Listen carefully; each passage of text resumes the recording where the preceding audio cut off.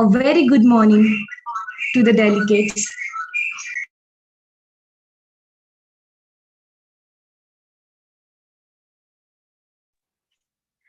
A very good morning to the delegates.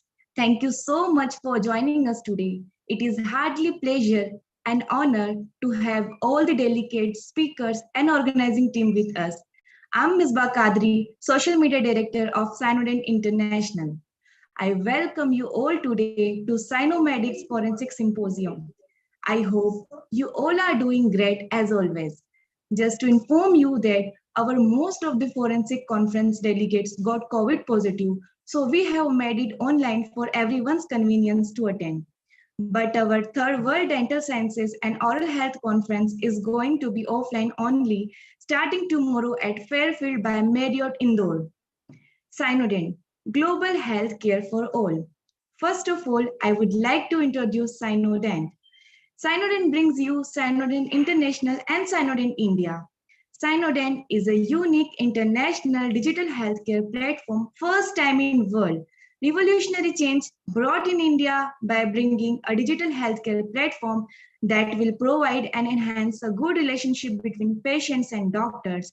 Also enables a real-time appointment scheduling system. Our goal to create a easy and fast access to healthcare services. CynoDent is here to create precious smile on our patient faces, always with minimum effort and maximum welfare. CynoDent International has brought for you research cells, blog section, and educational programs for doctors to enhance their knowledge, skills, and keep them updated regarding the recent advances and latest treatment developments. We are currently doing free webinars for students, dentists, senior practitioners from India, as well as across the globe, which are different from our the webinar era going on. We also design paper, mock test, and send latest textbooks to budding students. We are trying to bring globally historic changes by uplifting our honorable profession more and more every day. CynoDent is also working for social welfare and humanity to enhance the quality of life by providing healthcare needs, health awareness, and free treatments. This international conference is brought to you by CynoDent, Indian Society of Dentistry, and CynoMedicx.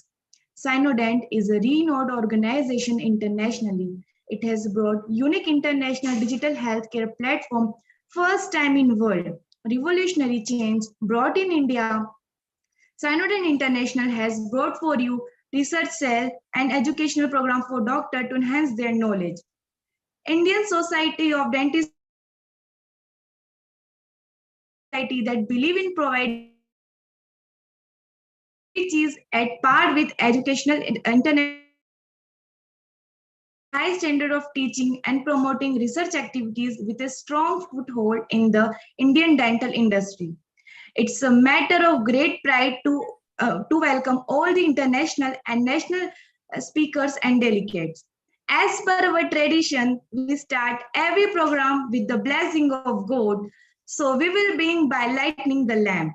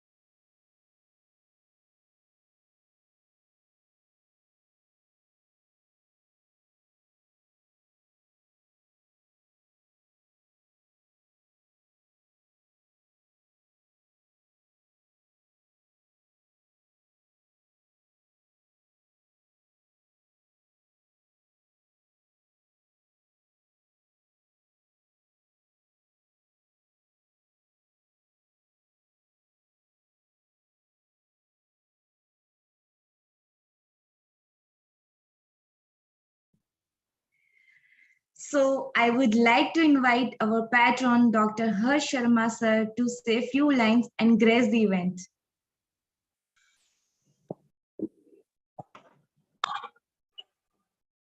Audible? Yes, sir, you are audible.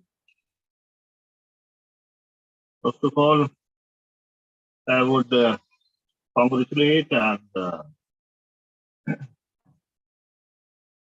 thanks to the organizing committee of the CynoDent. And it's really a privilege for me to say a few words in this CynoDent Symposium and conference.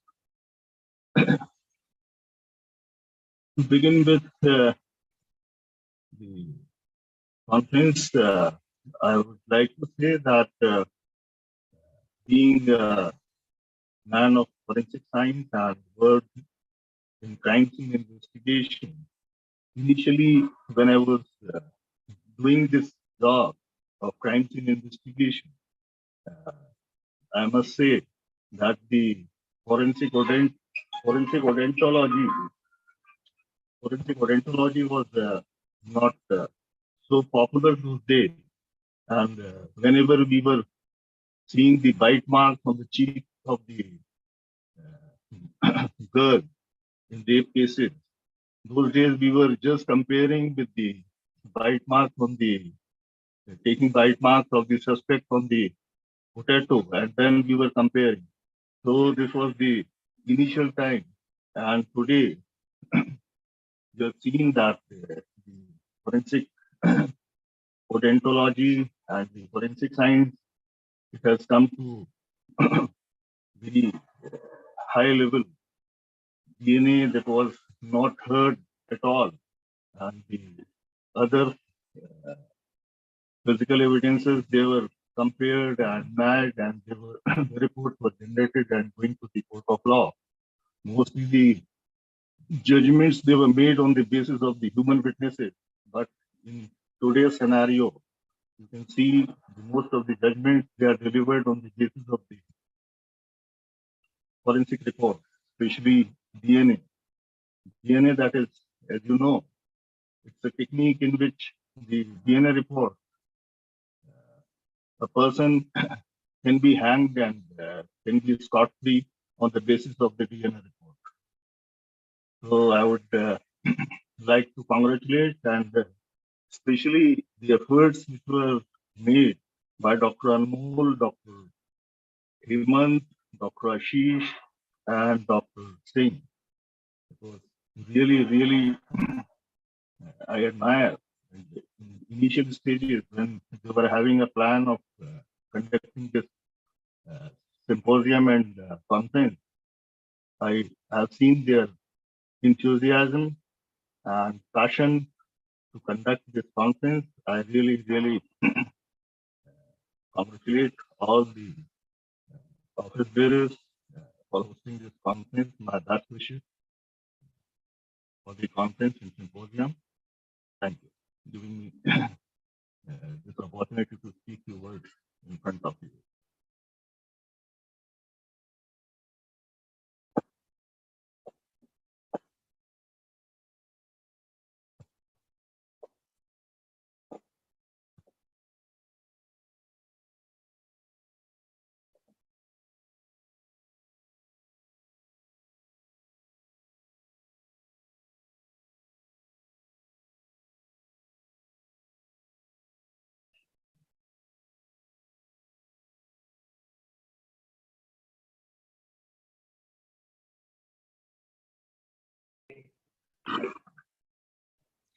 Thank you so much, sir, for your golden words.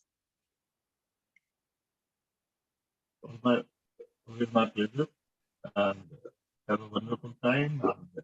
And, Sir, your voice is breaking. am I audible? Yeah, now you are audible, sir.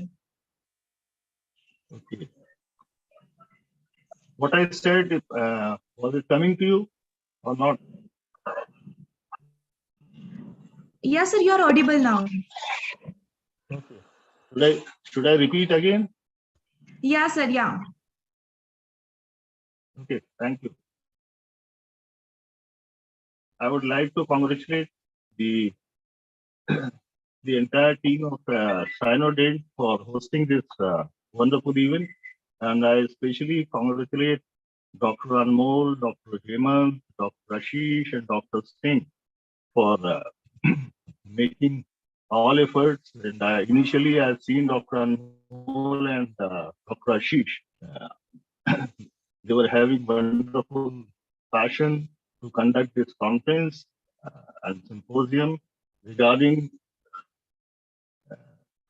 forensic odontology and forensic science. I must tell you that in initial stage, when I started my career as a crime scene expert, those days the people were not having much knowledge about, rather very less knowledge regarding forensic science and forensic odontology, of course.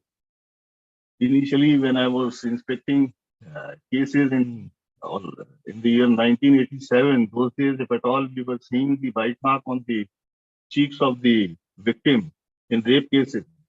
Just we were having no idea how to get the impression. So what we were doing, that we were just getting a bite mark on the cheek, on the potato and the cheek, and the bite marks on the cheek, they were compared. But in today's scenario, the forensic odontology has come to a very high position, and especially the DNA technique in forensic science. You know, the single evidence DNA is enough for death penalty or acquittal. So I really admire to host this conference, and the students who are participating, my best wishes, and I'm really sure they would be getting knowledge about forensic odontology and forensic science. With this, thank you so much for giving me this opportunity to speak few words to you. Thank you so much. Thank you so much, sir. Thank you so much, sir, for your golden words. Now, I would like to invite Mr. Faninder BN, sir. He is the director of Clue for Evidence Forensic Foundation. Over to you, sir.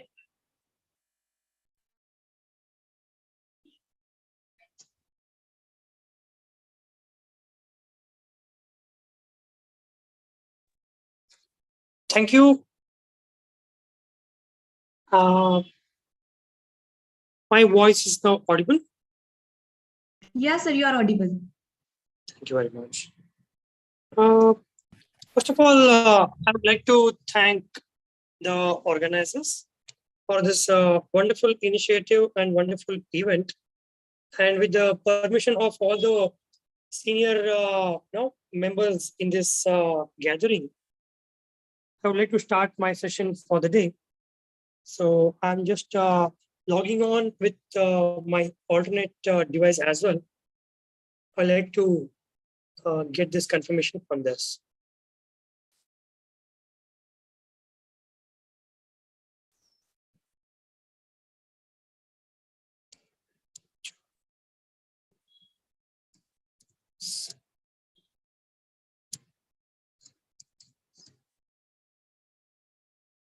Am I able to log in using my laptop?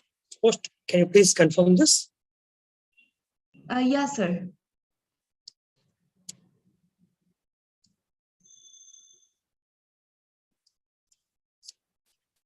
You can start, sir. Yeah, I'm trying to log in using my another device. Okay, sir. Okay, sir.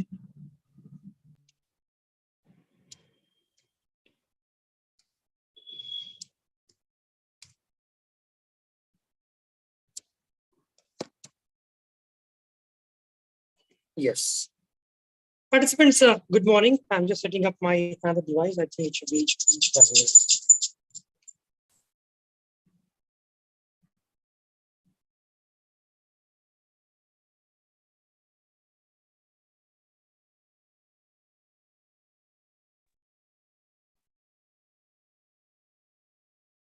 yes.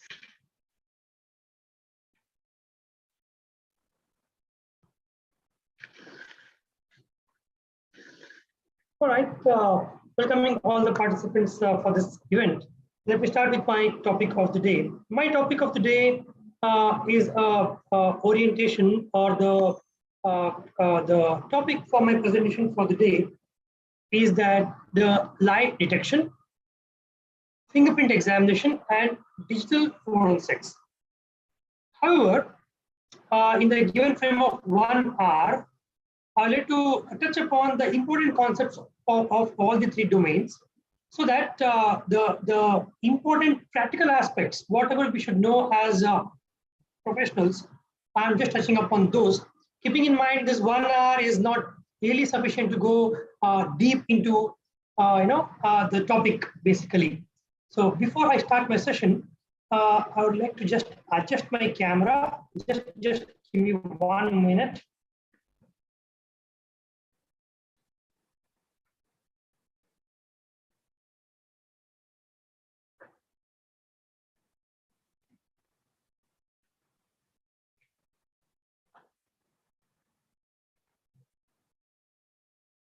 Yes, I think now it's good. Fine.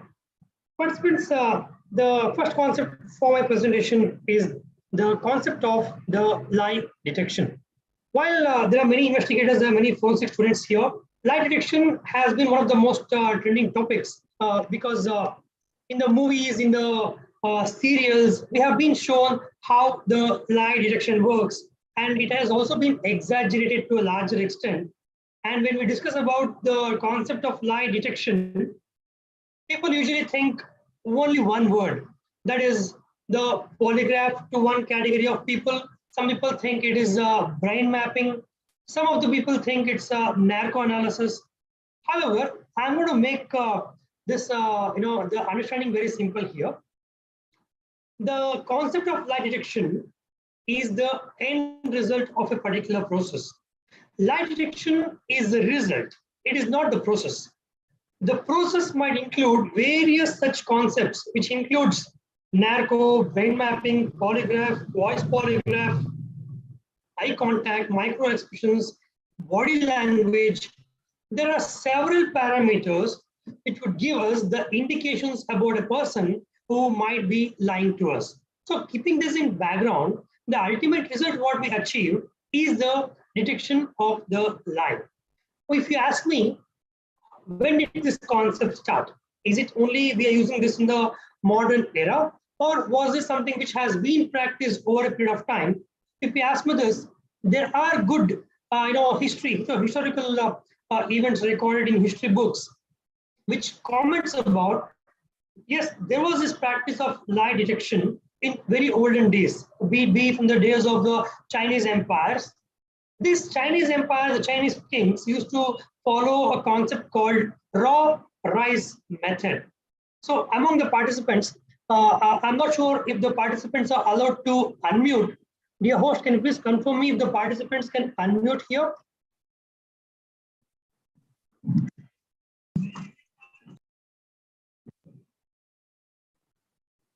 No, Dear sir, host? they are not allowed to unmute.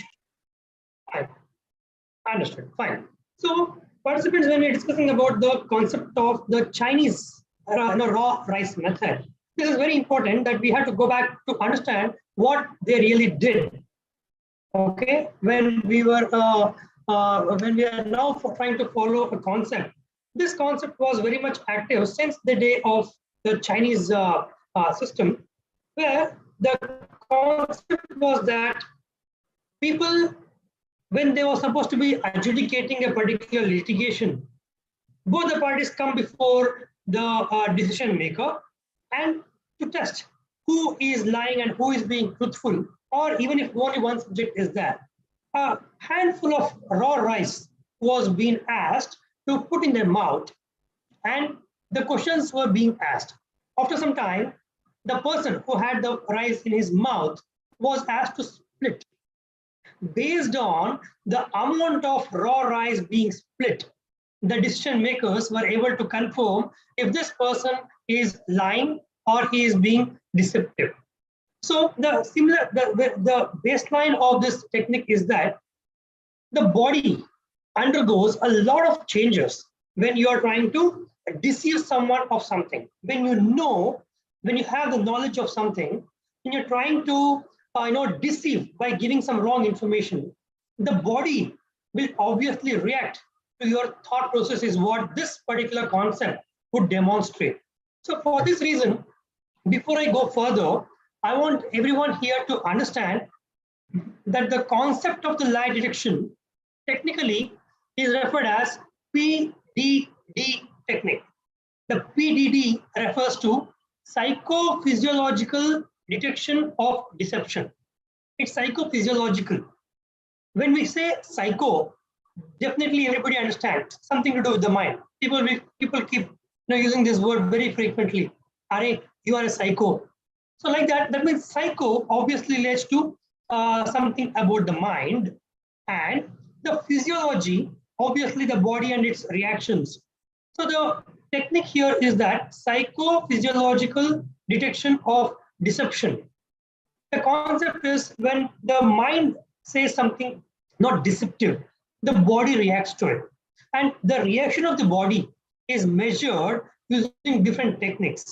That technique, is sometimes could be demonstrated or sometimes could only be understood. For example, if you are looking about the concept of eye contact, the police use this very frequently and very consistently in their interrogations. Okay, when they ask accused about something, and they would confirm, he's looking into my eyes, I think he's not lying. So they have different experience which talks about how a person who is lying would maintain the eye contact. So eye contact becomes one of the parameter for the detection of the lie. But if you ask me, can this be demonstrated? Can this be again tested? Might not be. But what is that thing which can be used and which can be demonstrated before the court of law is something which can be always relied upon. Otherwise, there could be 100 different indicators, but something which can be demonstrated is something we obviously use for our legal requirements. Fine. Going forward, when we discuss about the concept of lie detection, I'm showing you on screen. There are various concepts, which we might have known, which we might not have known, but these are among the few. Among the big list available for the lie detection. These are few known, or very prominent techniques. Which includes the brain mapping, narco. For people who want to know about narco, for those who are from India, if you observe, if you watch the movie Jolly LLB Part 2, in that they have demonstrated the activity of narco analysis. So otherwise, polygraph is a very traditional concept, and these days we could also see voice polygraph.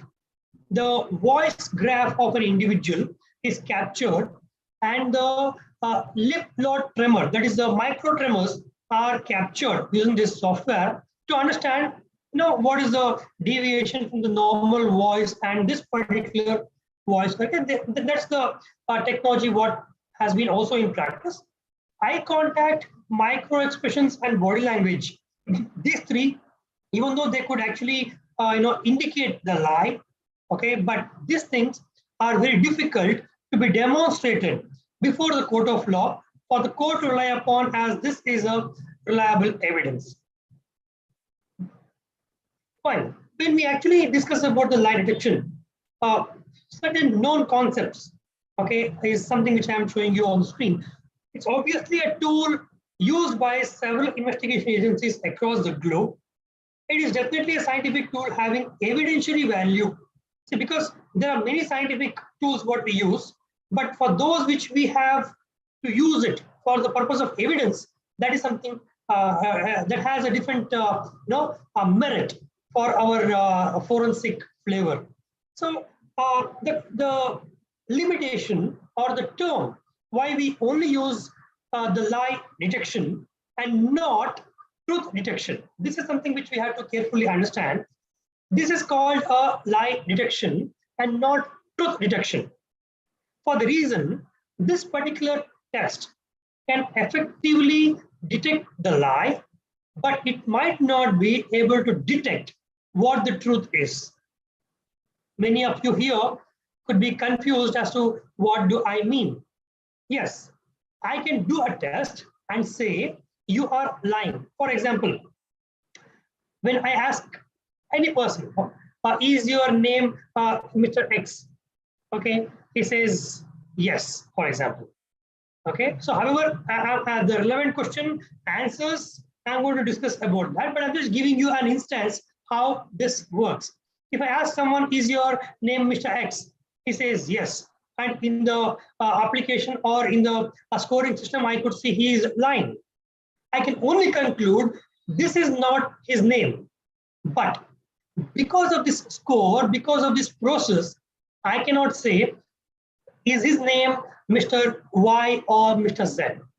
I can only say, based on his reaction, based on his response, yes, he is lying, but I cannot say what is the truth behind his lie. So for this reason, this is considered to be a lie detection test rather than the truth detection test.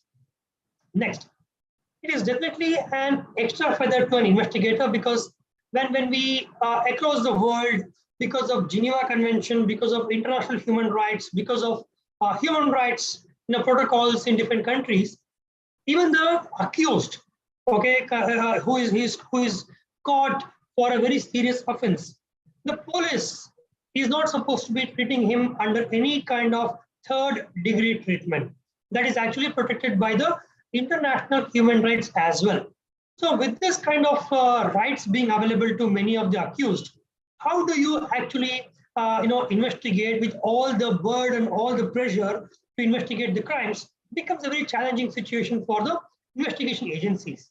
So for this reason, this particular tool as a lie detection procedure would definitely act as an effective tool and extra feather for investigation because all the investigations are time bound. Time is the essence of investigation. So for this reason, effective use of this tool would definitely multiply the speed of investigation, which would result in definite scientific values of the investigation.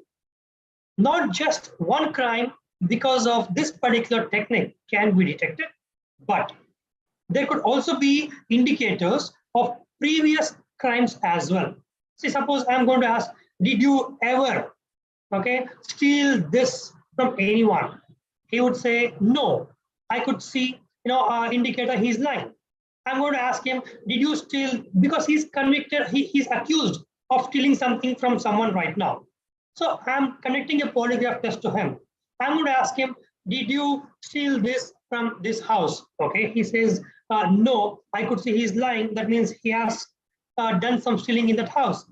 Apart from that, I'm going to also ask him, have you ever stolen something apart from this ever? So he would say no. And again, I could see he's lying. So I could actually sense, apart from this particular scene, he might also be involved in several other crimes in the past, which by digging more, I would be able to definitely get to demonstrate what he has actually committed. So as a tool, this would not only help in one particular case of investigation based on the nature of crime.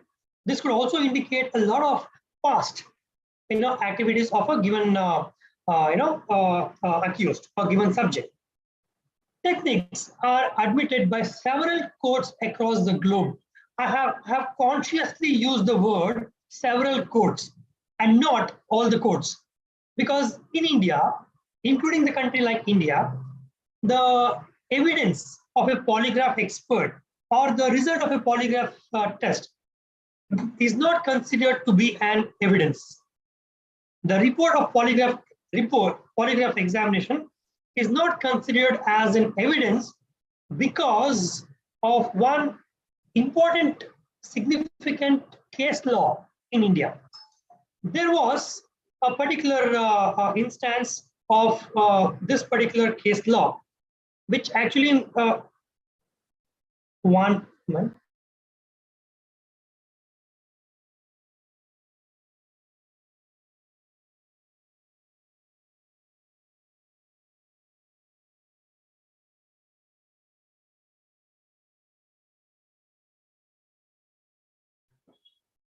Yes. So the limitation in India is the important case law, that is the Selvi versus State of Karnataka. See, in this particular case, the case was dealt by the Supreme Court to understand and to decide if the polygraph procedure, polygraph examination, does violate the fundamental rights or the constitutional rights of an individual in India. Okay, so in this particular case, a very famous judgment, it was held that yes, the polygraph process does violate the fundamental right, that is Article 20, subclause 3 of Indian Constitution. So for this reason, and the article reads, no one can be compelled to be the witness of their own cause. So the statements given by a subject in this procedure, the same statement would be held against them by saying you are lying to this particular test or this particular question. So for this reason, the results of the polygraph cannot be considered as an evidence in India. It is not because it is not scientific, it is not because it is not technical. It is definitely a scientific procedure, it is definitely a technical procedure, which every law enforcement officers of different intelligence agencies will undergo the loyalty test based on the polygraph every 3 months, 4 months, 5 months, depending upon the different organizations. The officers has to undergo a loyalty test. Are they our agent or are they double agents? To test this, they would definitely undergo this polygraph test results. Okay, so based on this, the Selvi versus State of Karnataka indicates that this result cannot be considered as an evidence, but any findings which are found following the result of the polygraph test is a good evidence. Matlab, if I'm doing a test for a subject, so that means I would ask him, have you hidden the weapon which you used for the murder at your home? He says no, and I could see there is a indicator of deception. And I would guide the law enforcement agency, yes, there might be a possibility that the weapon is hidden in his house. The police will go with the search warrant, they search the house, they found the weapon, and that finding becomes a good evidence. And my report saying that he lied to my test is not evidence, but subsequent finding becomes a valid evidence, is what this particular judgment says. And for all those who really want to understand what is the scope of lie detection, I would strongly recommend this particular judgment, which is the which actually covers all the concepts of the lie detection procedures. And you need not even refer to any of the textbooks, but this beautiful judgment comments about the legality as well as the technicality of this subject.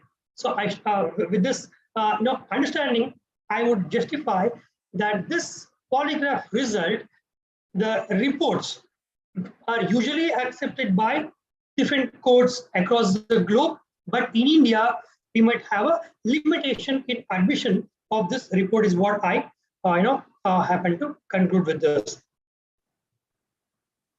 And it is also one possibility. If somebody asks me the question, or if you take a reference of different cases in the past, can anybody cheat the polygraph? And this is a very significant question and a very important question to be answered. Can you cheat the polygraph? If you ask yes, if people think they can cheat the polygraph, the answer technically is no. But if you ask me, have people cheated? I would say yes. Not to be confused, let me demonstrate. The people, when they actually undergo the polygraph, I actually mentioned this is called as PDD, psychophysiological detection of deception. That means various reaction of the human body is captured by the software or using different mediums. And such variation in a particular relevant question actually talks about, okay, he being deceptive or he being truthful.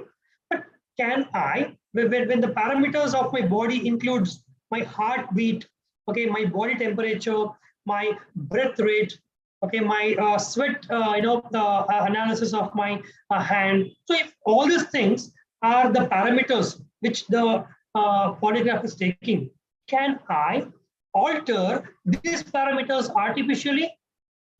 The answer is yes. But if I ask you, how do you do it?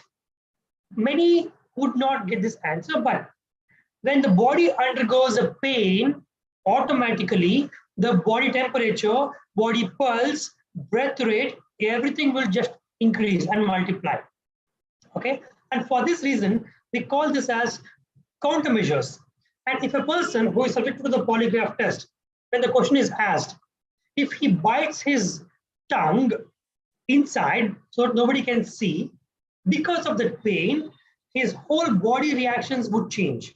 And because of the change in the body oral condition, there could be a adverse influence on the graph. That is the capture what we do. There would be adverse influence on the graph. Because of this, there could have been several examiners who would have read the readings wrong, and they would have said the subject is being truthful. And this actually answers, yes, if you ask, can this be foolproof? It is not foolproof for an experienced and trained examiner. But in the past, there are several instances where people have said to be cheating this particular procedure of the lie detection. I would not call it that the subjects were successful. I would call it the examiners were failure in detection of this kind of countermeasures. And this, the only limitation of this whole process in the legal investigation would be it consumes a lot of time for the examiner. Because even if we want to test one particular issue, by the version of their answers, there could be a situation where we have to keep conducting the test for them to ascertain every of their statement. So this could actually arise a lot of sub-issues for the examiner, which would consume more than a reasonable time in several cases. And ultimately, the screen actually answers, probably screen actually poses a very important question about the outcome of the polygraph test. See, while we're discussing about the polygraph, many of you think it is usually used for the law enforcement, police investigation agencies. Yes, this is one such a regular domain which has to be used over there.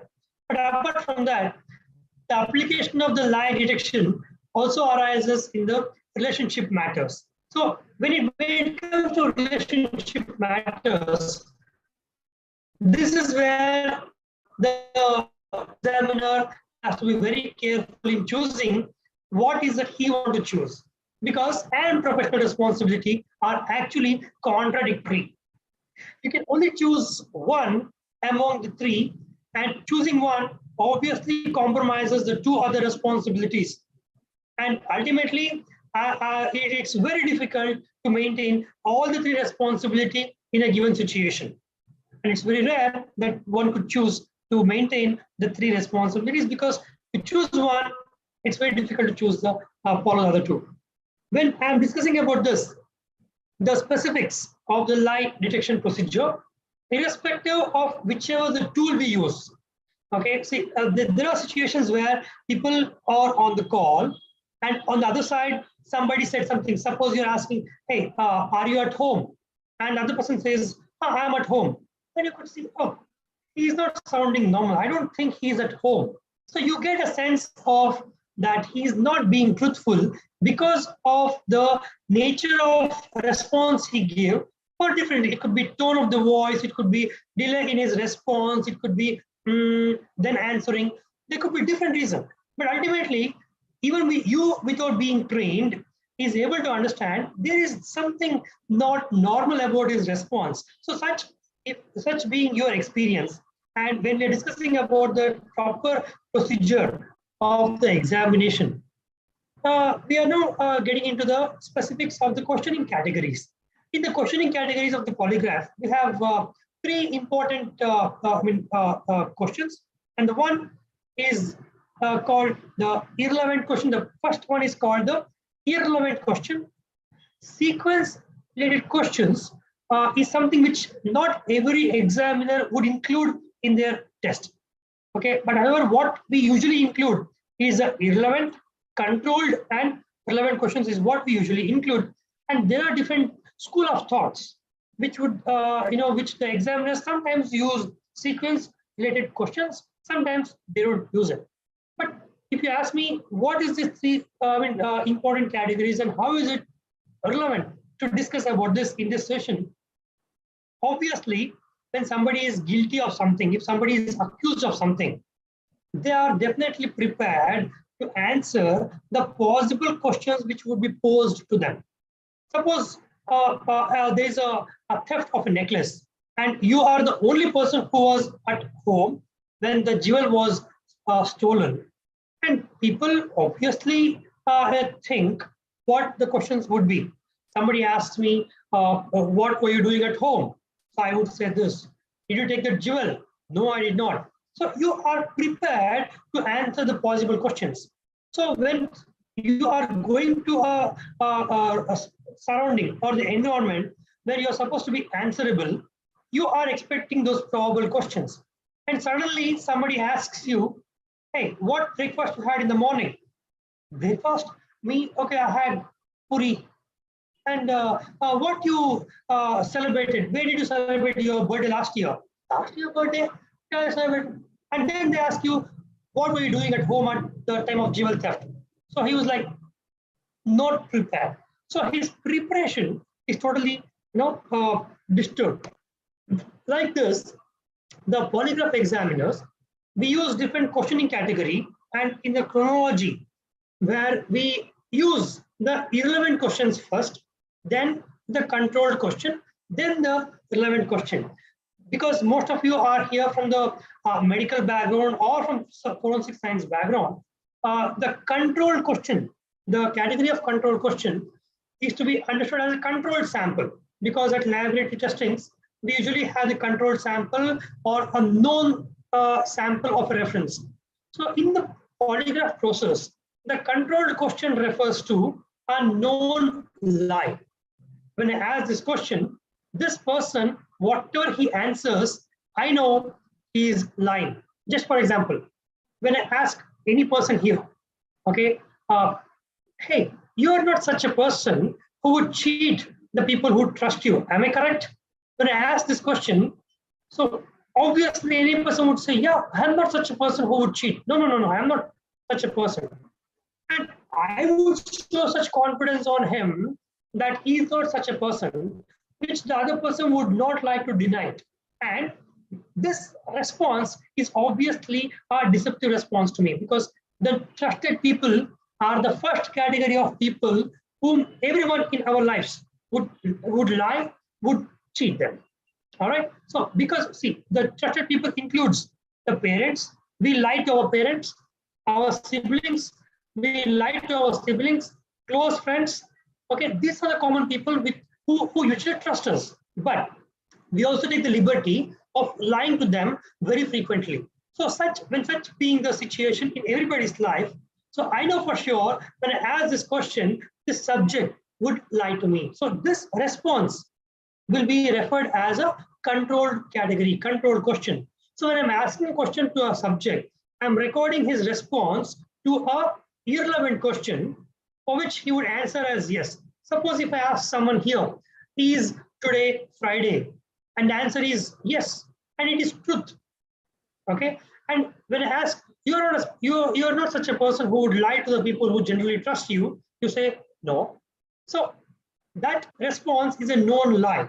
So I have got a reading of a known truth and a known lie. Now I am going to ask you the relevant question. Did you take that missing jewel? And you say no.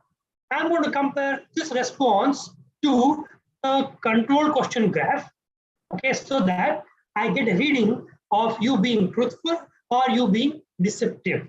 So this is how the comparison of different categories of question will be used for our examination. So on the screen, you are able to see one such graph, okay, where there are different parameters. Each graph represents different sensors. Okay, the red might indicate the body temperature variation. The other two graphs might include now to test about the body pulse analysis. One graph might include the sweat analysis. One could include the breath rate. So ultimately, there are different parameters. And when a question is being asked, irrelevant, how is your response? Control question, how is your response? And the relevant question, how is your response? This different question graphs would be compared by a polygraph examiner to conclude if there was some abnormality in the graph, and that abnormality would indicate, yes, you are being deceptive for this particular question. So that is how the polygraph tests are conducted. So with this basic understanding, I'm skipping to the discussion about the fingerprint examination. So the interest to cover my topic in the available time. So I'm just trying to skip for the second topic of my discussion. Fingerprint examination. Yes, this is one such category of evidence which would directly indicate a person behind the source. There are three categories of evidences in the forensic field which would directly indicate a person behind it. Out of which, one is the DNA. Because of one particular DNA sample, you directly identify to whom it belongs to. Okay, when I say to whom it belongs to, obviously I'm referring to a known person. Okay, but with the fingerprint examination also, fingerprints are said to be highly reliable and highly individualistic to every single person, okay, in the world. So for this reason, because of fingerprint, you obviously identify a person to whom this fingerprint belongs to. The third category is the handwriting. So handwriting is one such category of evidence which would indicate or which would directly refer to the person behind that particular sample. So the topic of handwriting would be dealt in the subsequent session of the day by Dr. Ranjit Singh. But when it comes to fingerprint examination, I just touch upon a very basic understanding about the fingerprints, where on the screen, we're able to see three major classifications of the fingerprints. One being the arches, second being the loop, and third being the whorl pattern. For those who want to know a bit more about sub-classifications, I would recommend to go through some fingerprint standard reference materials. But just to touch upon the basic concepts, I am going forward with my presentation. The fingerprint examination, when we are discussing about the examination protocol of how the fingerprint examinations are conducted, there are basically three different categories of examination. Depending upon the clarity of the fingerprint and the nature of fingerprint, the examiner would choose what of these three is the best choice in the given case. Because the ridge counting is applicable when the core and delta. See, in fingerprint examination, we would have the standard terminologies where the core is referred to the centermost point of the fingerprint, and the delta is a triangular formation. How you could see in two of these fingerprints on the screen, which is marked as B and C. So the delta, that is a triangular formation, has been indicated. So like this, the core and delta, if it is identifiable in a given fingerprint, we can choose to go with the ridge counting method. Okay, and otherwise we choose ridge analysis method. When people ask me, don't we analyze the ridges in the ridge counting method? And the answer is to be understood in such a way. The ridge counting method, the core and the delta is first identified, and there will be an imaginary line drawn between the core and the delta. And the ridges which are intercepting this imaginary line, we record the number of ridges between the core and delta, and their characteristics is what makes such fingerprint unique. When I say I could see 18 ridges between core and delta, the first ridge being bifurcation, second ridge being a trifurcation, third being an island, fourth being a simple ridge. Like that, when I come towards the 18th point of my observation, nobody would have 18 lines between core and delta with such characteristics of the minutiae. That's what the understanding of the ridge counting method is. Suppose if I don't get to see the core and delta, then I would choose to adopt ridge analysis method where any of the given characteristic of the fingerprint is referred as a reference point. Okay, and from that reference point, I would choose the first ridge from the reference point in the direction of the north. I could see a bifurcation. Second ridge, okay, from the reference point towards the south, I saw this particular characteristics. So like this, the ridge analysis method can be adopted, and ridge tracing is exclusively used for the whirl pattern. So depending upon the category of the fingerprint and the quality of the fingerprint being submitted for the examination, the examiner would choose to adopt any of these three techniques for the purpose of fingerprint identification purpose. When it comes to the Indian standards of the requirement, there should be minimum 8 points, 8 such unique characteristics to be shown as the same among the two fingerprints. If you want to say this fingerprint belongs to this fingerprint, I mean the source of both the fingerprints being same, that means you must demonstrate 8 significant similarities between two fingerprints. These standards are set as per the population in the respective countries. There are countries who follow 12 similarities. There are countries which follow 6 similarities. So like this, in India, we follow 8 points of similarity for a positive identification. But to show that two fingerprints does not match, even a single significant dissimilarity is sufficient to conclude that the fingerprints belong to two different sources. Suppose one fingerprint has a arch pattern and second fingerprint has a whirl pattern, that alone is sufficient to say this is significant to conclude that the fingerprint is of two different sources.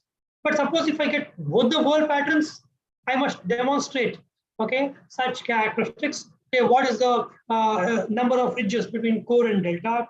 Okay, if such number differs from this and this, sufficient. Or if the number of ridges matches, I should go further in demonstrating the ridge characteristics. And if both the fingerprints are supposed to be of the same person, 8 similarity or any significant dissimilarity is sufficient, is what the fingerprint standards in India talks about. With all said and done, when we had to discuss about what makes a person to be called as an expert of fingerprints in India, and this explanation also holds good for the handwriting experts also. This section 45 of Indian Evidence Act, please be understood that the Evidence Act is enacted in 1872. And as on that day, whatever was the standards is what this particular explanation holds good, because this says any person who is skilled in a foreign science or a foreign art is to be considered an expert. Especially this applies for fingerprints and handwriting experts, is what that particular explanation says. That means as on the date of 1872, as on the year of 1872, there was no such universities, there was no such organizations which used to offer degree or full-time courses in the field of fingerprint examination and handwriting examination. As on that day, fingerprint examination and handwriting examination were considered to be a foreign science or a foreign art. Okay, so when we discuss about foreign science, which doesn't belong to the locality or a local point of learning. So that is why this was said to be a foreign science or a foreign arts. But today we have got plenty of universities which offers full-time courses in fingerprint and handwriting examination, including that of PhD levels. So that explanation today is to be carefully understood. But while we are still following the standards of 1872 Indian Evidence Act, this section 45 of Indian Evidence Act qualifies a person who has a skill in this fingerprint examination to be called an expert before the court, subjected to his demonstration about his skill during the cross-examination. That is always there to be proved. Now, skipping my topic to the last topic of my discussion, that is the digital forensics. Today is a world of cyber, and everything today is digital evidences or digital gadgets is what we are using. Starting it from the house doorbell, okay, everything can be controlled using your mobile phones. Be it via TV, the remote can be replaced by your mobile application. So any kind of smart homes, okay, your AC, your geyser, everything can be switched on and off using your mobile phones. And such is the world which we are living in today. Every data on this kind of electronic devices is a suitable part of the evidence when it comes to the litigation part of it. By default, forensics is usually dealt when there is a legal matter or a litigation before a adjudicating authority. While this is a matter, the digital forensics is the need of the hour for any investigation today. The first thing police does in any given case is to gather all the electronic data today. The mobile phones can give every data of an individual about this particular crime and any of the crimes in the past and any kind of activity which they are involved in. Okay, so for this reason, the digital forensics is the trend of the day, and the exclusive section which qualifies the people who could be acting as the experts in this particular field. I mean, these are two important legal sections which all the Indian practitioners must know. Section 79A of Information Technology Act defines who is the examiner of electronic evidences in India. So this is a specific provision which actually nominates a person that this person will be referred as the examiner of electronic evidences in India. That is a qualification criteria for the person to be called as a EEE. But in most of our routine activities, when the devices what we use as evidences is what you can see on the screen, digital evidences, which include data recovery, mobile forensics, audio, video, photograph verifications, speaker identifications, email, okay, WhatsApp, any kind of data, when that is to be presented before the court, the question is, will the court rely upon the data in the mobile phone?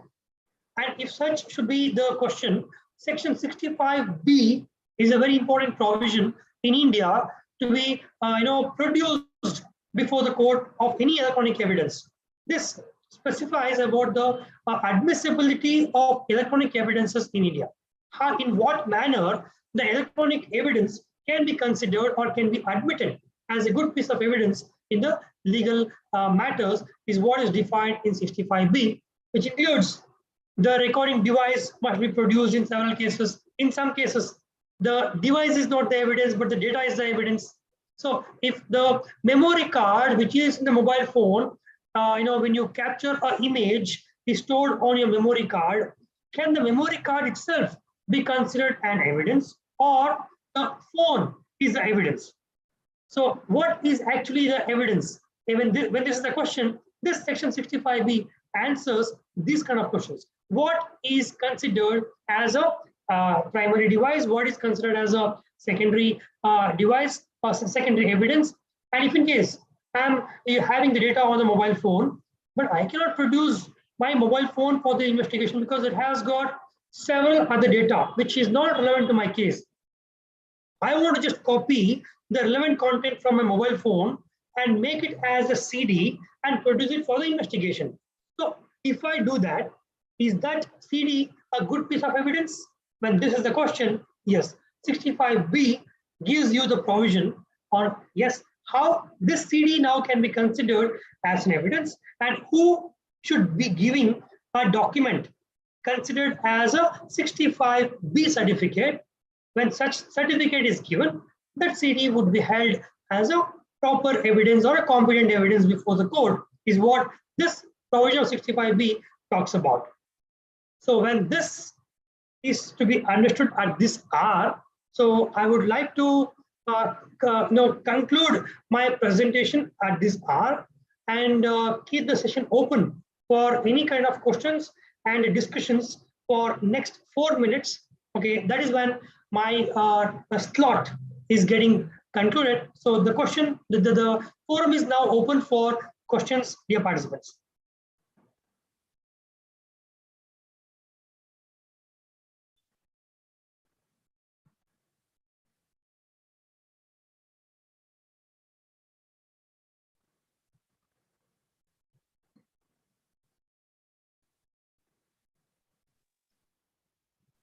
Thank you so much, sir, for the wonderful session.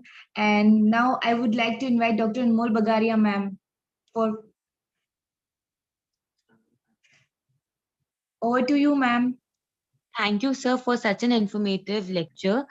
And I hope the audience have got an insight of all the topics, because we had a less time, and this topic are quite in a broad aspect, and which I think can't be covered even in a day. So, and thank you, sir, for sparing your time and giving us your valuable time this morning. Thank you, sir. Thank you very much. And I wish all the best for the upcoming sessions. And this is going to be a very wonderful session for the entire duration of your activity. Thank you very much. Thank you, sir.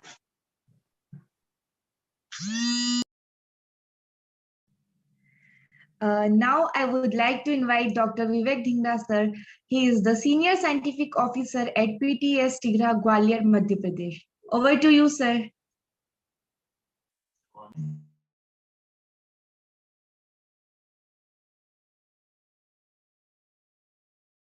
Sir, please unmute yourself. Am I audible now? Am I audible? Yeah, sir, you are audible. Okay. Good morning to all. First of all, I would like to thank CynoDent for inviting me to deliver this talk. Since in the schedule, you are not mentioning my topic, so I have wide variety of topics with me. It would be better for our previous discussion that I should stick on my original topic, forensic toxicology and drug of abuse. So it would be better and loved by all. Am I able to share my presentation? Yes, sir. Will you permit it? Yeah, yes, sir. Okay.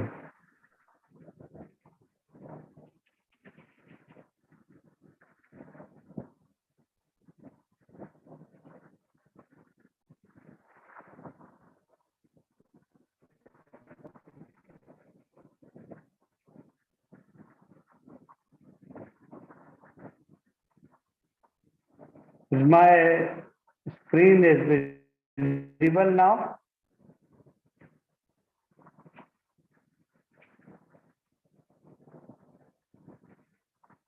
Is my screen is visible now? Yes, sir. Okay.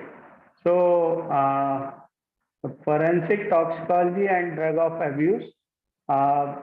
Everybody knows today we are facing a new scenario in our society as far as new compounds are concerned. And poisoning has become one of the commonest medical emergencies throughout the world, because thousands of pharmacological and chemical agents are commonly used, and the number of these substances are going to be increased every year.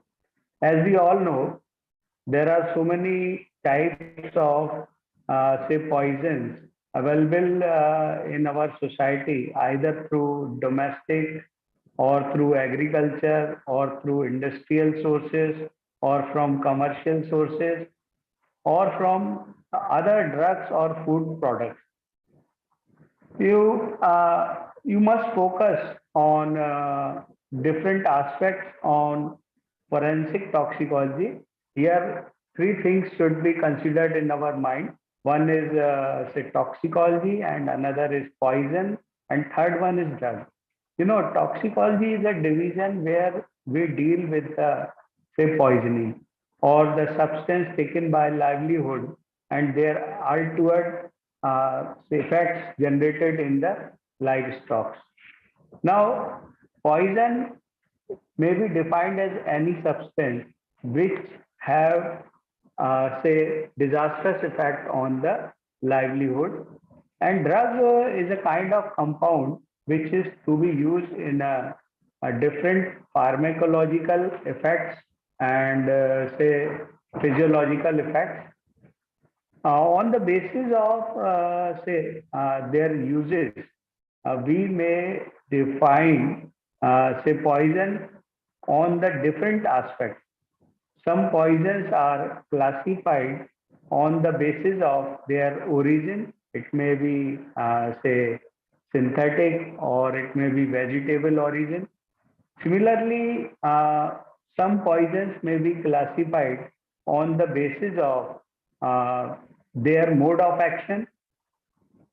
As far as forensic toxicology is concerned, we classify poison according to their motive or nature of use. So that on the basis of that, the poison may be homicidal or suicidal or accidental, sometimes abortifacient or stupefying agents are to be used in our day-to-day practice.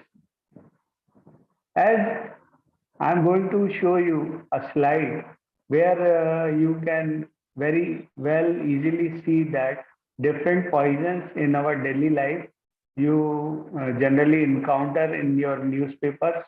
These may be, say, red kill like zinc phosphide or sulfos, aluminum phosphide, or pesticides, and sometimes say all-out type liquidators, which is also being now used as poison. Apart from that, some of the animal poisons are in also in our day-to-day practices like scorpion bite or cobra bite or snake bite. These are also known as ophidia cases. Another aspect of these poisons, there are some of the poisons which are originated from vegetable like dhatura and Abrus precatorius, oleander, Nux vomica, etc. These are to be in use in day-to-day life that I am being shown in my slides. Out of them, most of times persons using Hevetia purpurana, which is known as yellow oleander. Yellow oleander creates symptoms like heart attack in particular subject. Not only that, there are so many types of mushrooms like castor oils and others products are available in the public domain, which can be utilized as poison. The main thing in the forensic toxicology, when a person consumes a poison, first of all, this poison gets dissociated in the body, then it gets absorbed and then converted into a useful fraction and it affects on a particular organ. So most of the poison remains unabsorbed through the organ, which is thrown away by the body in the form of feces or in the form of vomit. So as far as forensic toxicology is considered, we require different types of say factors to consider when we analyze the particular case. Number one, what was the quantity was taken? What was the physical form of that particular toxin? What was the chemical form? What was the concentration? What was the condition of stomach? Not only that, age, state of body, sleep, exercise, And there are so many types of factors are to be considered before going to report a particular forensic toxicology cases. Now, we face different types of questions in our day-to-day analysis. Number one, whether poisoning is intentional or accidental, what type of poison, is the corrosive poison is present, what are different types of metabolic effects are there, is there some kind of drug uses, and sometimes enforcement authority asks whether person was under condition of drug or not. For answer these questions, we require certain specimens.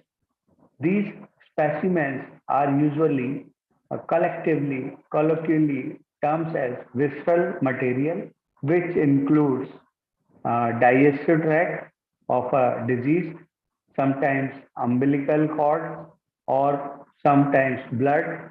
So we may list so many types of uh, samples like say blood, urine, body organs, and several biological fluids. Apart from these samples, we may also sometimes get some of the additional matrices like vitreous humor and other part of the bodies like earwax and sometimes say sputum or other material. So question arises in our mind, what is the role of forensic toxicology? So we may see here, there are three things. Number one, postmortem forensic toxicology. Number two, human performance toxicology. And third one is forensic drug testing. These are the main roles of forensic toxicologist.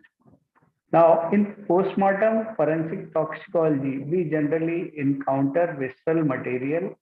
We test them, and after testing, we prepare a report whether a particular subject was under influence of any poison or not. Second point is that human performance toxicology. You might have heard in Olympic there are dope tests and other tests as performed. Nowadays, it is a mandatory whether a person has or has consumed any kind of drug or not, that can be tested before get employment. So human performance toxicology covers these topics. And forensic drug testing is also related with say narcotic drugs in screening also, which will be discussed further. So in forensic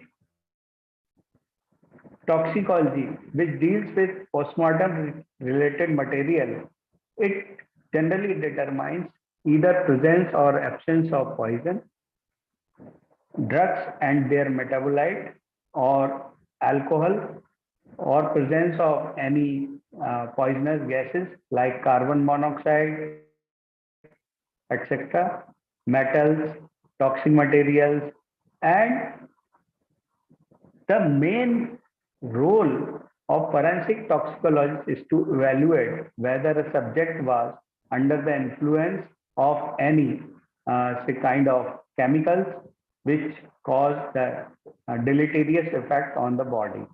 Now, here two things must be taken into consideration. Forensic toxicologist conducts examination of visceral and other supporting materials, whereas pathologists conduct say postmortem and collect the samples. So there must be synergy in both of them. Otherwise, we will lose the important results in our report. As we all know, every compound have their own fate in our body, because as the person remains live, there are so many types of metabolic changes takes place in the body. So the different compounds have different half-life values in metabolic systems. For example, if we wish to detect an alcohol from urine, we can detect up to 1 day. After that, it will dissipate in the system. Similarly, in the literature, there are different types of compounds are given which having different types of half-life in our body. There are some techniques where we can use some markers, and after say stipulated time we may detect them, but most of time we receive viscera, and that's why we are discussing this. And we all know one of the important culprit in our day-to-day life is alcohol. You know, it is the number one abuse drug with, which is more related with death. And in India, around say 10,000, it's a kind of approximation. Around 10,000 person dies every year after drunken driving. So it is to be considered very serious. And wine industry is a very say old industry. And in India, there are different types of say products are generated, and they are sometimes misused. There is no problem in consuming ethyl alcohol, because ethyl alcohol is a grain alcohol, and now government of India have permitted to use this alcohol as a fuel, green fuel. So this particular ethyl alcohol have LD50 is around 7,000 milligrams. But when liquor contains methanol, which is also known as wood alcohol, which is having very low LD50, around 428 milligram, the person becomes blind, and huge tragedies like tragedies taken place. There are so many types of other alcohols are to be adulterated in potable alcohols, which causes fatalities in India. Nowadays, sanitizers and so many hand rubs are to be prepared, which contains propanol. So these alcohols uh, having different attached groups create different types of activity in the body. But most of time, alcohols have been consumed in different forms of our society. Most of the ethanol metabolism takes place around in 0 to 4 hours. The main peaks arises in 4 hours. So after that, the effect of alcohol get uh, slow down. And as we talk about the chemistry of alcohol, this ethyl alcohol, when react with NAD enzyme in our body, creates irritating compound acetaldehyde. This acetaldehyde further get converted into acetic acid. You know, this acetic acid is less harmful. In the case of methanol, body generates formaldehyde, which further creates formic acid, which is very poisonous. The alcohol affects whole the brain. As we all know, our brain have fundamentally three parts: frontal, parietal, and occipital lobes. As we all know, frontal lobes is related with planning, language, expression, speech, whereas parietal is related with taste, touch, and movement, and language receptor. And finally, occipital lobe is related with vision. When a person consumes alcohol, first of all, alcohol affect on the frontal lobe, and finally back front to back. Now, this particular thing is to be uh, applied in our forensic toxicology when a person consumes 2 or 3 packs. Then after that, tricksters use different types of tricks to get rid the subject, and they poised the subject, and we get accordingly result. Now, one more question may be arise in our body or in our mind or in our say conscious, that how a forensic toxicologist detect poisons. For that, we have certain methods to detect poisons in our day-to-day analysis. These are known as analytical methods. For analytical methods, we have to adopt two things. Number one, we have to detect poison qualitatively as well as quantitatively. For qualitatively, we adopt TLC, spot test, and GCMS screening. On the contrary, for quantitative methods, we utilize UV visible, GCMS, gas chromatography,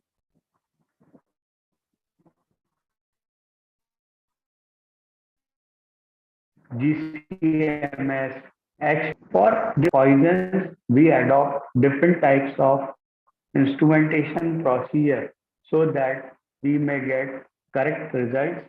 And nowadays, some of the immunoassay methods are also available, and immunoassay kits are available, like Praga News in the market. We may adopt such kind of kits for detection of, say, poison. This particular topic have very vast uh, subtopics to be discussed to gather the comprehensive knowledge. But this forum is providing very less time to discuss all the things. So it would be better for me.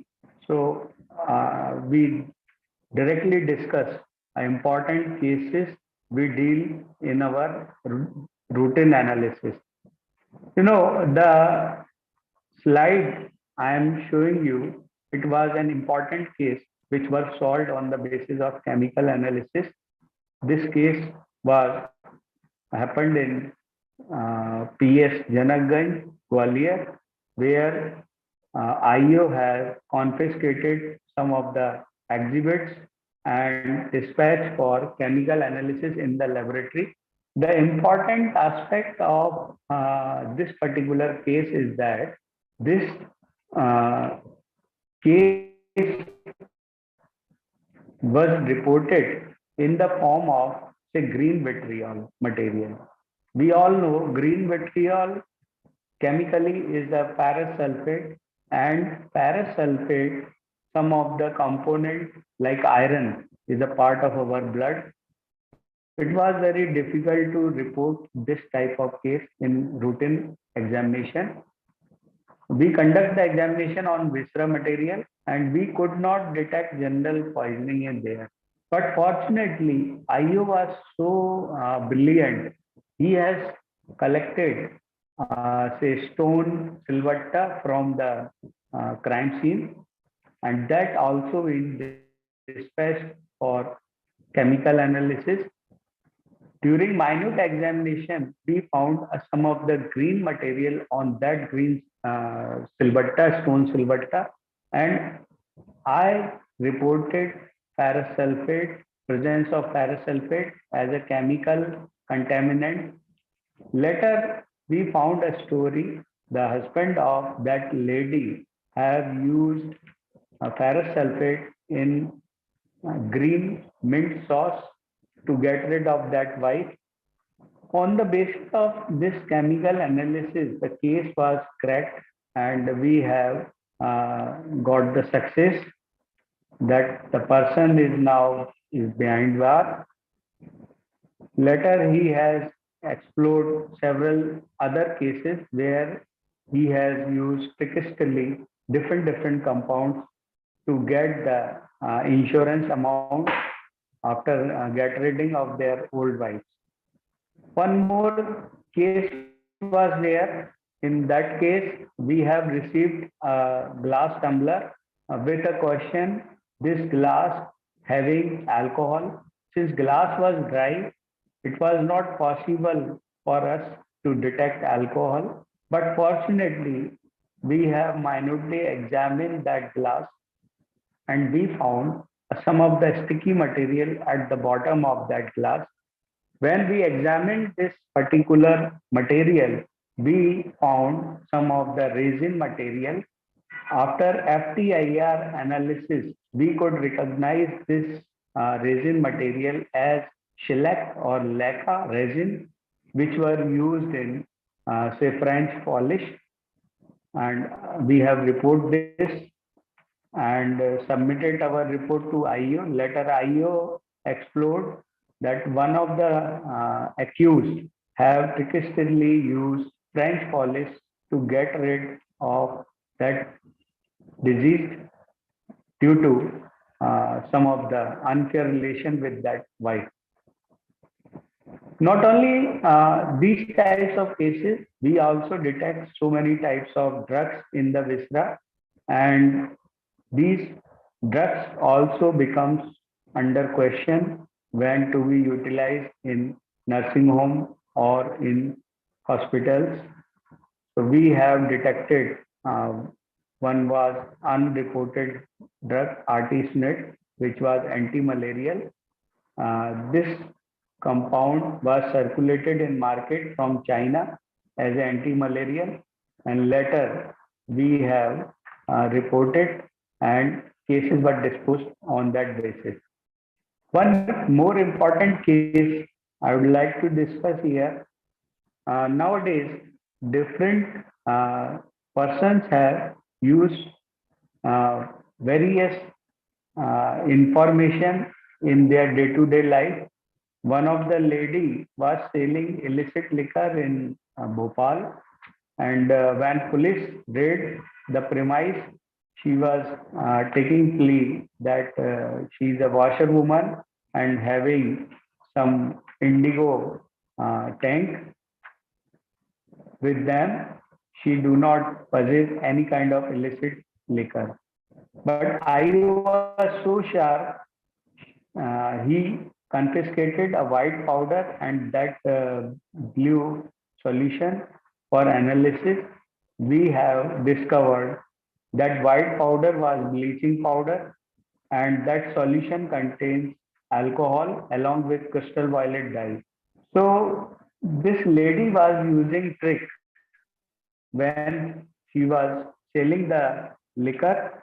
She put some of the bleaching powder in them. So different types of procedures they are adopting in our day-to-day life. And in one of question remains in our mind, if a person consumes poison, how the body looks like. I'm just showing you on the uh, slide. During my crime scene visits, I have found different cases. This lady have consumed poison. You can easily visualize some of the frothy and bloody secretions from their mouth and nose. This fellow have also consumed pesticide. So we can easily visualize whether a person have consumed poison or not. This particular slide, I'm going to show you a labor person working on the truck and fell down. Literally, we found this person have consumed alcohol and due to fatal injury died on the spot. One more photograph is there of mortuary showing this person have died due to anaphylactic shock of reaction of drugs. You can easily visualize the wrist and palms of that disease where we can see different types of marks. It is a typical signs of, say, uh, reaction of drug. In one of the, say, case where a person found dead in their house, after visiting there, we found that person get strangulated, and the story was that some of the neighbors have killed them. But when we visit there and minute observation at crime scene, we explore this particular fellow strangulated by their wife and one of another person which is having some illicit affair with that lady. And one more case I'm going to show you where an old age person have consumed poison in the field. You can easily visualize how we can detect different types of poisoning at the crime scene. So these are some of the basic aspects. I'm going to another say slide there. A person get some quarrel with another person. Uh, Previously, they have consumed liquor. And in another photograph, I am going to show you a person is fell down in a truck. There were a lot of hue and cry. This person were carrying, say, certain home utensils from one place to another. Family persons were accusing truck driver that he has some kind of tricks to attack them. But literally, we found a Viagra tablet in the pocket of this disease. On the basis of that, we have sold case. This person have consumed alcohol previously, and after that, this fellow have used Viagra tablet, which causes instant heart attack. On the knowledge of that, the family members get satisfied and case was solved. Now, one more thing nowadays appearing in the market, different types of drugs have been used. You have recently observed in news channels like Sushant Singh Rajput and some of the famous Bollywood celebrity sons, Aryan Khan, were carrying some of the drugs.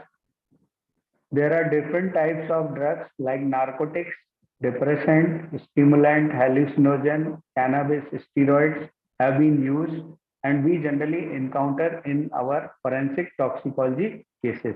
As we know, narcotics create some kind of dullness, but the important thing is that it also creates habit. So narcotic substances are more dangerous and it creates addiction in the body. Since I have a very less time, I will conclude in a very quick manner. There are basically three types of say plants. Papaver somniferum, it is known as poppy plant, which create say poppy capsule and opium, morphine, codeine, thebaine, papaverine, heroin, or brown sugar.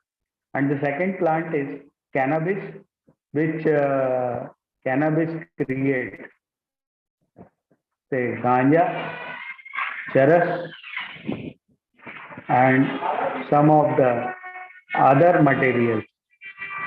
Now, the third plant is cocoa plant. This cocoa plant generates cocaine, which is a white crystalline substance. You might have heard that one of the, say, political leaders, Pramod Mahajan, was there. Their son and their brother was there, and their son, Mr. Rahul Mahajan, was also consuming cocaine, which is a methyl ligonium. So, in the drugs, we have tolerance, habituation, and addiction. For that, when a person stops these kinds of drugs, there are certain kinds of withdrawal symptoms, and some of the de-addiction centers use different types of drugs to counteract the withdrawal symptoms. These use Mandrax, amphetamines, and LSD. And not only that, in our society, latest new drugs like GHB, MDMA, club drugs, roofies, barandangas, kratams, and different new psychoactive substances are in circulation. They have been distributed through internet on the say deep web and dark web sites, and they utilize say digital currency to purchase these types of substances. And we encounter different types of substance in day-to-day analysis. These are the samples I'm going to show you, which we received for chemical analysis. This was a case in Bhopal where a drug addict was consuming smack in mixing with a evil drug. We have detected. In Gwalior, there is a nearby place, Davra, where a jailbreak takes place by consuming alprazolam tablets in the tea. We detected. And apart from that, some of the cases of volatile drug of abuse are in the new fashion in the market. They use different types of electronic cigarettes, solutions, whiteners, and we generally encounter such types of crime scene cases in our day-to-day examination, where we discover such types of compound. Since I was allotted and half an hour for this session, and that was from 10:30 to 11, since other speakers may be there. So I would like to stop my presentation here. And now this session is open for questions. If somebody has some questions, I'll be happy to answer that. Thank you so much, sir, for a wonderful presentation. Now, I would like to invite Dr. Mol Bagaria, ma'am.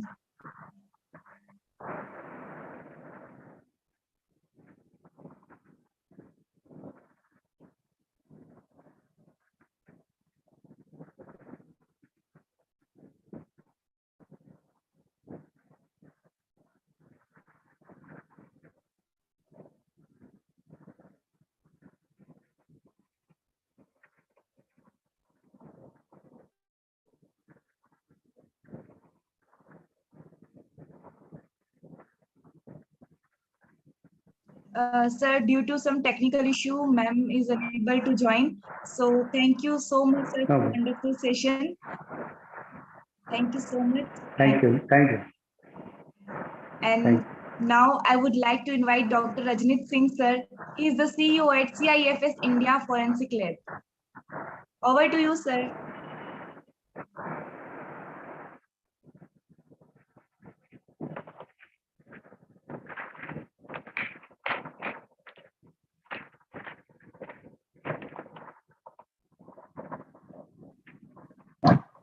Thank you so much. It's SIFS, it's not CISF. So it's SIFS Forensic Lab. Thank you for giving the opportunity to speak in this conference, although very less participation in this. So as it was decided to have the workshop, and workshop had some meaning, do some activity, but later on it is converted to the future. So I will like to explain something about the type related to signature identity, how someone can identify it by the signature, and what is the importance of being a signature identification. What are the things actually we are looking when we do the examination of signatures. So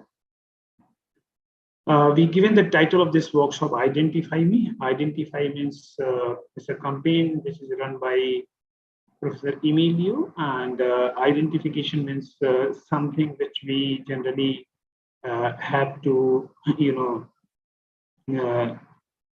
something which we need to identify the individual on the basis of the evidence is present at the particular things. So identification, you just recall whenever we go to the bank, they never ask us our name and other things. They clear a maximum amount of checks just on the basis of our signature. So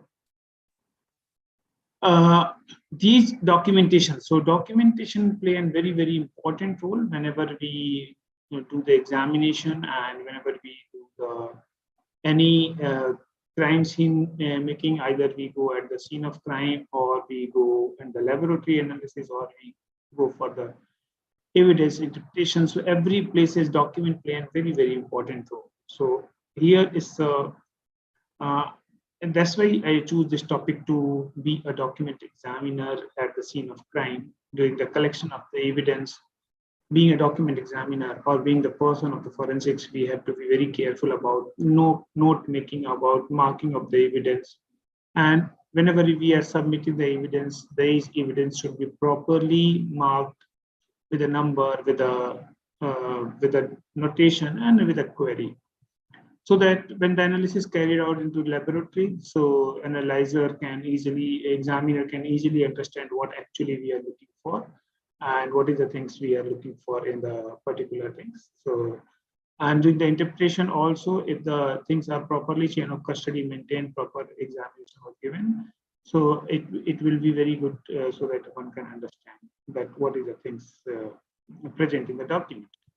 And similarly, the eyewitnesses, intelligence gathering by the police, and where we have the interview or we have the interrogation of the individuals, as Faninder discussed about that intelligence gathering through light detection and microexpression and other things. And later on, it goes to the court, and in the court, whatever the documents say is only the proof which is considered for the trial of the court. So that's why the document play a very, very important role at every place of the crime investigation. Either it's go from the crime scene to courtroom, and in between all the places we have a document as a primary identifier, and it play a very, very important role for being a document examiner over there.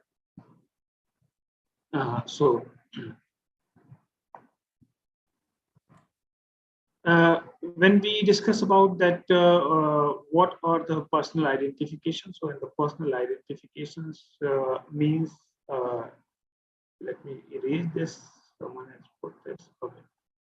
So personal identification, we have discussed about big fours, and all these big fours are like age, gender, stature, and ethnicity. And here you can see the uniqueness. As we know that signature has the unique, we know the uniqueness in every part. Like we have a unique, you see all the stones, they are the unique. None of the two stones you will find the same shape, same size. Some are having the same pattern like this and this, but they are not the same. And similarly, if you see in the veins of the leaves, nature created everything with some unique fundamentals, some unique things, and where we can find it out that these unique features make the things individually unique to the other individuals, and so our signature. So in the personal identification, primarily when we talk about the human identification, it is related to the all anthropological analysis, human identification laboratory. They work on the several anthropometric, anthropological, somatometric, somatoscopic database, and the parameters where the personal identification is done. And then the signature and handwriting verification, which is the main objective of today's lecture. And then identity document, like we all have the identity document, like Aadhaar card, we have voter ID, we have a driving license, we have a passport, and other identification document. Then we have a fingerprint examination. So in fingerprint examinations, like as Faninder told that there are different countries have the different phenomena, and in Indian court also we have a different parameter for identification of the evidence. And then secondary identifier comes as a scar marks, professional marks, Then nowadays, as we are in the digital forensic era, mobile forensic have their own signatures, and they carry also lots of documents. As Dr. Dhingra was talking about the drug analysis of famous cases like Sushant and Aryan, where mobile forensic play a very, very important role for getting the data from the different mobile forensics and leading to the investigation, where the respected professional like Dr. Dhingra sir, they have done the analysis of the drug collected from them. So mobile forensics is another very, very important tool which is used for the personal identifications. Then personal articles, sometimes hard disk and other things is also very important. Then obviously this conference is of the dental conference. So dental remains is another very important. Few photographs, DNA test and the sketches, because in every case we cannot use the DNA test, but yes, it's an important primary identifier which is important. And then the sketches on the basis of eyewitnesses or last seen witnesses or some passing witnesses who are the person present on their sketches, we can do the personal identification. So these are the few parameters which is used for the personal identification. Now coming to the document examination, we considered few documents for our personal identification. As you know, you all have traveled to some places or you have booked your tickets. They recently in the last 2 years during this COVID period, they ask for the document proof, Aadhaar number, they ask for the PIN ID. So all these documents like PAN card, passports, Aadhaar, voter ID, driving license, they have our demographic data along with the signatures. So this can be a documentary proof that I am Dr. Ranjit Singh, I am not Mr. ABC. So the document which prove that our identity. So you can see identification. So can anyone tell this is the original or fake one? I need the participation from the participant. You can use the chat box. Can anyone tell that this is the original or this is a fake? Can any participant?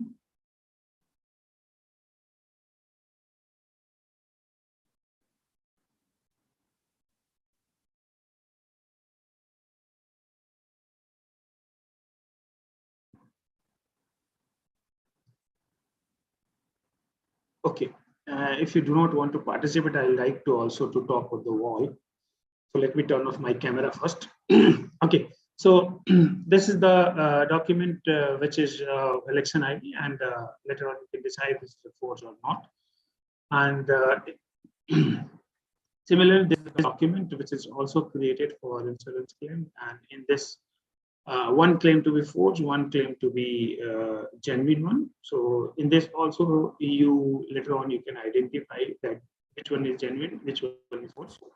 And the secondary identifier like scar marks and other things, they are the things which is used for secondary identifier. And these secondary identifier are like you can see through the tattoo, you can identify this is tattoo belongs to Akshay Kumar. This is Priyanka Chopra, that is little girl. So these are the secondary identifiers which play a very, very important role for identification. Then some professional marks like this individual, those who are working on a computer. So these individual, we have the professional marks of using the mouse on the desk. So there's the mouse using. Then some articles like secondary identifier like mobile phones, or we have a watch, earrings, hairband, and many other things can be used for the personal identifications. Then was some like ring, something can be any ornament or any article belongings to the individual. This can be in the form of personal identifier. Now coming to the main objective, which is the aim of this lecture, that identification through the signature. So we all know that signature is very, very important, and we all, if you have the pen and copy, you sign your signature 3 times, you will find all the signatures have the different, right? So they are not belonging to each other. They are not having the mathematical similarity with each other. So every individual have their signature, which is not, belonging. And no individual can sign 2 signatures completely similar, right? They cannot completely similar. in their mathematical comparison. So whenever someone signed, they have signed to some natural variation. That's why it makes the individual unique, and that's why it makes the individual identifiable on the base signature. So signature works on our mind or brain, although we do not have any participation from the audience. So let me take this as a lecture, not as a workshop. So here we have the conscious and the subconscious effort, and the conscious 10% are conscious work, and the 90% also subconscious work. Forgery versus mind, and sometimes we talk about the complex forgery, sometimes we talk about the simple forgery. And in simple forgery, like someone has done the forgery, and complex forgery, the case which is not solved. So as per me, if you talk about what is a forgery and what is the mind behind the forgery, what is a simple forgery and what is a complex forgery.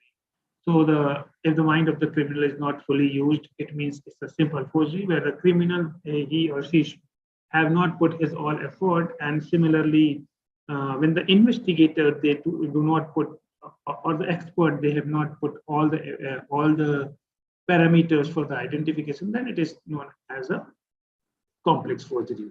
When we do not use the proper methodology for the investigations. So here you can see that these are the two personality, and just take them as a signature. So they look some similar in their clothing color, in their holding hand, in their t-shirt and other things. But once we put their signatures, you can see that they are two different persons, and they are definitely two different persons. One is a man. And similarly here, on the basis of appearance of the signature, which is called the pictorial presentation, you can identify the two different individuals, where one is a male, another is a female. But if we see in the deep, we can easily say that their signature are completely different, and Diljit and the Kangana. But when we talk about the subjects, like when I have given you the subject 1, 2, 3, 4, and what you have find out being a identifier, you have find out that these are the two personality. These are the two signatures which look primarily, it look similar in their appearance, in their color and other things. But later, once we go for the individual characteristics, you will find that they are different one. And similarly here, on the basis of gender as primary identifier as male and female, on the basis of gender identification, we can easily say that both the signatures are different. And once we compare, you must have noticed that there are gender, complexion, hairstyle, and dress. You must have compared once we use that these are the same or not. So on that basis, but once we talk about the signature, you can see the signature 1 and 2, they are completely different. 3 and 4, they are completely different. So signature play a very, very important role once we talk about that how the personal identification was done on the basis of signature. So that is the one parameters which we usually used on the basis of signature identification. So signature is the name of the initial individual which is impressed by his own hand. It can be in the form of electronic signature. It can be in the form of scanned signature. It can be in the form of copy paste signature. And once we talk about the forgery is also there are several types. But before discussing the type of the forgery we all know is a punishable offense. Like if we talk about the section 463 of the Indian Penal Code. So forgery is defined as whoever makes any false document or recording electronic record part of a document or electronic record with intent to cause damage or inquiry to the public or to any person or to support any claim or title. But in the cases of insurance claim, the cases of will forgery, in the cases of some mediclaim, so support any claim or the title, or title means property documents, or to cause any person to part with the property, like making a false document, or to enter into the express or implied contract, any contract which is not, or with the intent to commit fraud, or the fraud may be committed to commit forgery. So these are known as the forgery under IPC 463, and this is a punishable offense. Forgery are classified into the several. When we go for the identification of the individuals, It is classified into the several category like a simulated forgery, this is a trace forgery, and trace forgery further divided into several category like carbon tracing, pencil tracing, transmitted light tracing, mirror image tracing, transplanted signature in the cut paste forgery. And this is a very common nowadays as we just see the signature and we, after copying the signature, we put that signature on some other documents. And on that basis, they do the verification of the individual, either the signature is genuine or not. Then a mirror image, you all you can recall during your school days, whenever we ask to prepare the practical file, sometimes we trace the biological file images, which those who are not good in the drawing. So you just recall your days, and that is the same thing which we do in the image tracing. Then transplanted signature, cut and paste signature. Then freehand forgery, like if I just want to make the signature like this, I do not know the signature. So if I make the signature of the Cyno, so I can make like this. Freehand forgery, we do not have any model, we do not have any intention. We might have the intention, but we do not have any model. And then disguise. Disguise means individual, those who are intentionally disguising his or her. So let's discuss about each kind of forgery. So simulated means it is also known as a copy forgery. For copy forgery, what we need a model signature of the victim for whom you want to copy. Like for an example, you have my signature here. So you just need to copy this signature. So for that, we need to have a model signature, and we need to have a criminal intention, assumed skill to imitate. This is a very, very important, because you cannot make a signature more skillful than whatever the skill you have. So assumed skill of imitate. If you want to imitate the high skill signatures, then your skill should be high. And if you just want to make a low skilled signature, so you can lower down skill, but you cannot see that either your skill is coming lower down to the part of this individual, those who have the low skill. And then practice. So what actually common characteristics you will find in this forgery called a simulated forgery. So the common characteristics are common method of forgery are like signature is carefully copied from the model signature, like as I shown my model signature. So this is a carefully copied model signature. Here the glitch is that it is very difficult to produce a perfect resemblance in the simulated forgery because of the slow speed, because of the many other things. And imitator attention is attracted to some striking letter like such as capital I, dot, T, crossing, underscoring, etc. And capitals are easier to imitate than the smaller one. In the capital, if I say that you want to copy this signature and you want to copy this signature, right?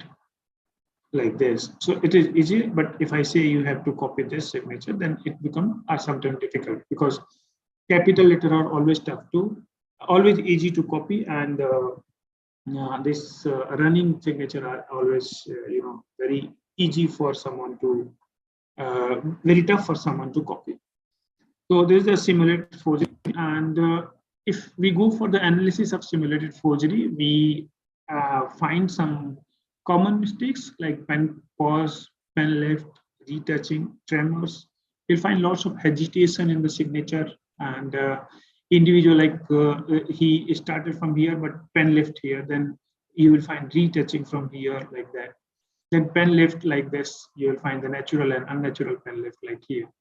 So these kind of things are usually found in the simulated forgery. And even pressure means equal, because you are just copying the signature from some place to some place. So this is the common mistakes which really find. Then it's a trace forgery. In trace forgery, the common method for that we require the model signature, genuine signature of the individual.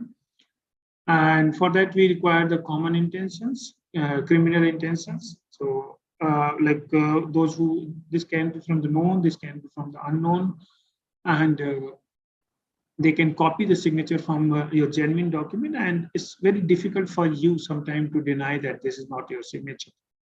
Then carbon paper, pencil, tracing paper, indentation mark, transmitted images. These are the methodology for trace forgery.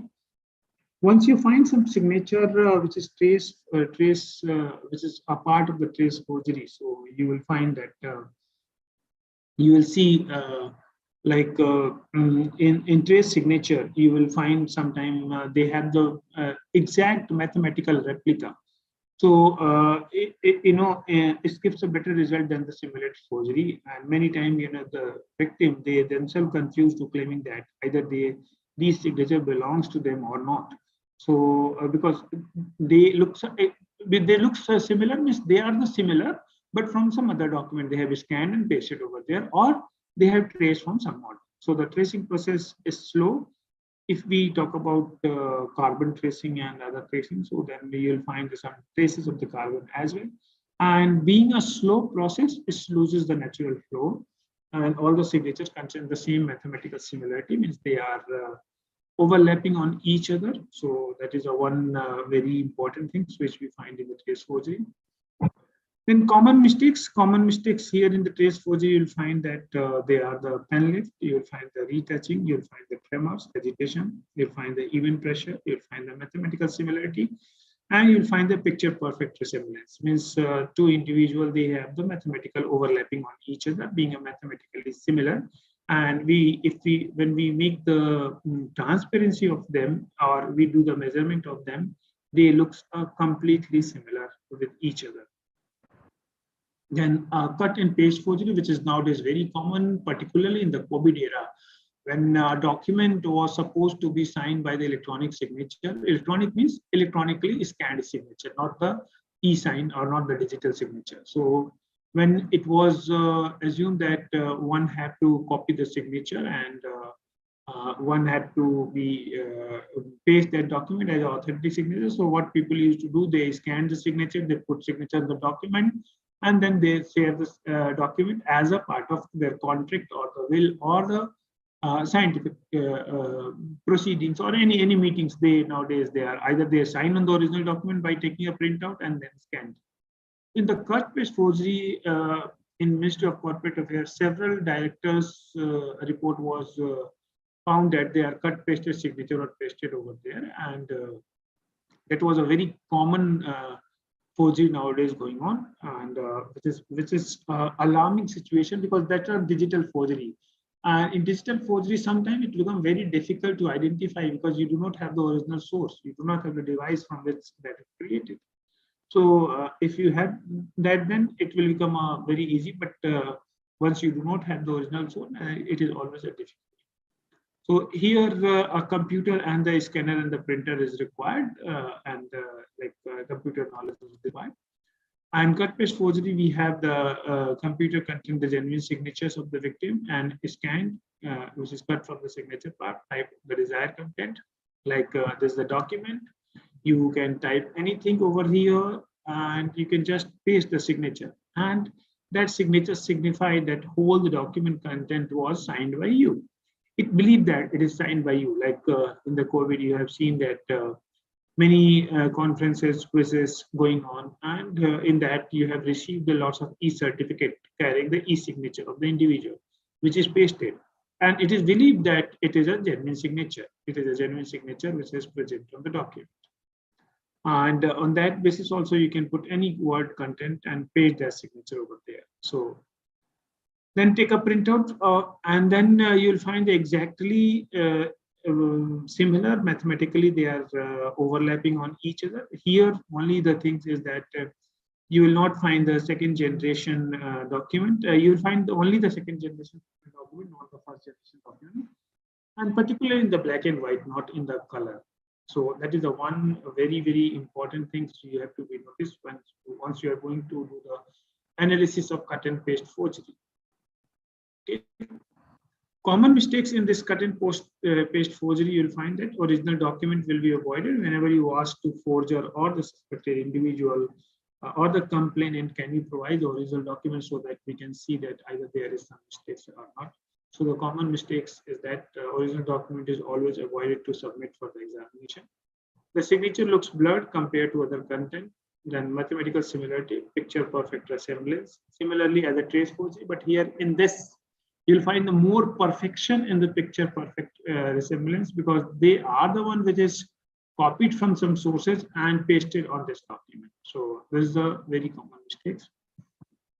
Then a freehand forgery. Freehand forgery means forgery, as I told you, is a timely action with a criminal intention. And what we need, we just need a name of the victim. We do not need anything. Like, for an example, if I just want to sign like Dr. Smriti Agrawal, I can sign like this only. Right? So I just need the name. I doesn't need her signature as a common signature. So here you will common mistakes. You will see the signature of victim as written by the forger with the normal handwriting. And once you will get the normal handwriting, you can easily identify that these are the common feature, which is my own signature and the signature which I have done with a freehand forgery. Like, for an example, I did for Dr. Smriti, but that is not the actual signature of Dr. Smriti. So here the two things we have to be take care once we are doing the freehand forgery analysis. Number one is that who is the author of this signature, that if the person can give his sample, or you can retrieve or you can receive sample from the authority for the suspected individual, then that can be the one. Or second, the main important things we have to be very careful to identify that this is not belongs to the actual writer. So actual writer signature is, there is a very strong possibility that they have a pictorially different, like one is written like this and another might be written like this. So you will find that pictorially difference in the freehand forgery, and generally forger can be identified in these cases. So identification is the main purpose of doing examination of the signature. Common mistakes are generally that confidence of the individual that he will not be questioned, because there is no hesitation, there is no pen pressure, there is no pen pause like that. So, disguise their natural writing. So it's always they disguise their natural writing. Then what is a disguise? So disguise in this only need a criminal intention. Like, for an example, I put my signature like this. Okay. And later on, I have a doubt that I'm going to court. So what I'll give, authority will ask me to give the sample, and during giving the sample, I will start writing my signature like this with the disguise. Number one, number two, like this, I will start writing. So these are the different kind of signature I'll like to draw, and this will make the altogether different from the original signature. But here, whenever you do the disguise, you will forget that how you have done on the number one, number two, and number three. And when we compare the 1, 2, 3, you will find the difference in the inter-comparison. So the disguise signature characteristics, if we talk about that, these are the original signature made by the person himself with the prior intention and the plan to deny their authorship later on, so that they can understand that these are the signature which is done by them. But when the question raised on the authenticity of these documents, they just simply have to deny. And once they simply want to deny, during the denial, they have to prove that they are the sample, the signature which they are giving is not actually the signature which is present on the question document. So here, the purpose of the individual is intentionally to deny the authorship on the later stage. The person usually, they signature, they change in the form of their slant, their size, their alignment, their legibility, their strokes, their capital letters, flow, etc. Then success of this forgery is limited, as a person though changes pictorial appearance of his signature, but he cannot change the intricate subconscious writing characteristics, like a small features. If we clearly examine and we take the more and more sample from the individual, so in disguise cases, there is a possibility that they might leave their own trace, and during leaving the own trace, they can easily be caught on the basis of the given sample as a disguise. And here the mistakes which you will find in the disguise signature, they lack the consistency among themselves. As I told you, signature 1 is disguised in this manner, the 2 is disguised in another manner, and 3 is disguised in another manner. So they have the 3 different signatures, and the person who giving the sample, he is believe that he is not caught, so he always changes his signature. So you'll find the lack of consistency among themselves. That is a one very common mistakes in the case of disguise we found. The second, we find the most signature signed in one go. The recent one show the natural characteristics. Like for taking a sample, we can ask for the giving more and more sample, not only 1, 2, or 4 sample, but we can ask to give the maximum sample. Like we can ask we can ask them to give the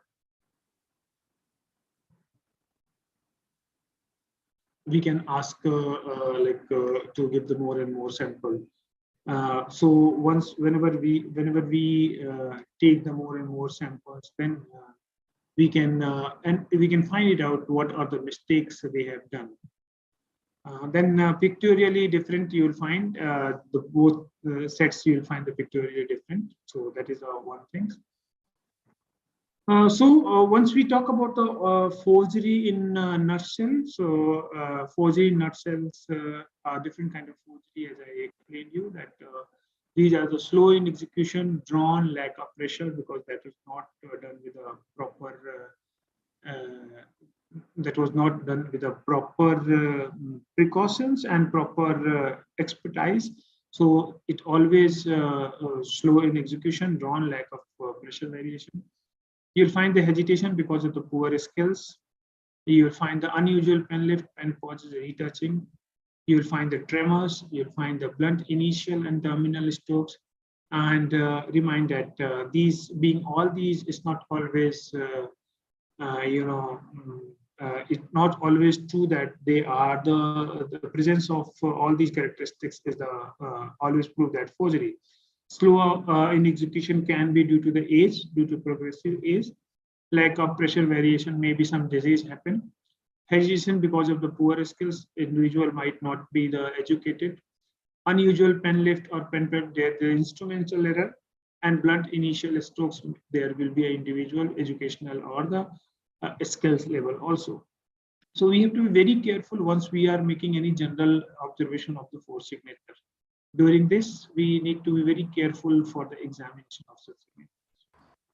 To terminology, visually you use for the signature verification, like arch, cap, centers, body, bow, buckle, connecting stroke, crossbars, cusps, eyelets, foot or fit. It is known as for the letter M, then hiatus, hook, initial strokes, lower loop, then of retracing, shoulders, spurt, terminal strokes. So these kind of terminology was.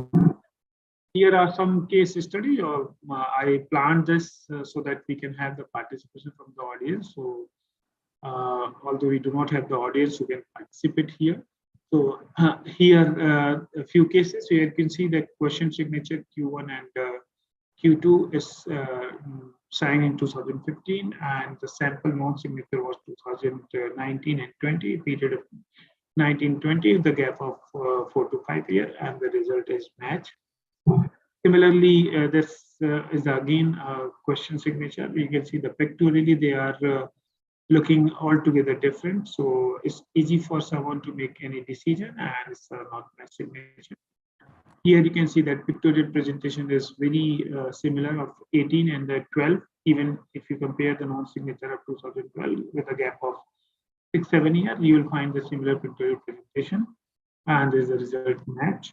Similarly, here also you can see that 2015 and the non-signature of the 15 itself of the same year, then it's very easy for expert to make the opinion when we have the signature of the same period. So it's again match. Here you can see the lots of, here you see that pen pressure, here you can see that line quality defect, pen pause or the pen lift you can see here. You can see the retracing over there, you can see the hesitation marks here. So the question signature are there. So the result is not match. Then question signature here, you can find it out. Right. So this is again, you can see that tremors are here, right? You can find it out. So even this is the case where we have formed the opinion of the match.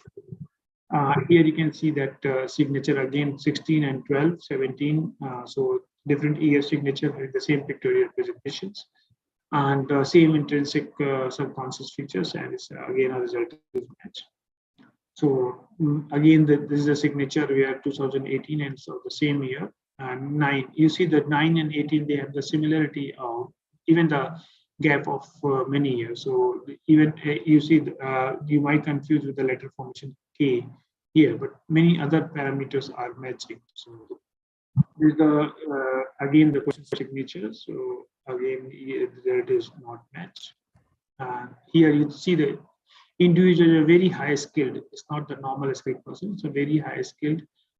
Copying such signature is very, very difficult. So this is the 2010 and 2013 and 12 signature. Here you can find it out that they are again a match signature. And the question signature was again of 14, 15. They are the not match. So again, there's another case which I like to discuss. This again a not match signature. So I think if this is a conference of dental, so if I'm not discussing something about the dental, it will be not justice to the conference. So I wish all the best for the conference. And you all can see our first instance go on the teeth, although their eyebrow is also not present. So that's where the dentistry play a very, very important role. Even you can see the area of the eyebrow is much bigger than this teeth. So here, the first thing we notice the smile, and that's why the dentistry is very, very important, and it is considered as one of the best primary identifier tools in the disaster victim identifications. So thank you so much for giving me the opportunity. If you have any question, you can ask me now, or you can reach on any social media platform. If you have any questions, you can ask me now. I was expected to have the participation and interaction from both ends, so that being in an online mode, even we can make this as some kind of workshop, which I really miss. So, but thank you so much for patience listening. Thank you so much, sir, for the wonderful presentation. Thank you, sir. Now, I would like to invite Dr. Shalini Gupta, ma'am. She is the Professor of Oral Pathology and Microbiology at KGMU, Lucknow. Over to you, ma'am.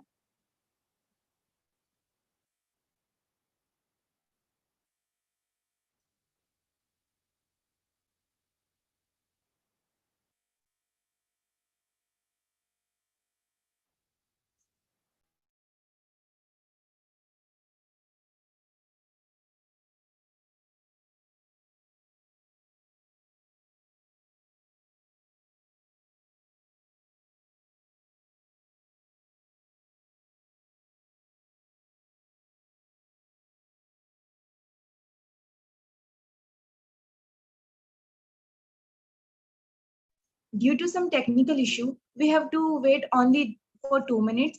Ma'am is just connecting with us.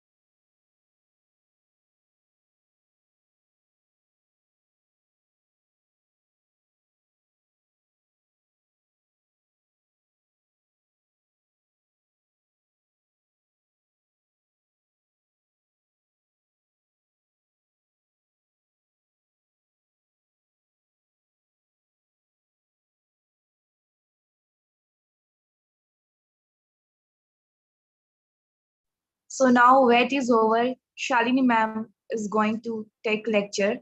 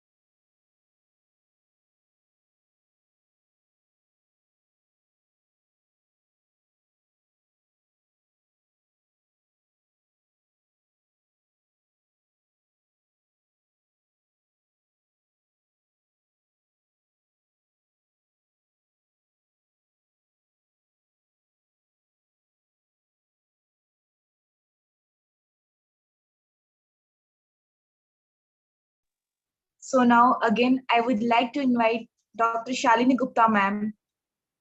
Over to you, ma'am.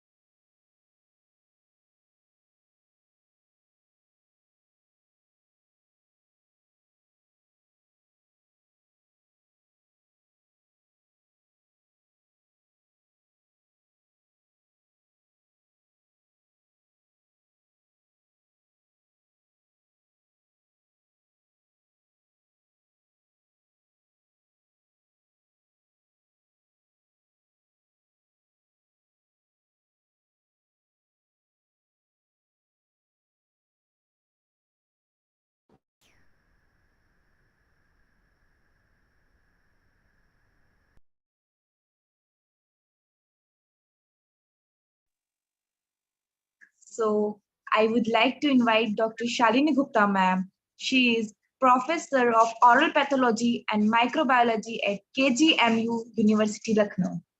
Over to you, ma'am.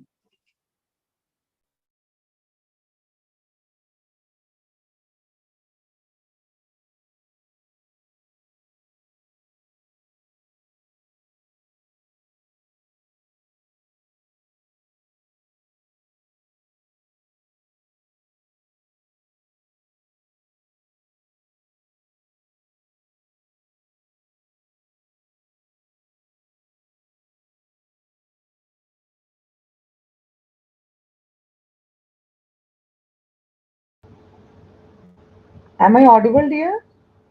Yeah, ma'am, you are audible. And my screen is visible? Yeah, ma'am. Can you see my PPT's first slide? Yeah, ma'am. Okay. A very good afternoon.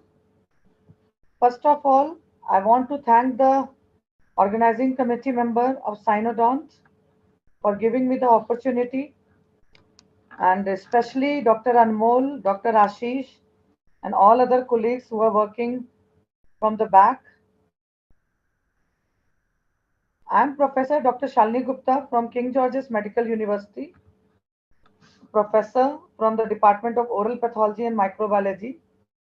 We are running a forensic odontology unit also at our system, and we are having a DHR MRU lab also, where we have got all the facilities related to genomics and 3D printing and all the latest proteomics, even the transcriptomics, stem cell.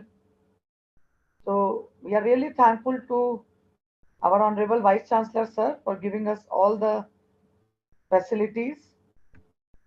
So today my topic of discussion is 3D printing in dentistry. Like 3D printing, I will be emphasizing on the forensic medicine aspect also, and other like in biomedical industry, or we can do in the pharmaceutical industry. So starting with in general, what is 3D scanning? Hope you must be having a little bit idea. For scanning, we can use any method. Like we can use the scanners, extraoral scanners are there. There are intraoral scanners. We can go for the external body parts. Even the CT MRI can be used. CBCT, this can be used, and which is regularly used by the dental professionals. So if you have the facility of CT and MRI, you can go ahead with that, scanning with that. So what is basically all these three-dimensional imaging techniques?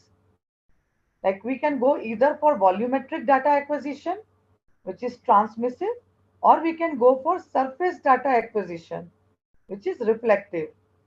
So in volumetric data acquisition, we have CT, CBCT, MRI, MCT, different machines which can go for it. Whereas surface data acquisition, there can be non-contact or contact-based scanning. So this can be either laser, having the triangulation scanning, laser pulse, photogrammetry, structured light scanning. So what are the basically major steps for reconstruction?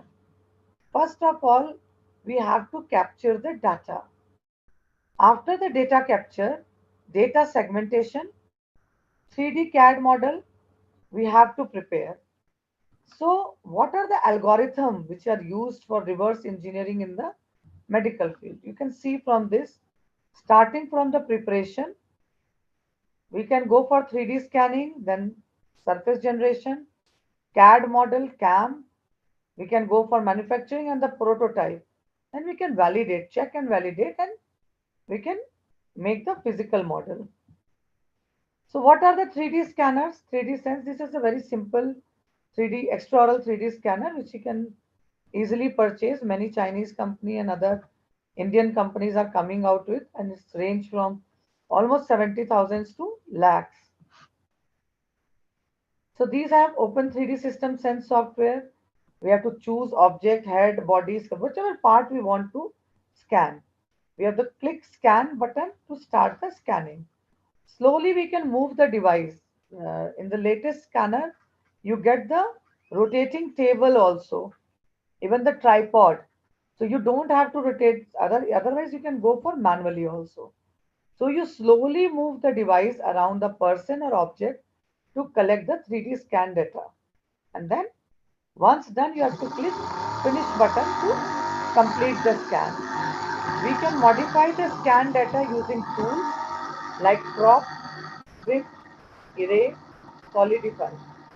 After modification, we can generate the 3D scan data into STL or OBJ format. So these STL files can then be transformed and we can go for further analysis. What are the different types of laboratory scanners? White light scanner, laser scanner, and the blue light scanner. These structured white light scanner project a pattern in a two-dimensional mode and have a good scanning speed. However, repeatability is lacking and it is a narrow and deeper area. Especially we can get an error in this, those where we are getting the depth, which are deeper tissue, so we will just miss those tissues. Laser scanner use a line pattern.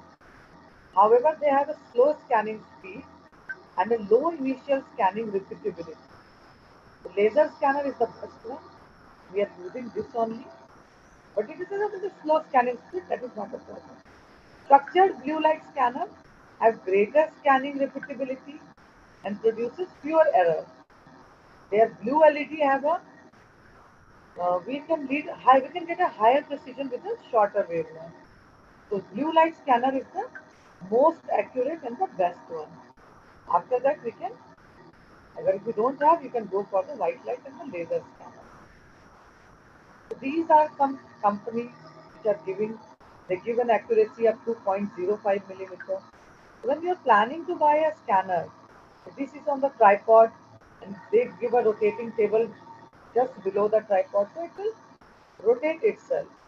So you have to see how much resolution you want, how much accuracy you want.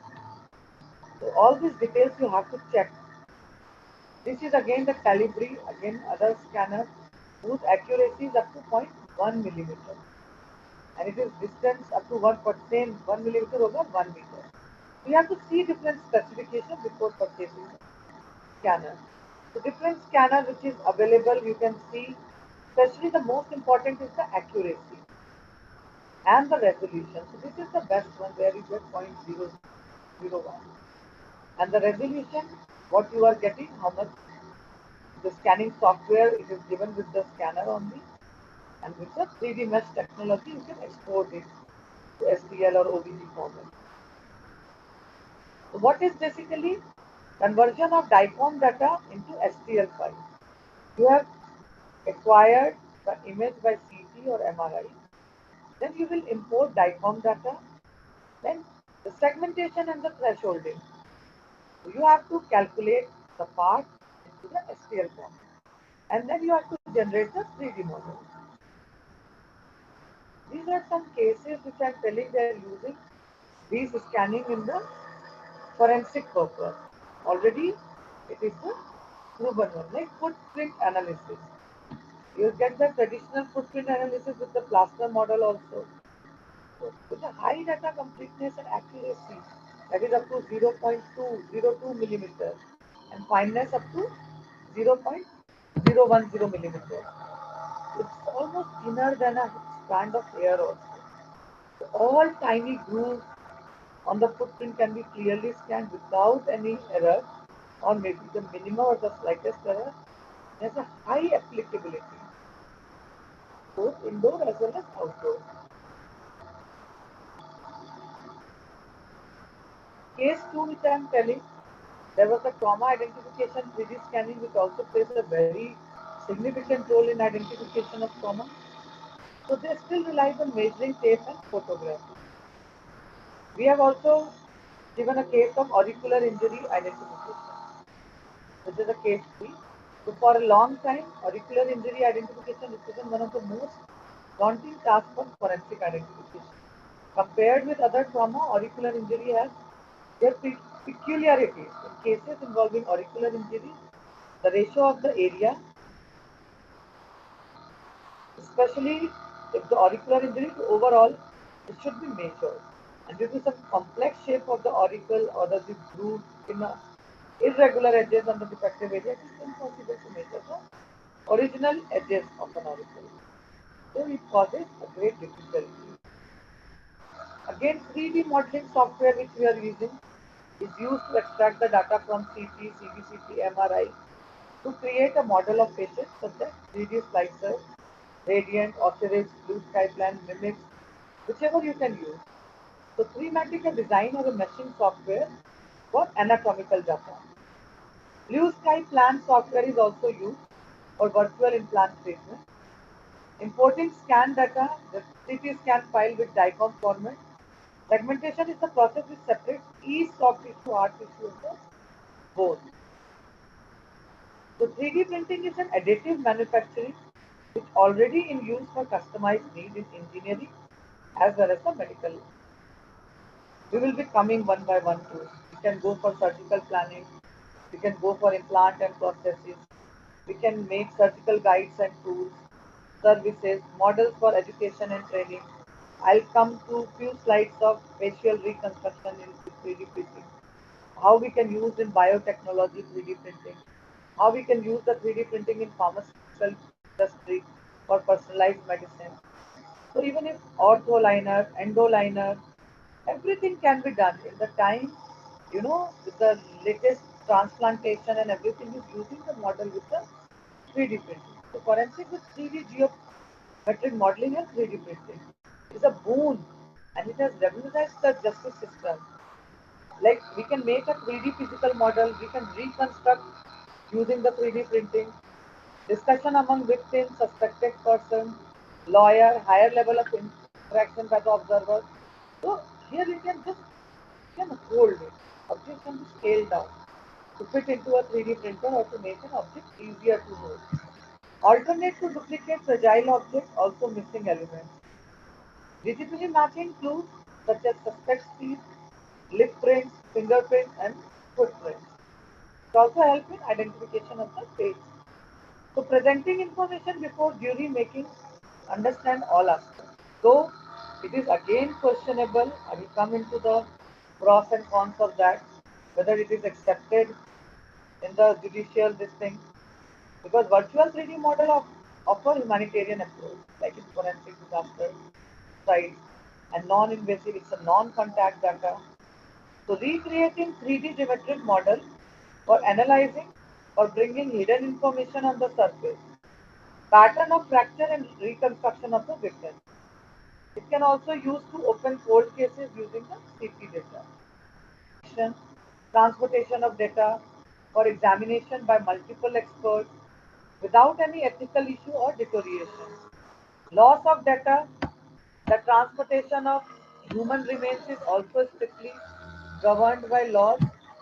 Safety of data under the IPC section 204, like loss or destruction of evidence is punishable offense. Reconstruction of crime scene, we have already told reconstruction of weapon and analysis experiment on damage due to weapon bullet particles. So presentation of remains sometimes may not be acceptable to the family or the victim, so only photographic representation can be used. Presenting evidence in a court of law, the 3D replicas allows us to visualize all the representation of evidence, then otherwise it would not be able to be presented in the court of law. Anatomical model analysis of crime, investigative tools, analysis phase where religious or cultural beliefs prevent laceration of the skull. So it creates physical model for scene recreation or creation. What are the main areas of use? First, we are going for the prototyping. Specialized parts are also used in aerospace, military, biomedical engineering, dental, pharmaceutical, medical, as I have told you. So we are doing tooling. We can go for education also, consumer products, in the customization and personalization. So forensic odontology with 3D printing, what we can go for? Already very popular in dentistry. It is beginning with the identification of the individual in the disaster, so 3D facial reconstruction from the skeletal remains, digitize missing parts or assembling the fragmented parts, bite mark analysis, We can go for age estimation. 3D model of the mandible can also be used, especially the conial angle.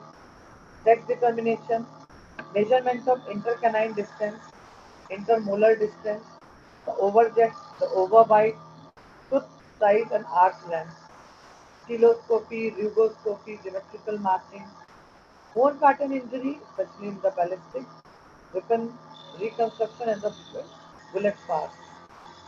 Also in the bite mark analysis, which is a dynamic process and relies on multiple factors like position of the jaw and teeth, number of the tooth present, the pressure of the biting and the size and the shape of the tooth.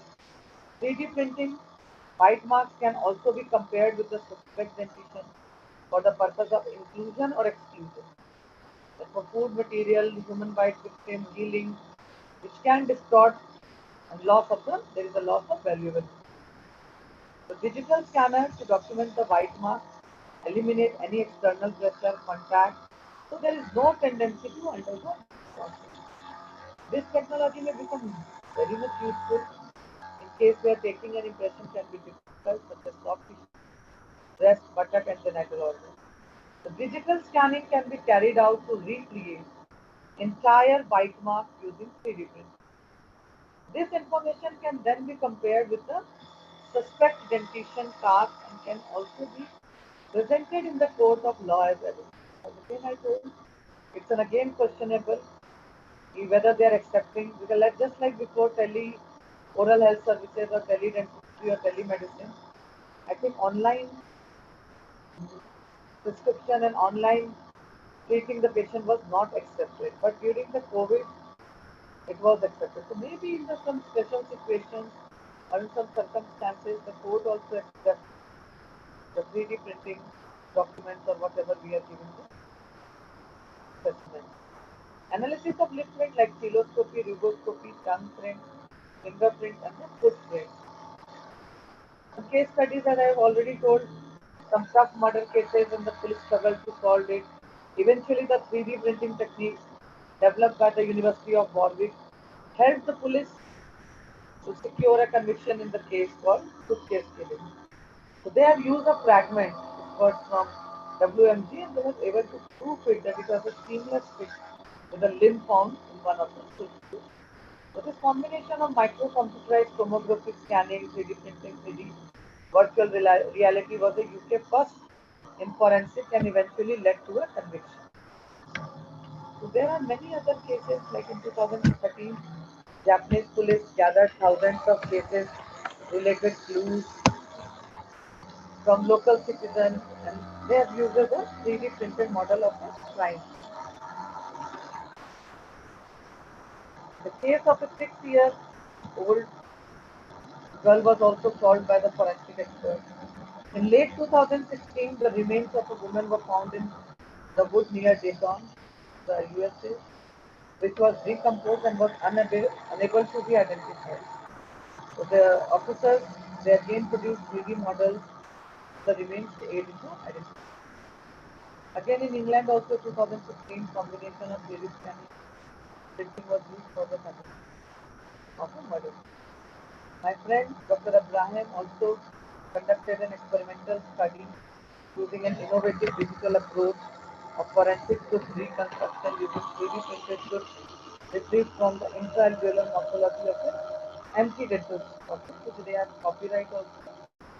So Dr. Abraham and Dr. RB, they are also working with the team and they have developed for the reconstruction of the mandible, the maxilla, how to just again they have developed their protocol for the fragmented or the some missing portion of the bone in the maxilla or mandible.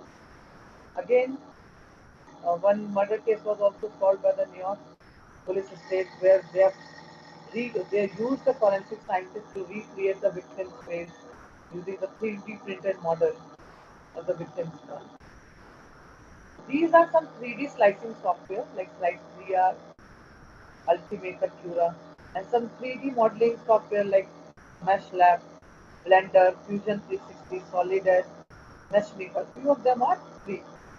So different kinds of 3D printers, they use different technology like fused deposition modeling, that is the FDM technique, SLS, that is the selective laser sintering, then bioprinting is the most latest, which is used for the organ printing and the pharmaceutical one, stereolithography and the polyjet. So what is the general principle? We will design 3D model from scratch of the scanned objects using computer-aided design software. So this is known as modeling.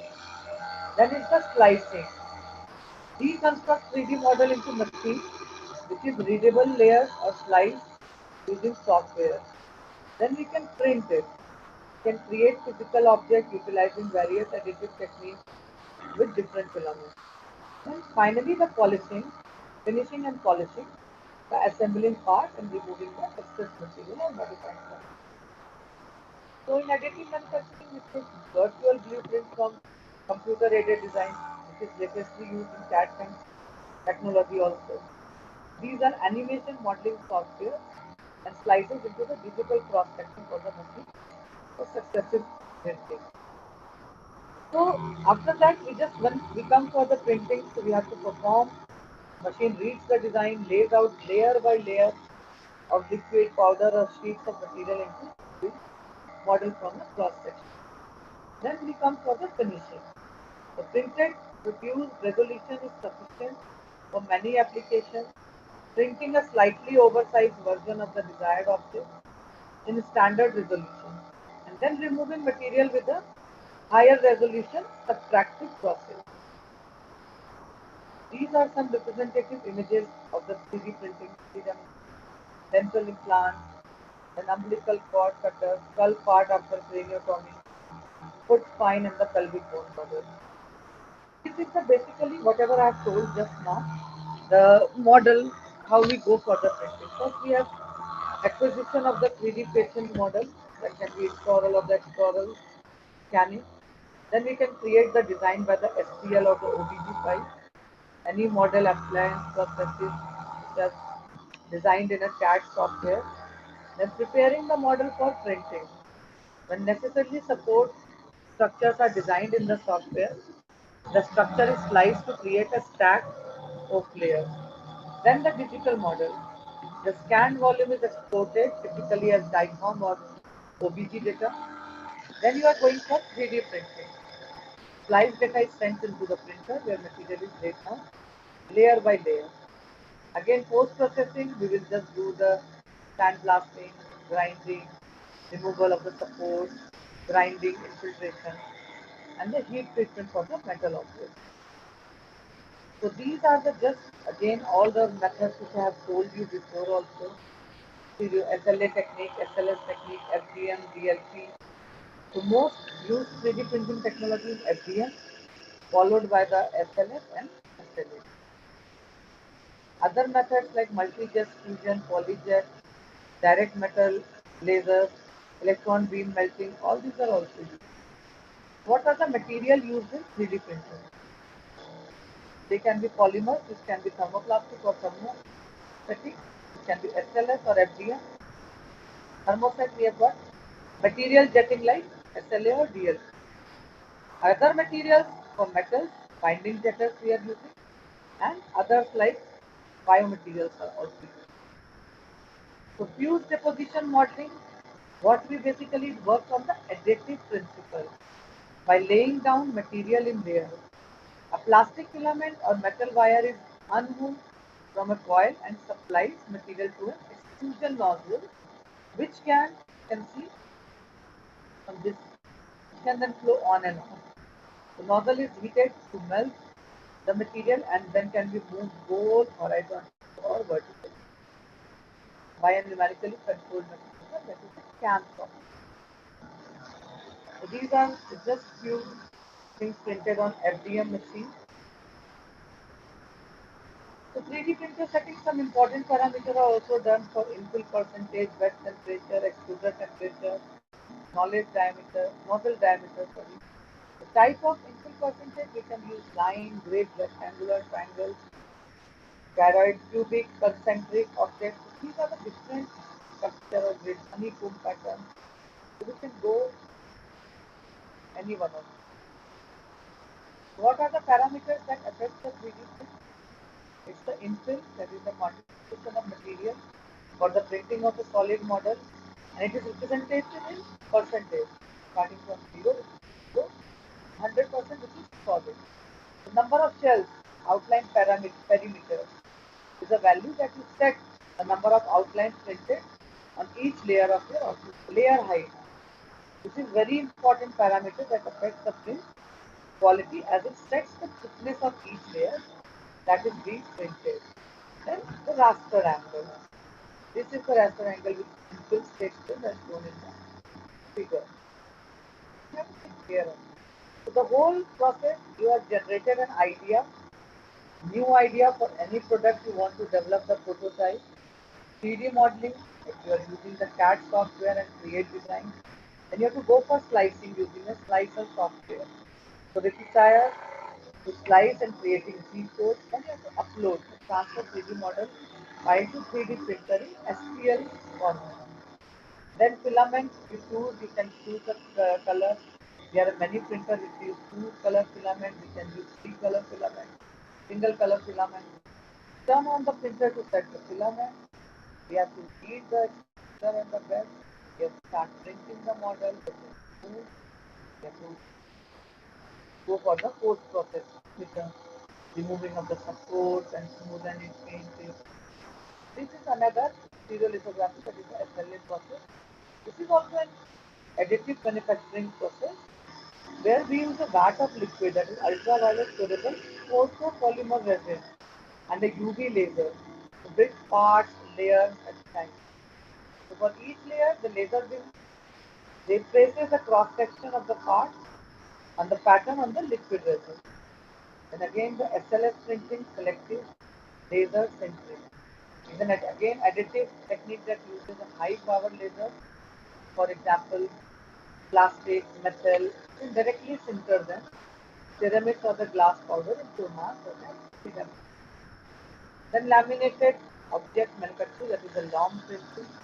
The rapid prototype developed by Helicis and layered by adhesive coated paper, plastic or metal. These are some printed models which we are doing in connection with HPTU with the digital light processing. The material used here is the photopolymer resin to develop the features, hard valve. You have to explore it whether it is acceptable in the court of law or not. You have to justify it, why you are using, why you are trying to go for the replica. So they are specific, demonstrate evidence and limited on the few cases. Limitation of printers, surface scanning techniques, outcome, skill of the professional.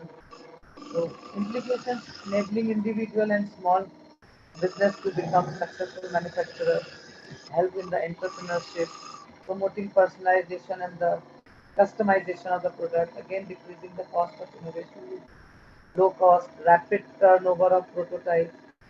Whatever you are thinking, you can generate the prototype, contributing to migration of manufacturing from low cost to high skill. There are some limitations also. Again, I told high cost, lack of awareness, more robust medical legal case you have to see.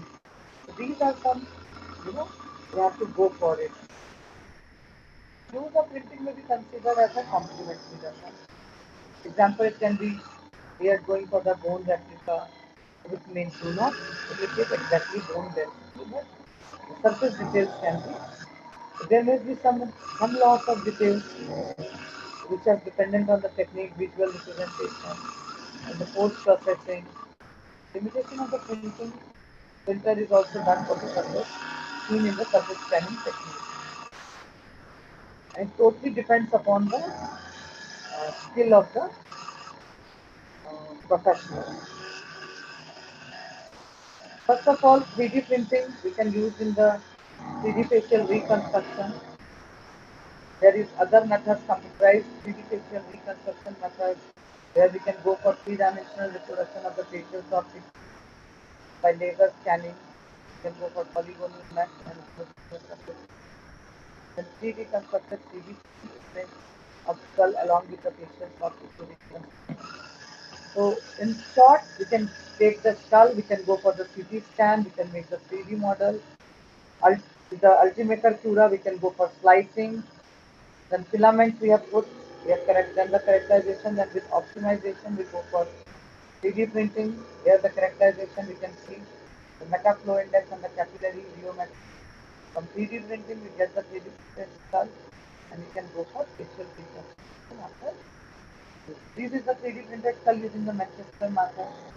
Both facial marker and soft tissue are taken into consider osteometric markers. You can see this facial depth for all the population should be there for the accurate facial reconstruction. This is again the comparison of the skull made by manual casting procedure and the 3D printed skull. So this is the skull replica with manual casting process.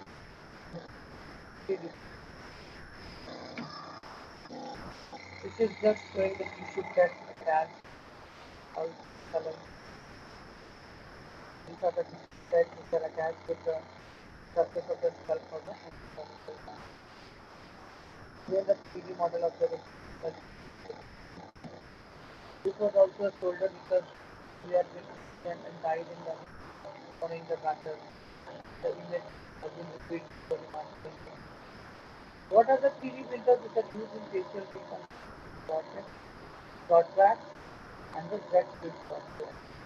So it was used by the hospital staff to make model of skull and jaw. The shape would be, if you get the table for 6 inches skull with the body, you can plan what printing you want, one scale. Then there are other options also, other software. 3D printing of 1:1 scale in-house China. Excuse me, ma'am. What is the Ma'am, your role of voice is 3D clear. printing in biomedical industry? Yeah, ma'am. We Now. can go for that. It evolved into a powerful tool for biomedical engineering, providing formation of manufacturing implants that corresponds to patient-specific anatomy, sanctum, for education and surgical planning.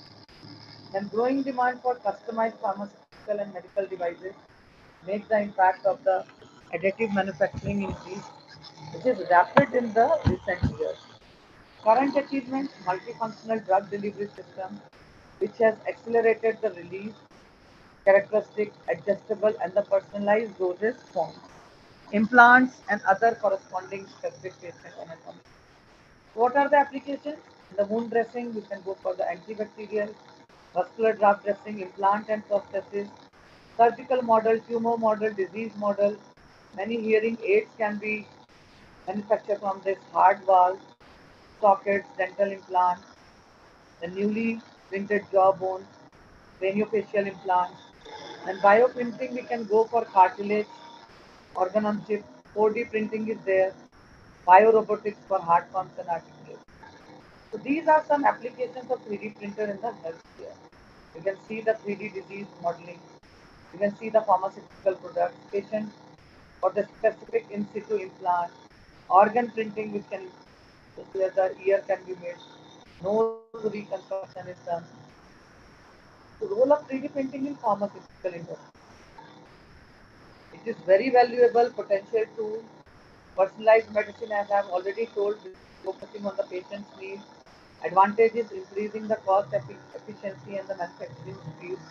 Opened a new horizon to the research and development, printed material and device.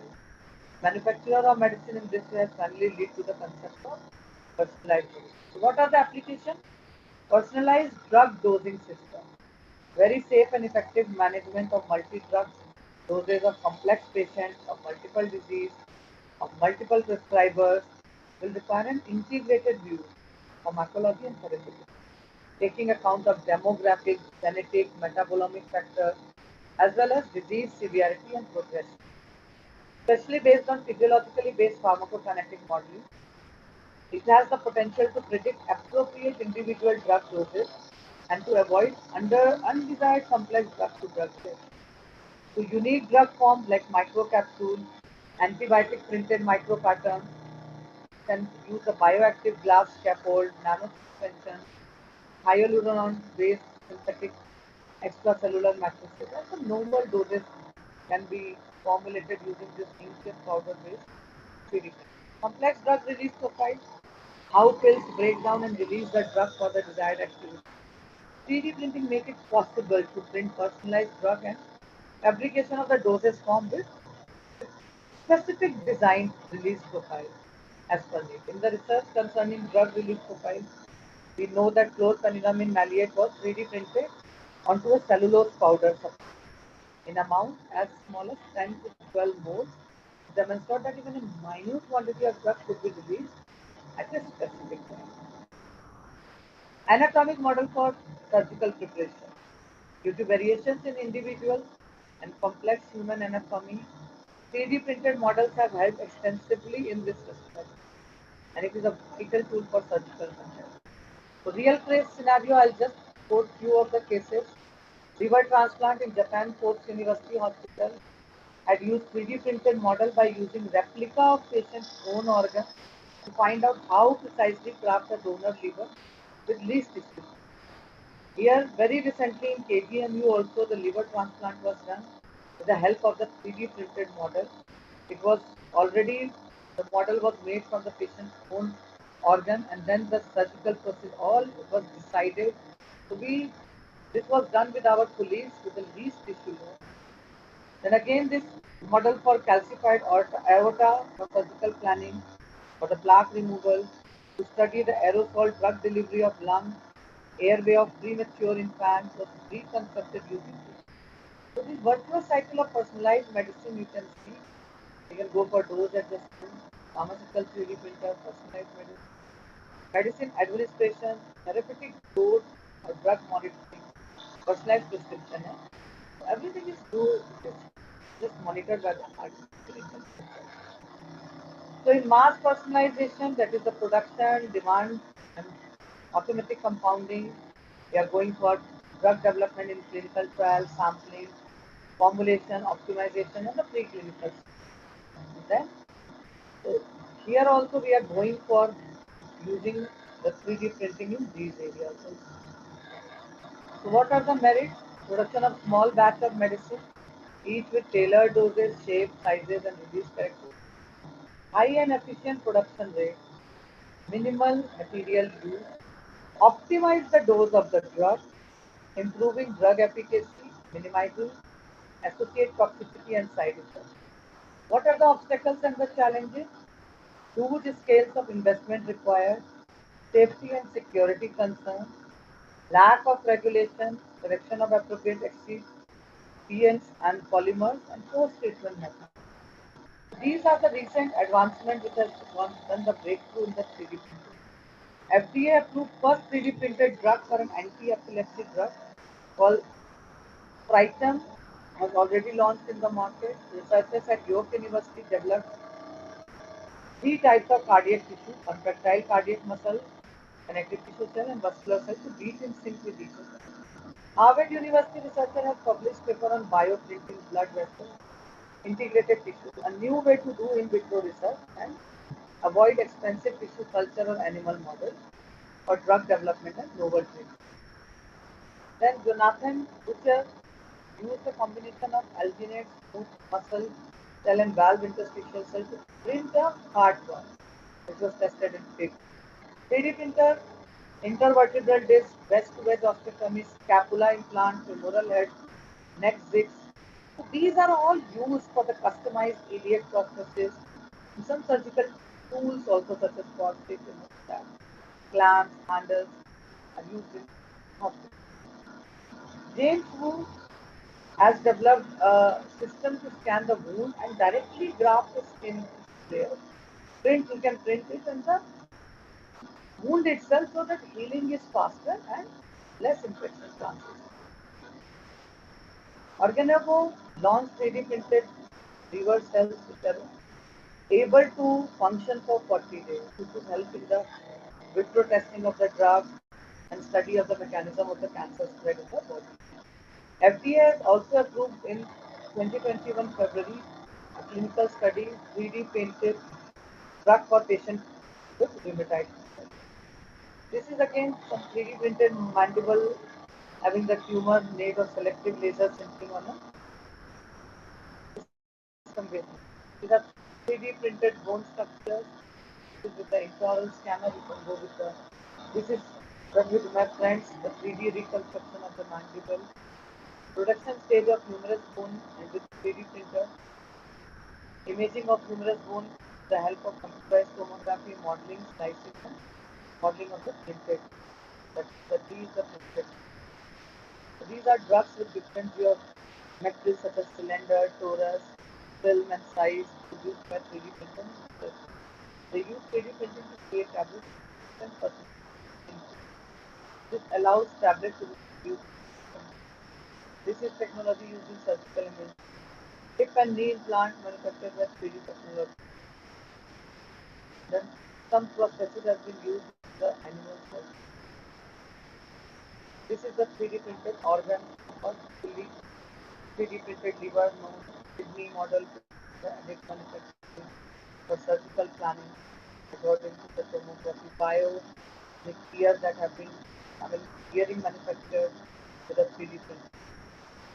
So this is the return the first gear to SLS printed prepared tooth printed from the data from an intraoral scanner. This is the cranioplasty of the and the orbital ring implant in titanium made from the 3D printed SLS model. This is the 3D printed mandible line model made by stereolithography. Here the material used is photopolymer resin, biocompatible engagement. Cranioplasty and the body of the mandible implant in titanium with its three-dimensional can just see selective laser sintering. These are some of the videos which is done in our college for the placement, that's for the surgery, orthodontic surgery, to put the maxilla or the mandible just for the orthodontic surgery. They can remove it or diffuse. This is the second one.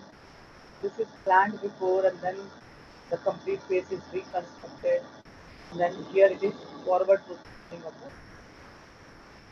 This is already decided, we can create it with the model. Another you can see the report one fracture. Here again, it's not working.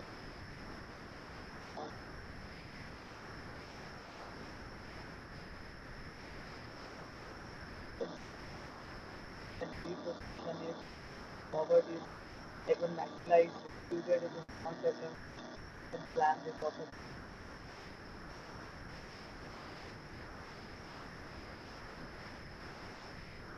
Then take the scan the whole from the forward or backward and see what else can be done, how the patient will look after the surgery.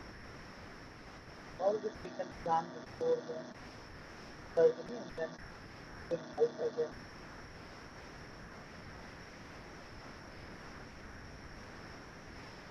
Patient can also see post-operative how they are made forward. So what are the 3D printer? Recently we have got everything, but in our department we have got that the real-life growth, there can be the tooth filament. This we are taking for the training and teaching purpose. Low cost FDM-based 3D printer. And one resin-based printer was also there. Photographic. In our DHR MRU we have got the bio printers also. So almost all types of printers are available here. We can go with whatever design or the planning, with the idea, whatever you want to do. So lower cost of 3D printer, raw material, peripheral software is making us use it more frequently because they are coming for the starters. Very cheaper printers are also available in the market for the single filament. Then many entrepreneurship is also coming. Many institutions are patenting and making the printers very cheap. So we can go with the increased co-localization of the design and the manufacturing. White widespread adoption and large-scale applications in the field of medicine. So with the concluding remarks, I would say in the forensic science, much of the 3D modeling that has been undertaken, it is in the virtual format. Initially, this was due to the inaccessibility of the 3D printing technology. Overall, it is evident that the creation of 3D replica in forensic science can be beneficial. Challenges are also there. Widen awareness that validation of 3D printed model in forensic science is needed. We have to validate, we have to develop the committee, we have to develop the protocol. There are issues such as potential of evidence becoming inadmissible and the discussion on accuracy and representation. With the increasing potential of 3D printing and its application across the forensic sciences, there will be community effort to create good practice guidelines that in turn will increase its future use. In the last, I want to thank my colleagues, Dr. Jitendra Bhaskar sir from the HBTU, Dr. Pradeep Yadav is a senior clinical engineer, Dr. Abraham Johnson from GFSU and Dr. Gargi. So even Dr. Utkarsh is also helping. So we are trying to develop the whole thing and coming out with a teamwork in the 3D printing. So I think if there is any question, I will be happy to take the question. For the wonderful presentation.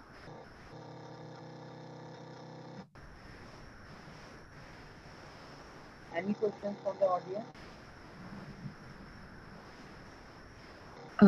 Am I audible, ma'am? Yes, Beta, you are audible. Thank you so much, ma'am, for the wonderful presentation. I would like to thank Dr. Mol Bagaria, ma'am, and Team CynoDent for organizing this conference. Thank you so much. Thank you, everyone. Thank you, Anmol, Ashish, and the whole CynoDent organizing team for this successful execution of this academic piece.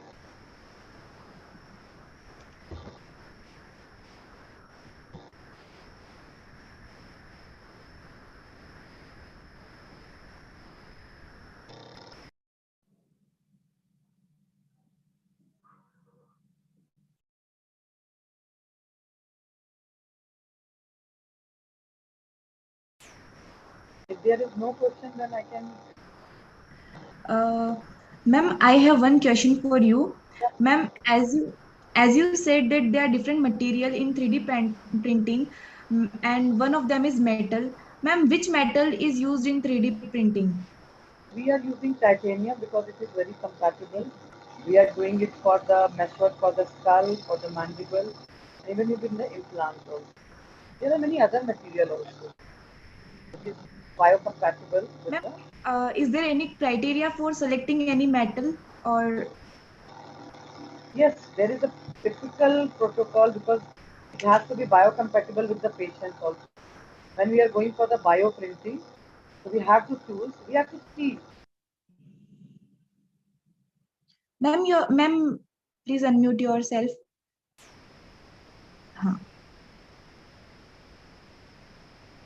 For all the material, we are using titanium most of the time, and titanium is very much compatible for the implant, also for the skull, for the mandible, and for the metal, because but it is very costly. We have to go for the bioprinting machine, and it is having a real challenge to get the shape.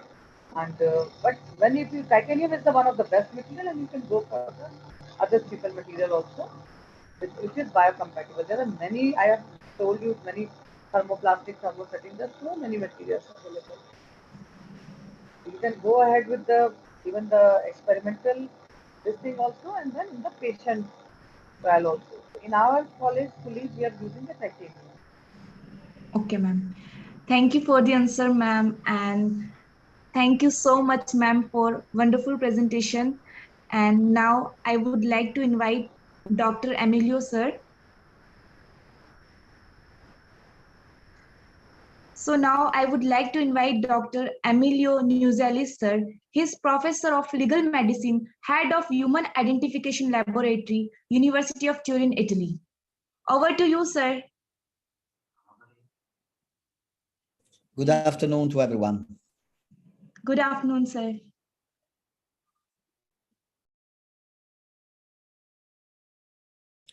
Okay. Again, thank you for inviting me. And sorry I was late. I just returned from a meeting we had in Lyon with the working group of forensic odontology. I've read your brochure. I'm so honored to be part of this Third World Dental Sciences Oral Health Conference, also with forensic topics, and honored to be involved and invited among other high qualified professional experts in forensics. The presentation I would like to share with you is about the use of what we use in forensic odontology to collect post-mortem data for the purpose of personal identification, proposing also a process that allows us to work remotely. Let me share my PowerPoint, and please give me confirmation that you can see it.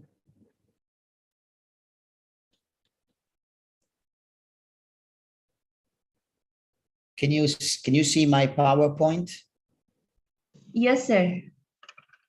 So the topic I've been presenting already in other conferences because it is extremely current and actual as a requirement of the post-pandemic condition, is the idea of starting to work remotely and to being able to give a forensic expert testimony or a forensic assessment, even if we are not on site. This is my brief CV. I am particularly interested in the human identification area of unidentified human remains and in the phenomena of missing persons. And I am also particularly interested in promoting the human rights of unidentified human remains, because as you can imagine, or maybe sometimes we don't understand because we are registered in our council, but you have to consider that we have rights because we have a name, a surname, and because our date of birth is registered.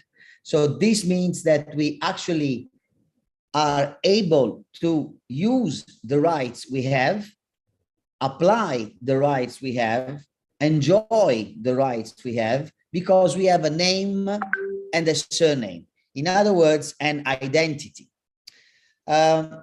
So by observing, by starting from the point of working in the forensic odontology field, what do we do when we have human remains that need to be identified? Of course, we do what we call dental autopsy. A dental autopsy is the broad collection of all data that we can obtain from jaws and teeth.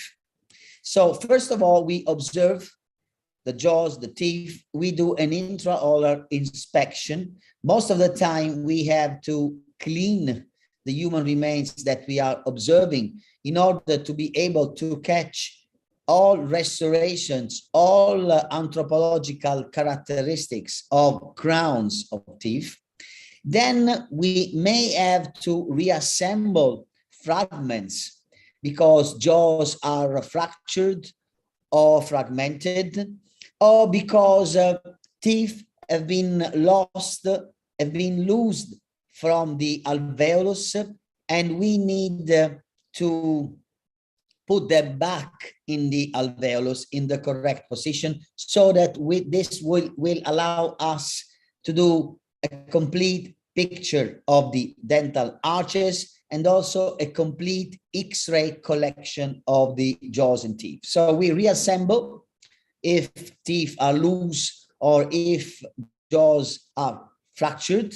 Then we take pictures. The pictures we take during the dental autopsy are very similar, are identical actually, to the picture that we dentists usually perform when we have to document an orthodontic case. So we do an occlusal picture of the upper and inferior arches. We do the front picture. We do the lateral left and lateral right picture of the dental arches. Of course, we may have to do specific pictures of details that we find on some teeth, or if there are mobile prosthetics, we may have to do, of course, specific pictures with a ruler of the mobile prosthetics that we have found inside or near the human remains.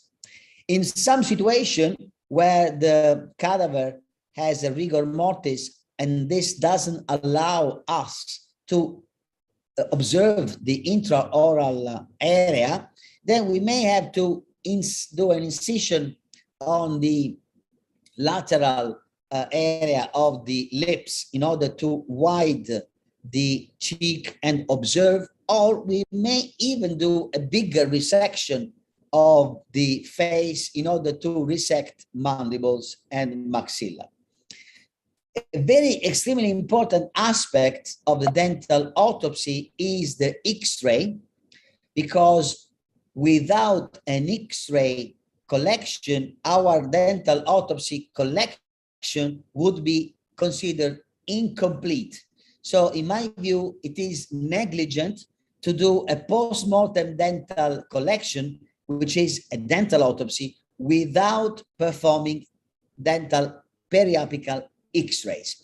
And to do dental periapical X-rays, as you probably know already, there are several portable X-ray devices.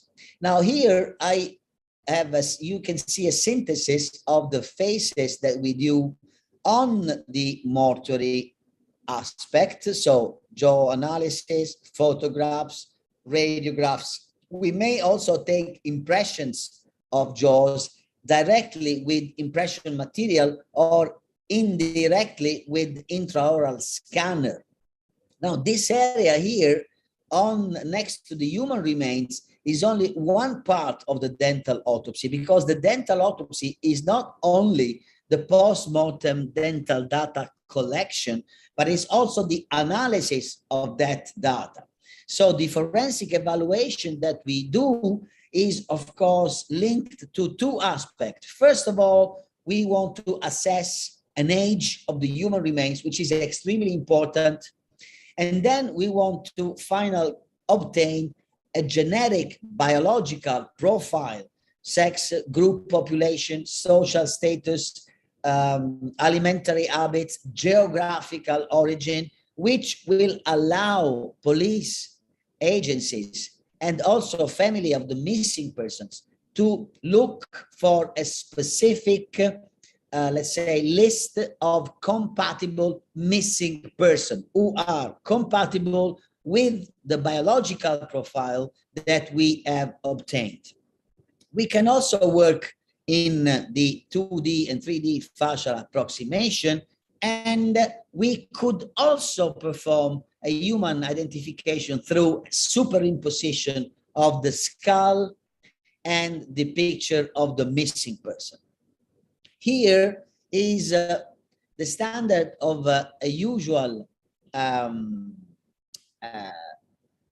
work flow that we do when we have a cadaver. So we have usually 3 odontologists or 2 odontologists and a dental assistant or a dental hygienist who is not working inside the mouth, but is the third person who is there to evaluate what and verify what we are doing, because this person with that you can see on the left is actually the one in charge of writing the dental data that we are collecting. So actually this is the clean person with a dental form and a pen, of course. So usually interpol forms are applied in this case.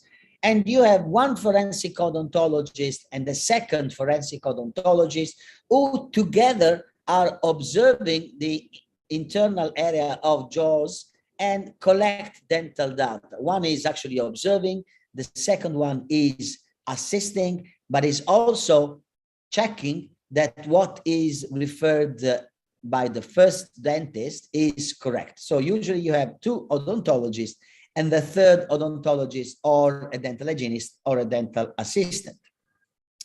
You can see that when we perform human identification process of unidentified human remains, we can find several situations, several conditions of the cadaver. We can find extremely preserved cadaver where actually everything is still intact. So we have to open and observe the jaws, just like what we do when we treat our patients in our dental clinic. But we can also collect and retrieve cadavers from the sea. And you can see that the composition of the skin is completely different. But once again, you can see clearly the extremely resistance of dental prosthetics. Here you can see an endodontic metal pin. You can see a fixed metal ceramic bridge. And this is the reason why we have forensic odontology. We have forensic odontology because teeth and dental treatments are extremely resistant to time, to heat, to decomposition, to chemical agents. And not only they resist, they keep identifying features which can allow us to narrow the person we have to look for and also eventually positive identify human remains. Here you can see other kind of human remains collected from the sea. And here you can see also the extremely interesting aspect about our adhesive dentistry that we perform to restorative. As you know, we use resin composite, which mimic the color of the crown. So it is extremely important when we perform a dental autopsy to use also UV light that will enhance the vision of resin composite restorations. And this is the portable device. I'm sure you have seen it in other congresses, or maybe you have seen it exposed in some dental exhibition fair. Anyway, this is one of the first portable X-ray device. This was used for the first time during the DVI, disaster victim identification process in the tsunami 2003 in Thailand. And nowadays, this is still working, of course, but nowadays we have a smaller and lighter portable X-ray device. This was about 2.5 kilo. You can see I can hold it very easy. Now the current model is much lighter. It's about 1.5 kilos. The interesting aspect about the portable device is, of course, that not only it is portable, it is battery operated, but also it is used next to the person you have to perform the X-ray. So it is not a remote device. You can hold it in your hand and you are protected by this patented shield. And this allows you to perform X-rays in any scenario, from the cemetery to the hospital to the archaeological excavation site. Of course, this portable device must be coupled with a digital sensor, because the digital sensor is what allows you to obtain these X-rays. So you can either use traditional analogic self-developing X-rays, but I suggest you use a digital system. And radio videography digital sensor for X-rays, because this allows you to make it to make many more X-rays. And if you want to do extra because you are not happy about the orientation, you can take as many pictures as you want. And don't forget, these pictures are digital images that you can easily transfer and archive in your laptop. As you know, we have one of our Italian researchers, Roberto Cameriere, who has developed several dental age methods. One of the methods that we use when we have an adult to perform an identification and we need to assess the age, we use the method on the canine, which, as you probably know, uses the periapical X-ray of the canine, as you can see here, applying a formula based on the volume in pixel of the whole tooth, canine of course, and the volume in pixel of the pulp.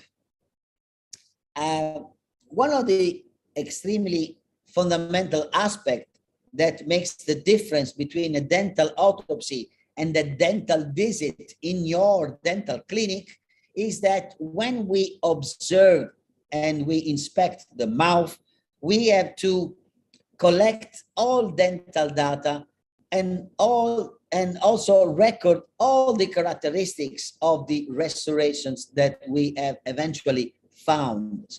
This means also understanding and recording where the restoration is. That's why we use the odontogram, which is this graphic that you see here within the 600 forms of the Interpol postmortem form, where you have 32 squares, which allows you with 5 square inside, well, 5 fragments segmented into 5 areas, which allow you to record if the restoration is occlusal, if it is distal, if it is mesial, and also if it is tooth colored, if it is amalgam, and so on. Here you see how easy would be to use a portable X-ray device battery operated and a portable laptop battery operated together with this wire brings you to the sensor that we use. Of course, we protect the X-ray because we are doing a post-mortem collection. And one of the also smart aspect about this device is that you can carry in the plane in your cabin bag. X-rays so important because especially when we have not only, but especially when we have burnt human remains, like in this case, as you know, burnt human remains are extremely fragile and they risk to become powder, to become more fragmented. So as soon as you get burnt human remains, you should do as soon as possible X-ray device that you can see here. So the periapical X-ray here, post-mortem, PM, of this fragment will allow the identification comparing this X-ray, PM X-ray, with the ante-mortem X-ray, which is the one on the left. And you can see also that the X-ray allows us to understand that not only this is an inferior molar, but this molar was treated endodontically, as you can see here, and also that the premolar that you cannot see in the fragment is actually present in the dental formula, but was lost post-mortem and not before death. Here are the characteristics of the bridge which was found in the place where human remains of this person was found. And this to show you that a very old panoramic of somebody who is missing is still very extremely useful in the human identification process, because Here, for example, you can easily understand, because you are dentist, that in the third quadrant, we don't have a fixed dental prosthetics like this one, because this picture, this panoramic is many years before the recovery of this human remains. In the meantime, the patient has gone somewhere to do a fixed restoration, which is perfectly fitting. Here, this space, you can see this small premolar, which will fit this space. You can see that this crown will go on this molar. You can see that this pontic is the missing tooth here. And you can see also the other pillar of the posterior prosthetics, which corresponds to this one. And there is also, you can easily see the match of the shape of the root. So again, resistance to heat, to dental treatments, to chemicals, to time.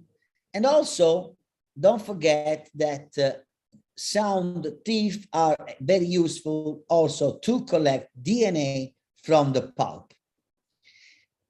We can skip this, we can skip this. I would like to take you to more interesting aspect related to the remote digital dental autopsy. So these are some devices of the UK DVI team. I was invited to join an exercise in London, and I was able to participate to one of the biggest DVI operations in terms of training that was performed in Europe some years ago. Here you see the use of the Plus Data software, which is the software that replicates the Interpol form. So you can see here the paper Interpol forms with the odontogram. Of course, this is the 600th page, but the Interpol forms are related to the whole DVI collection of information. So, of course, there are areas for anthropology, for fingerprints, for pathology. These 2 pages are dedicated to odontology, and you have the identical software on a computer. Let me stress the difference between a dental autopsy and a dental examination. The dental autopsy is not only the collection of post-mortem dental data, but is also the analysis of the post-mortem dental data. And the dental examination is basically the concept of saying which are the teeth present, which are the teeth missing, which are the teeth restored. But of course, this is not, this cannot be considered a dental autopsy, because our contribution to the identification process is not only a collection of data, but it's also an analysis of this data. And the analysis means that we are the only forensic experts in the position to offer straight away, in a very timely way, the genetic profile of the human remains we are examining. The fingerprints and the DNA cannot allow, at the first phase, when we have to establish where we have to look for the identity of this person, DNA and fingerprints cannot offer a genetic profile. Of course, they are used as primary identifiers together with dental information, because of course they allow a comparison and a match of the data collected from the human remains and the data gathered from the people who have reported a missing person. I just stress this information. Here, there are the 2 pages of the 600 pages of the Interpol DVI forms, also used for unidentified human remains, and not only inside a disaster victim identification scenario. These are the codes that we use in order to allow also an easy comparison and reconciliation of AM and PM data. And we also use color coding so that it is immediately visible on the odontogram what is composite and what is amalgam, to give you an example. Primary identifiers means that we perform and we achieve a positive identification only using fingerprints, forensic dental data, and DNA. We also use secondary identifiers, but we never identify a person only on secondary identifier. That is why, with some exception, it is not accepted by the forensic community to identify human remains using a visual recognition. Now, let's say the combination of primary and secondary identifiers allows a positive identification. This means that we can achieve a positive identification by having a confirmation of also one primary identifier combined with a secondary identifier.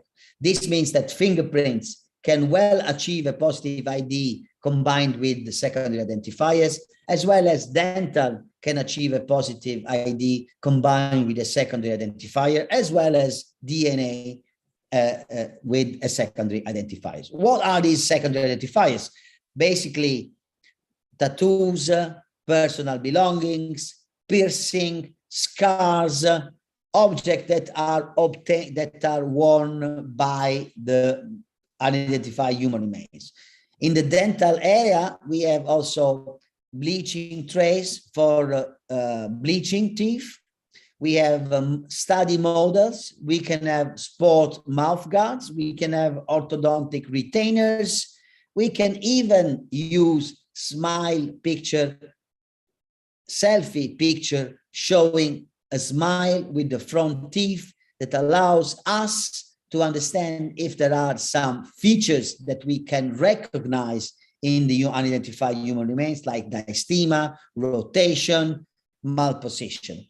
Here you can download the English version of an online resource that, together with Ademir Franco and Maud Yusuf, we have delivered and created for clinical dentists to facilitate the collection of dental data if they are appointed, if they are contacted by law enforcement, or if they are called by the prosecutor or the coroner's office or forensic pathology. If you download, you will see, if you go on this DOI, you will see that you get this one-page checklist, which is simply a way of facilitating the collection of data. I'm not saying that a dentist will not be able alone to understand what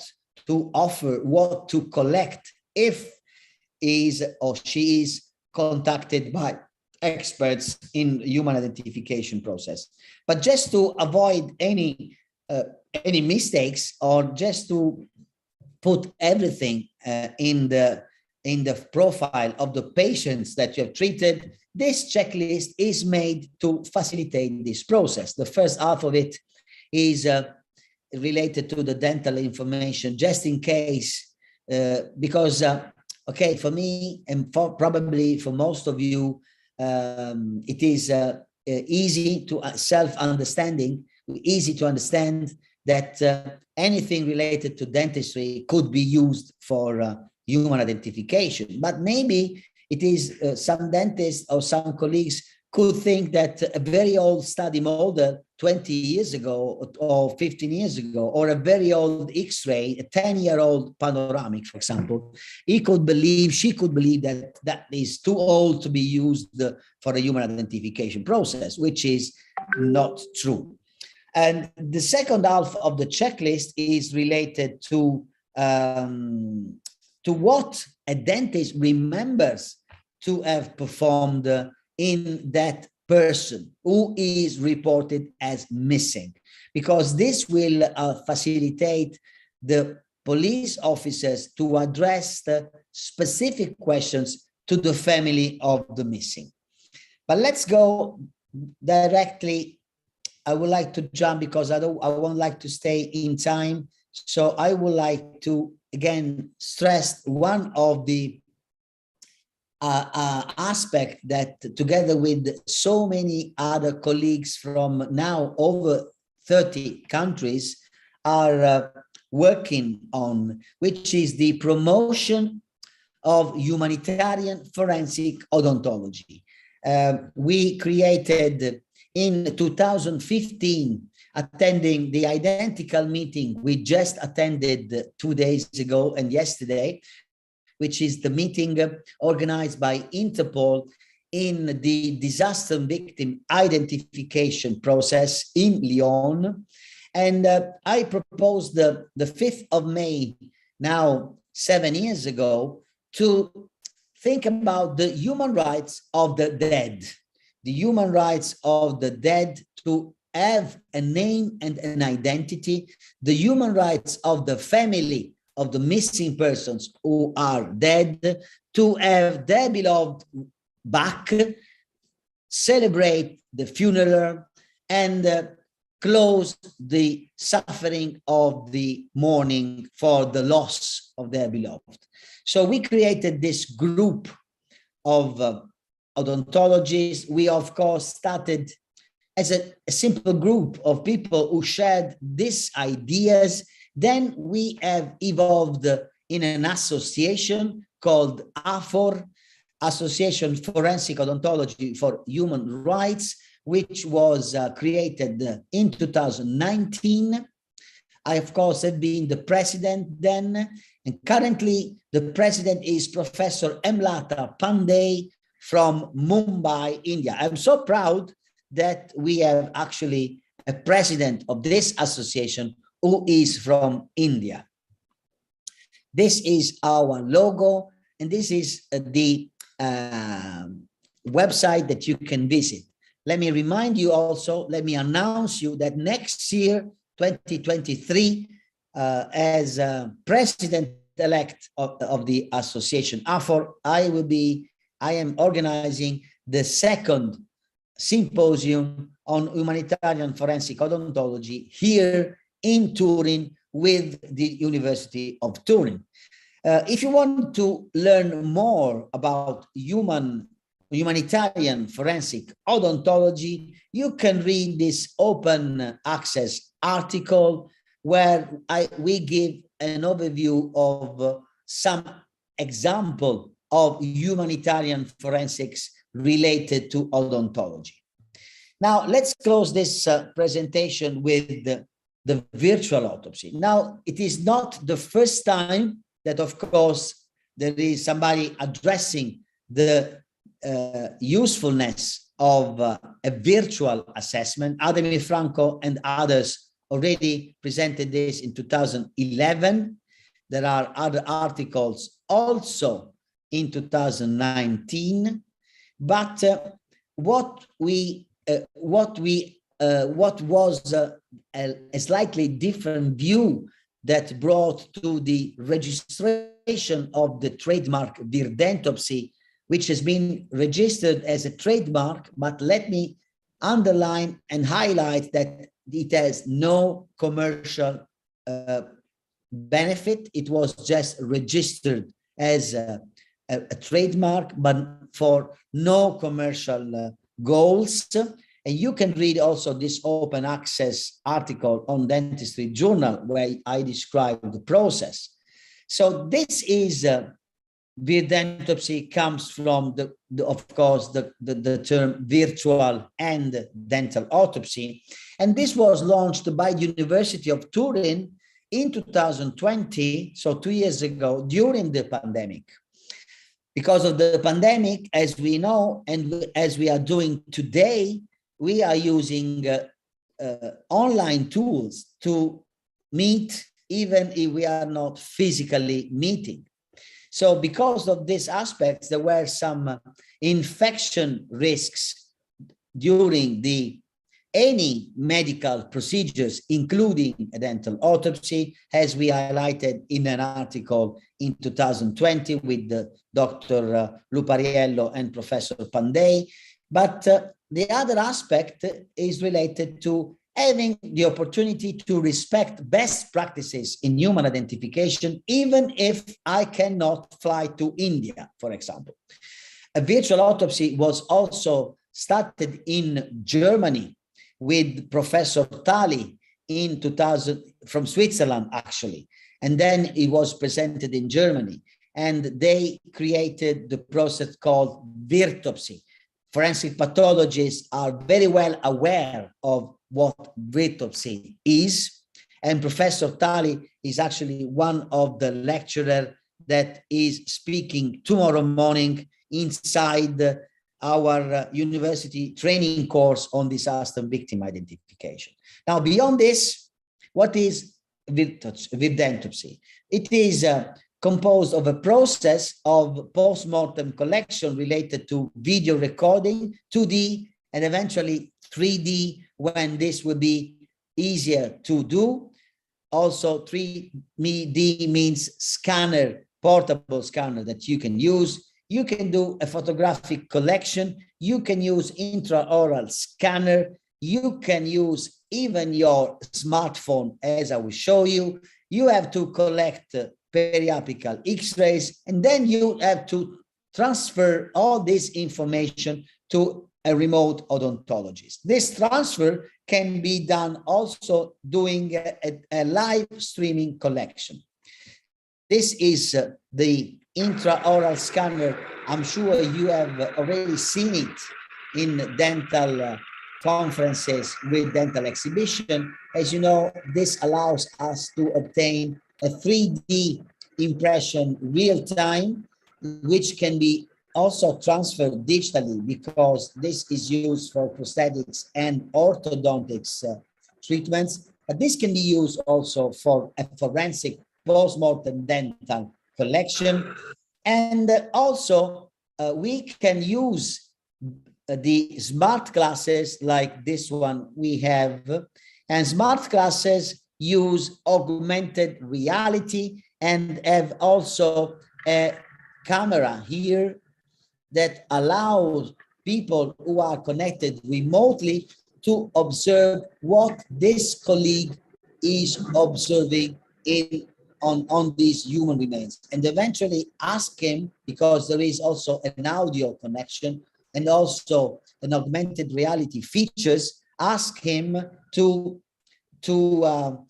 go and observe more aspects on specific areas. You can see here that this tool can be used for a real forensic case, but it can also be used for training remotely, doing live training exercises, because you can project what the smart glasses are observing in a big screen. And this is also what we are seeing, or what the colleague was observing.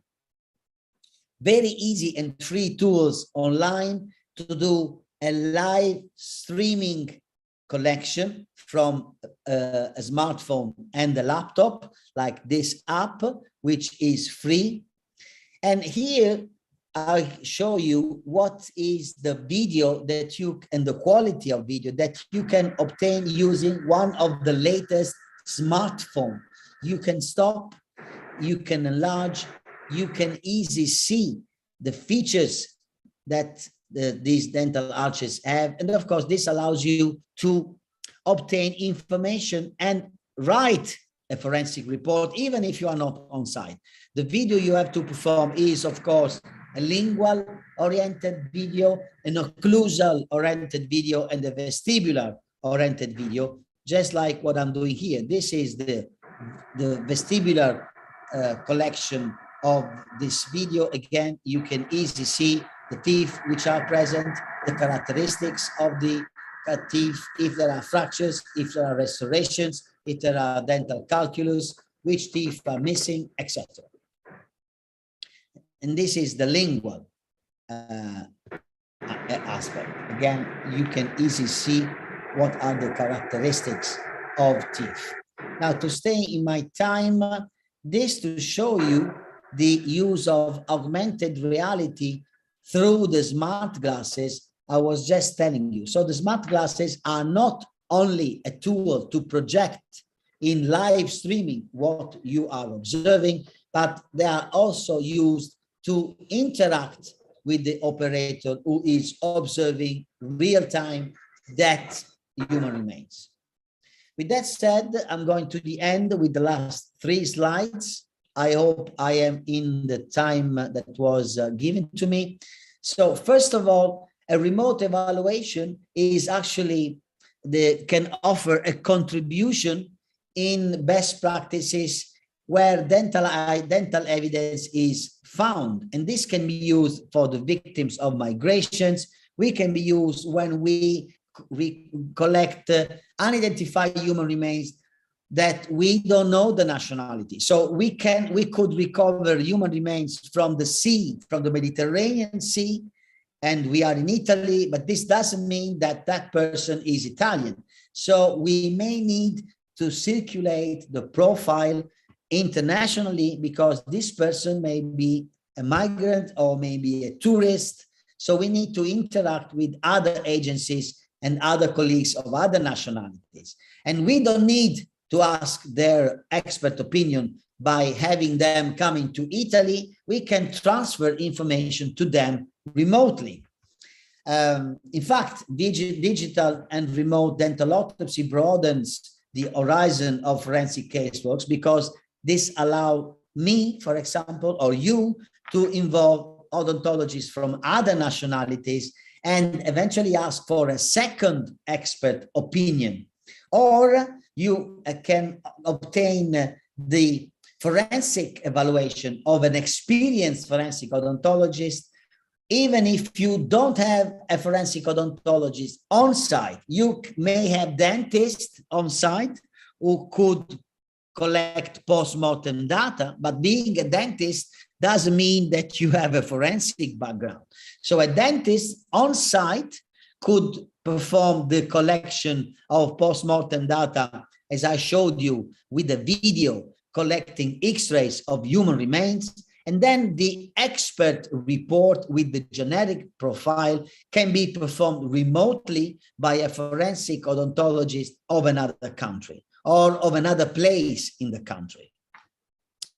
It can also be used in other areas where you could benefit of information analyzed by a forensic odontologist. In fact, sometimes I am involved in giving an assessment of old, ancient human remains where you find teeth and jaws. We have paleoodontology discipline, and even in some archaeological cases, it would be interesting to observe, to have a dental examination. I just remind me the case of the vampire from Venice that we have published some years ago related to recovered human remains during an excavation site in Venice. It can be used as a training tool because of the pandemic. Sometimes you could not host more than 10, 15 people, but you can create a training session remotely, and you can have as many as possible people connected remotely observing your work on human remains. And the other very important aspect is the humanitarian aspect. As I've been stressing, with AFOR, we can use birdentopsy as a support in all those countries that would benefit from a consultation in forensic odontology, but cannot afford the presence of forensic odontology on site. And of course, for me, it is extremely easy to remain in my office in Turin and offer forensic consultation in forensic odontology to countries that cannot support or cannot afford in that moment the expenses of odontologists flying on the site of the disaster. With that said, this is my email address. This on the right is the logo of our medical legal section chaired by Professor Giancarlo Di Vella, who sends his greetings. And this is the logo of the Laboratory of Human Identification that I have the honor to share. With that said, I leave it to the moderator, hoping that I stayed in the time that was given to me. Thank you so much, sir, for the wonderful presentation. And now I would like to invite Dr. Anmol Bagaria, ma'am, for conclude the session. Over to you, ma'am. Good afternoon, everyone who have joined us across the globe. I thank sir for giving us his valuable time this afternoon in India, and for such an informative lecture. I'm sure, sir, your lecture must have enhanced the knowledge of all the practitioners and all the researchers watching you across the globe. Thank you for your valuable time. Thank you, sir.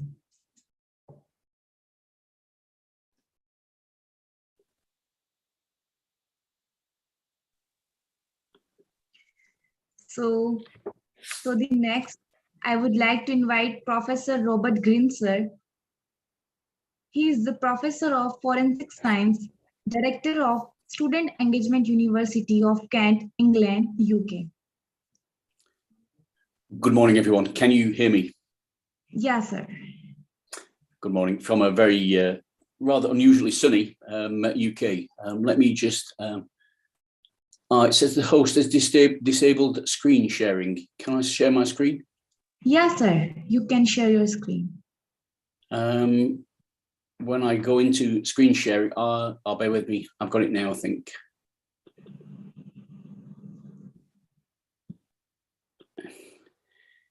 Can you see the screen now? Yes, sir. The PowerPoints. Okay.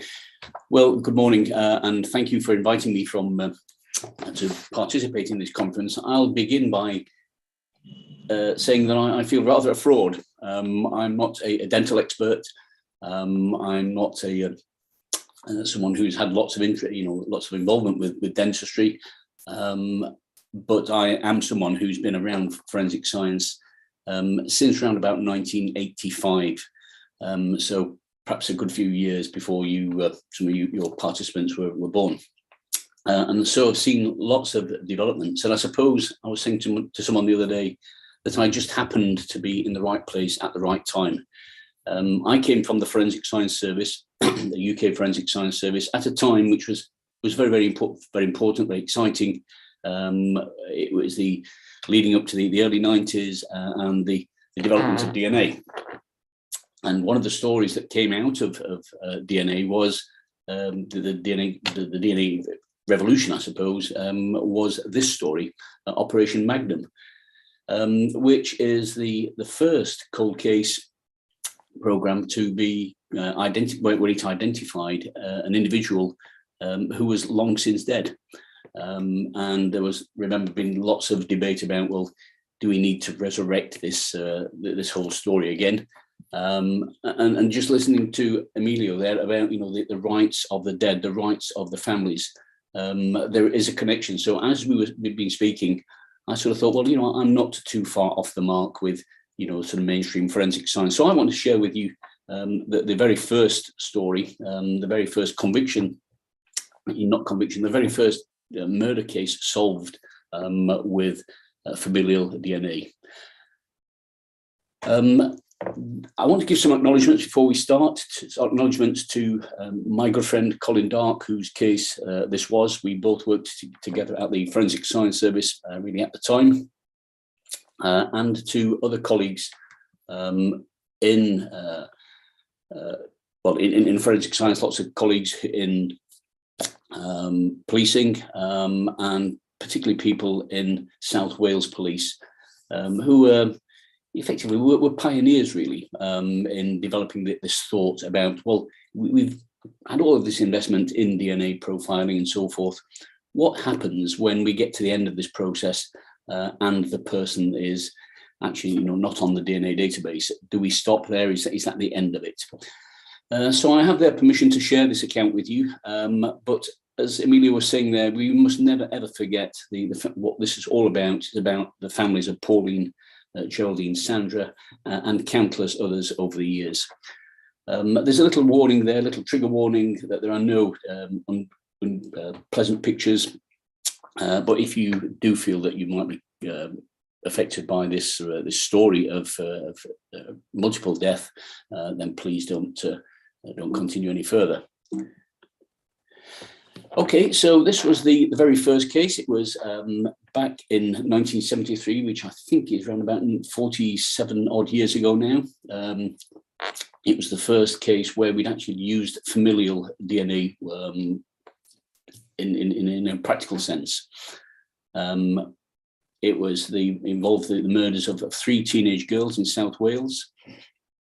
We'd searched the database. We had a database our database went live in 1995.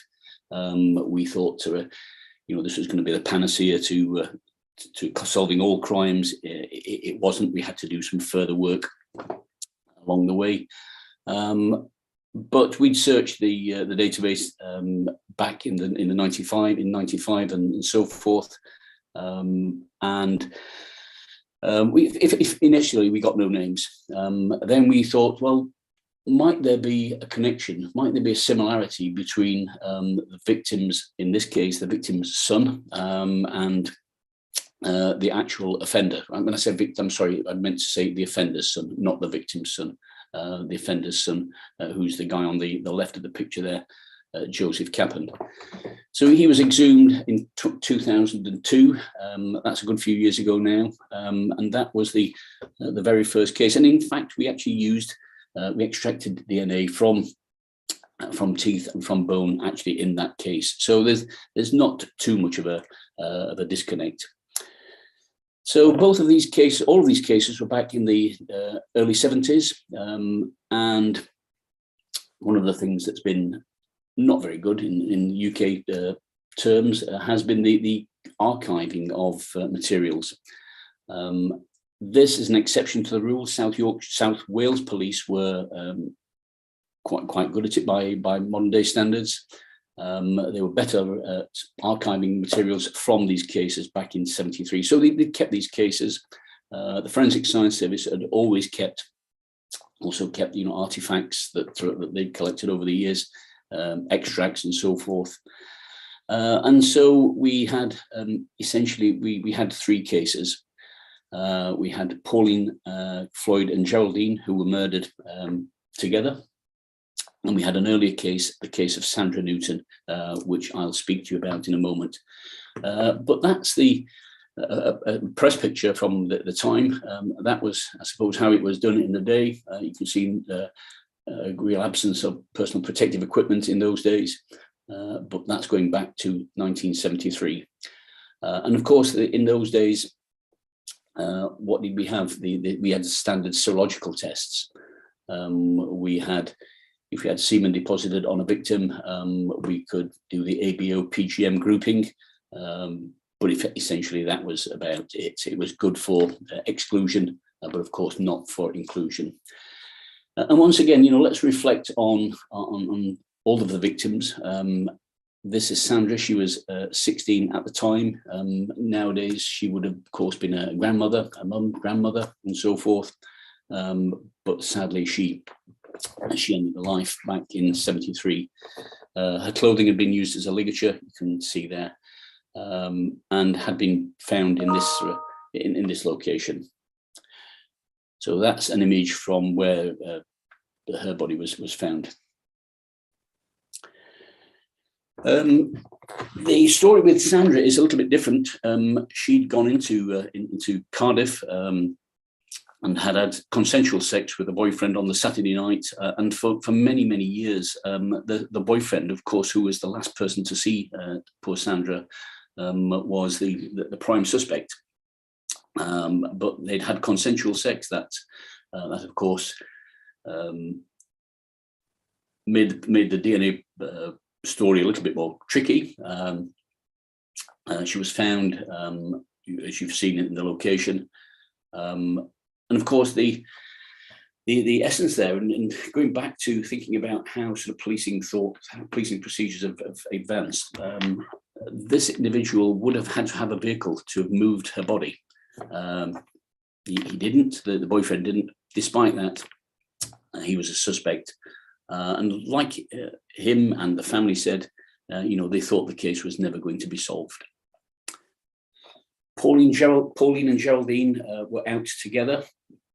They'd gone into a nightclub in Cardiff. They'd gone out and tried to hitch a lift home. And they actually never made it. They were found dumped and sexually assaulted in a place called Llandarcy, which is in Wales in the UK. And of course, that was a massive, as you can see there, it sparked a massive police manhunt because people were then frightened that this person would strike again. And a lot of the work I did whilst I was at the Home Office many years afterwards was actually looking into the offending patterns of these people who commit these crimes. And let me say right from the outset that these people do not commit one offence and stop. They carry on really until they're stopped. So it's within the gift, it's within the job of the policing and science community to stop this happening again. So they were 16-year-old when they were sexually assaulted, strangled and dumped. And we had very little to go on in those days. But let's move forward to 1975, and I'm sure some of you have seen this iconic picture of Professor Sir Alec Jeffreys and his revolution, I suppose, with DNA. We thought that we might be able to look back at this old case using this very early technology back in the 80s with the first case of Colin Pitchfork, the first successful use of the murder of Colin Pitchfork. But in those days, this was what a DNA profile looked like, the autoradiograph, which you can see Alec Jeffreys holding up now. It was a barcode. And whilst it was very good, it was very useful for connecting individuals with particular cases, it really was not much good for databasing purposes. So we actually couldn't build a database back in those days. But we could compare like with like. And that's what happened on this occasion. So moving forward now to 1990s, this is just about 5 years before the database went live.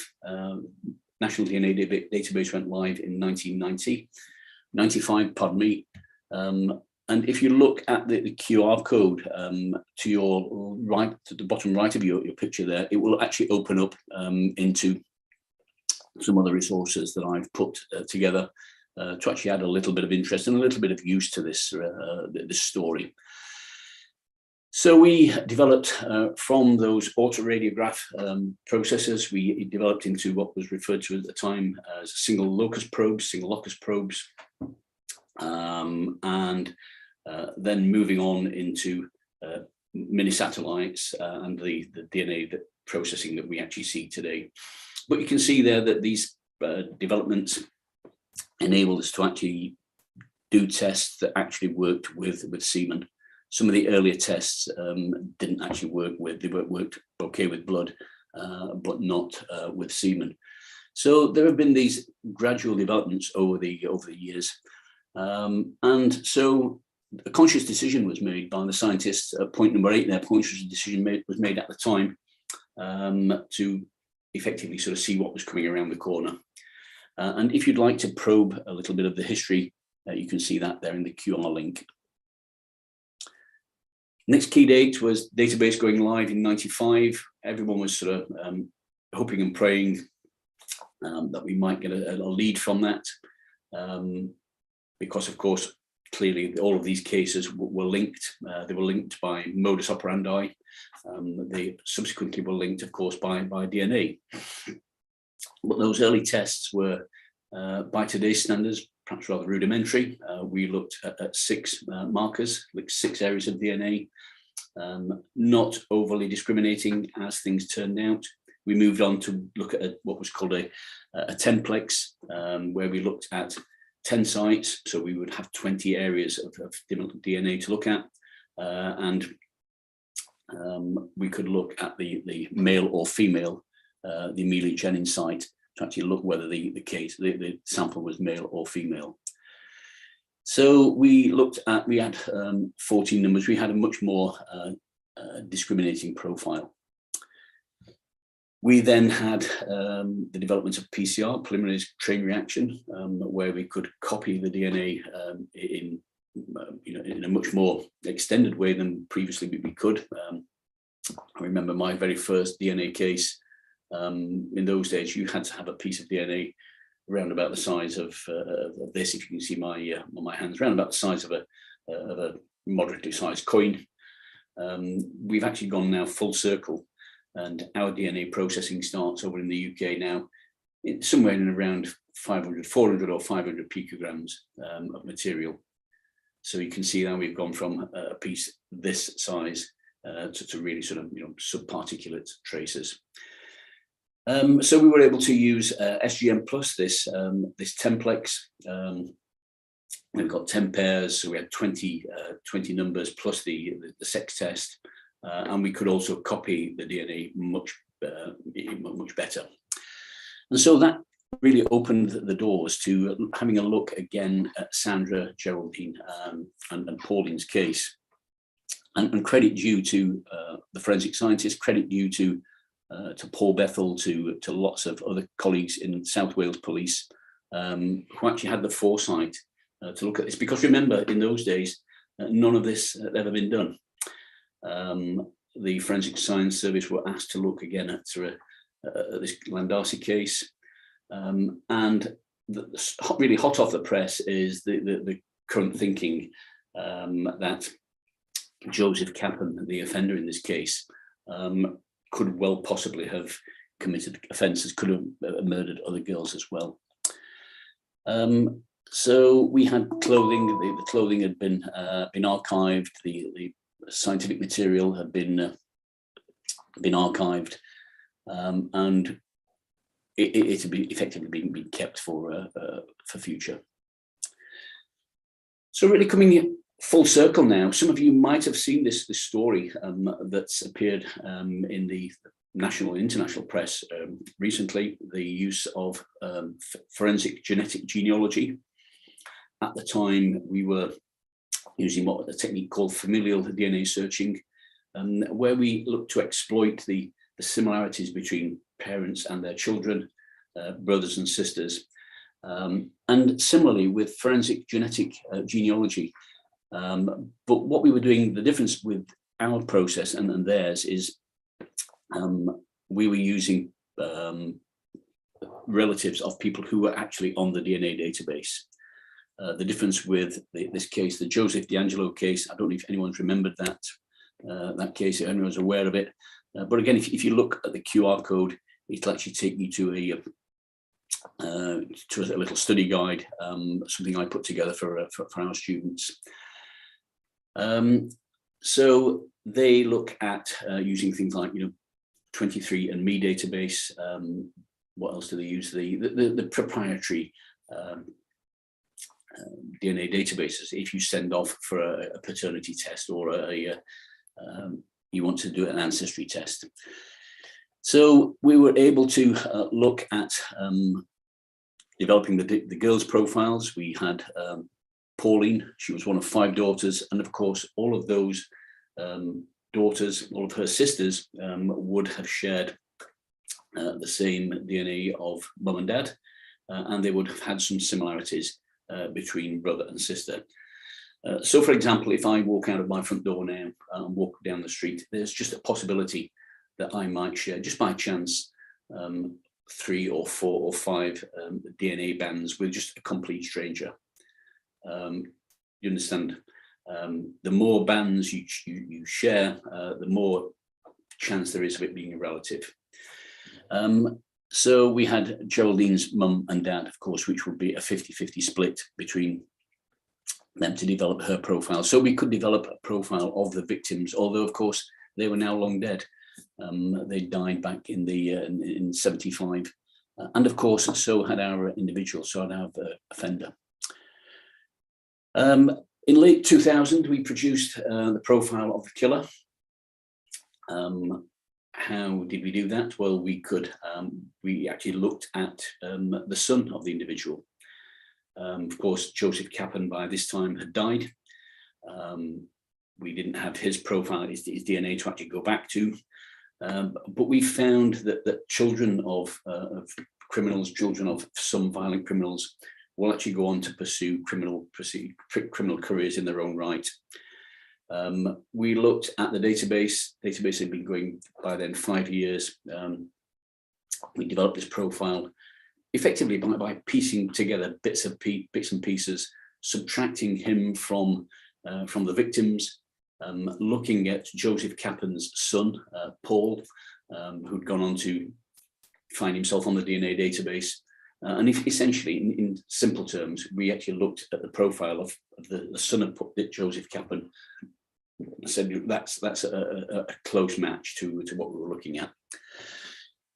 So that's how we did that. The next key date was in 2001, and again, people, there's a QR code there, essentially just to one of the lectures that I give as part of our program over at Kent.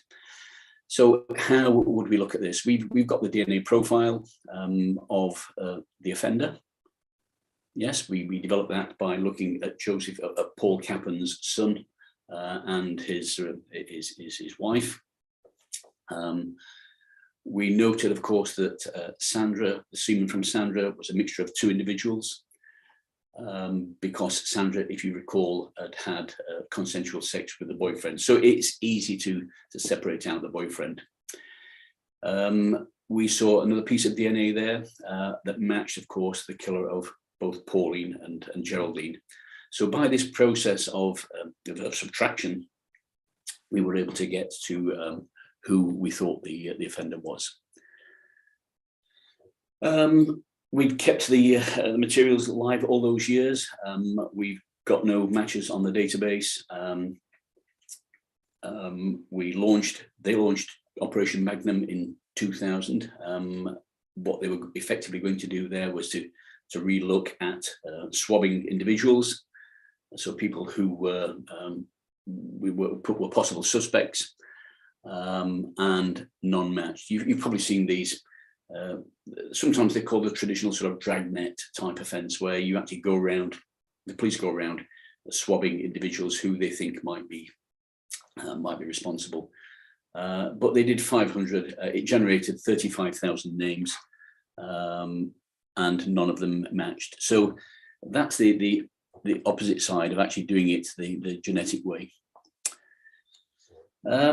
We then put together a familial searching team. They put together a familial searching team, and again, the QR code there links to a document that we wrote whilst we were at the Forensic Science Service, which will open up. It's a sort of whodunit for investigators. Actually, how do we do this this process of familial searching? This generated lots of names, and of course, what you need to do then is to speak with the police officers to actually get some of their thoughts on who the suspects were, and to narrow it down. It was reduced down, so that 22,000 reduced down to 100 possibles, and was had a similarity with Paul Kaplan. So the basis on which we work, and if you access the QR code, people, you will see this image. That's the front page of the guidance. But we found that our studies showed that family dispersion, family movement was correlated with higher income, education, and this point number 3, that criminality does not always, but can run in families.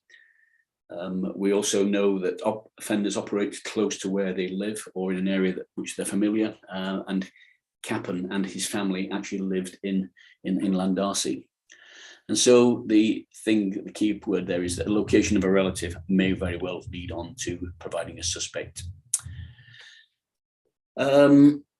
We know that we inherit DNA from parents. So essentially we were trying to look for what's now referred to as reverse paternity. So we're actually not looking for the children of the offender in this case. We're doing it the opposite way around. we're actually looking for the parents of the children. So we looked that the person wouldn't travel very far. They were put onto Excel sheets and essentially matched and ticked off the ones they thought might be the suspects.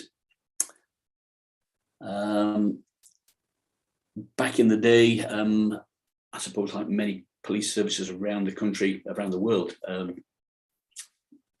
people worked on card indexes. This was the days before computerization. So they had to look back through thousands and thousands and thousands of records. But of course, doing it the scientific way helps you to focus down in a much more effective and efficient way.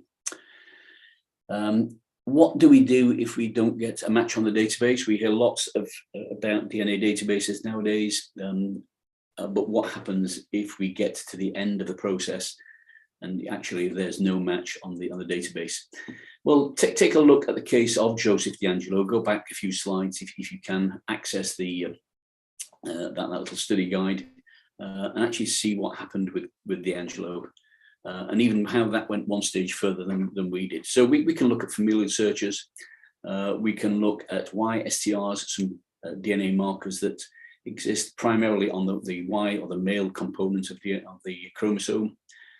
We know that some alleles, some DNA markers are rarer than others. And as we started with this case, we can do an intelligence-led screen, effectively where you go around and you think, well, who could the suspects be? And you sample those. So they looked back through at this stage. Now we're looking at science. We were looking at these base pair repeats, and you'll find, of course, those people who work in DNA will find, of course, that DNA, use of DNA, it always has an exclusionary slant. We try to exclude the people who can't be a donor, and then look more carefully at the ones who we think can. So we looked at some rare and some more common profiles, and within that, and we're narrowing down the target more, was the name Kappen. And as soon as that name was mentioned, the police officers at the time said, well, he was actually his name was actually in that inquiry back in the 70s, or the mid 70s, 1974, 75. The other thing that influenced the inquiry back in the day was this white car. This was seen by a witness who'd said that she'd seen this type of white car. Now, Kappen at the time had a white 1100 car. But when the police officers went along to speak to him, the car was up on jacks, it was up on bricks, and he said it was actually off the road and hadn't been running for months and months. So police officers took his word for it, and that's really why that wasn't pursued perhaps a little bit more at the time. So we did what we referred to as reverse paternity. I'll quickly go through now because I realise I'm running out of time. We had Paul, who was Joseph's son. We know, of course, that Paul would be half of Joseph's DNA, wouldn't we? So we inherit half of our DNA markers from mum, half from dad. So we know that Paul would be half of Joseph, the murderer. We had one of his sisters, who, of course, would share a quarter of that with Paul. And we had his mum. And for people who actually like doing jigsaws, it's that type of jigsaw puzzle where you're sort of trying to fit together the bits of DNA that you have to see if you can build a DNA profile. And you've heard me say about reverse paternity, and then to see who could be excluded. So, of course, we could get a full profile, but the downside is that we couldn't necessarily say which two of the children we inherited it from. So it's a little bit like a jigsaw where you've got one or two pieces that are missing, essentially. So ultimately, the decision was made to exhume Joseph Kappen. Again, not something that's done lightly. On this occasion, we actually had to go to the Home Secretary at the time, because you can exhume in the UK law, you can exhume people when there's likely to be a court case. But of course, with this case, there was not going to be any court case. So the Home Secretary signed it off. He was ultimately dug up. This is a very chilling and true story from the exhumation. I'll just read it verbatim. It says, we dug up the first coffin and lifted that out and got Joseph Cappan because he was actually in the middle. Someone was buried on top of Joseph. He was the middle of three coffins. And there was a massive clap of thunder. Bearing in mind, this is done in the middle of the night, effectively to stop prying eyes. And so that must have been quite frightening for people who were exhuming this coffin. There was a huge clap of thunder, and they said, we must have unearthed evil. They took two samples. One, of course, effectively linking with the conference theme, was the tooth, and one was the large leg bone. He was partly skeletalized, but to some extent had been preserved by the plastic pajamas he had on underneath. This QR code links to some materials I put together for our students. How do we extract DNA from bone? How do we extract DNA from teeth? We use a process called freezer milling. And if you if you click onto the QR code, you can actually, it will take you to those lectures. So they exhumed Joseph Cappan. He was the tooth and the femur were sampled. We got a DNA match. You can see there Joseph Cappan, coffin coming out of the ground.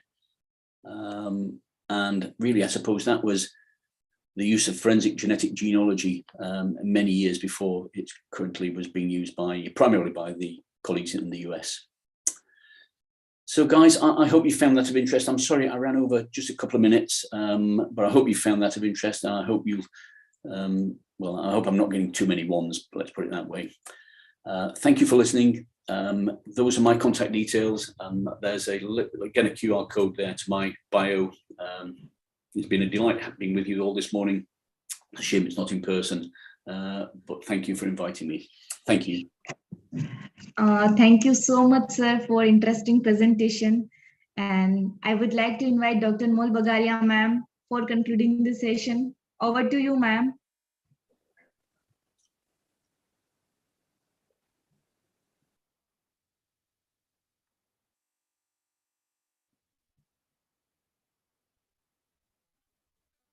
Ma'am, please unmute yourself. Thank you so much, sir, for such an informative lecture. And thank you, sir, for giving your valuable time to us. It was a pleasure listening to you, sir, today. Thank you. Thank you. So with the continuation, I would like to invite Dr. Swati Dubey Mishra, ma'am. She is Associate Professor at Sri Vaishnav Institute of Forensic Science, Indore. Over to you, ma'am. Thank you, madam. Madam, kindly allow me to share the screen. Yeah, ma'am. You can share now, ma'am.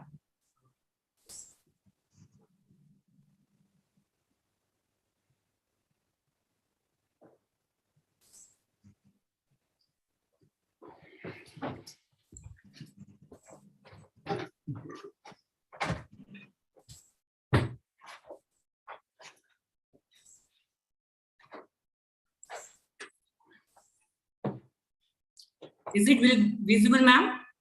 Yeah, ma'am. Okay.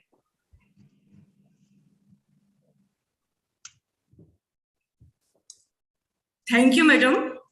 Respected Dr. D.K. Satpathy, sir, renowned forensic personnel who carried out record 876 autopsy in one night after Bhopal gas tragedy, and famous for his word, "Murda bolta hai." Respected Dr. Harsh Sharma, sir, evergreen personality in the field of forensic science, other organizing committee members, Dr. Anmol, Dr. Hemant, Dr. Ashish, Pushvardhanji, delegates, speaker, and students. Namaskar. I feel privileged to be a part of this conference. Today, of my deliberation is on ethical aspects of forensic science. As many of the participants are from UG and PG background of forensic science, and they are the future scientists and academicians, so they should know about the ethics. Due to time concern, I will try to precisely brief it.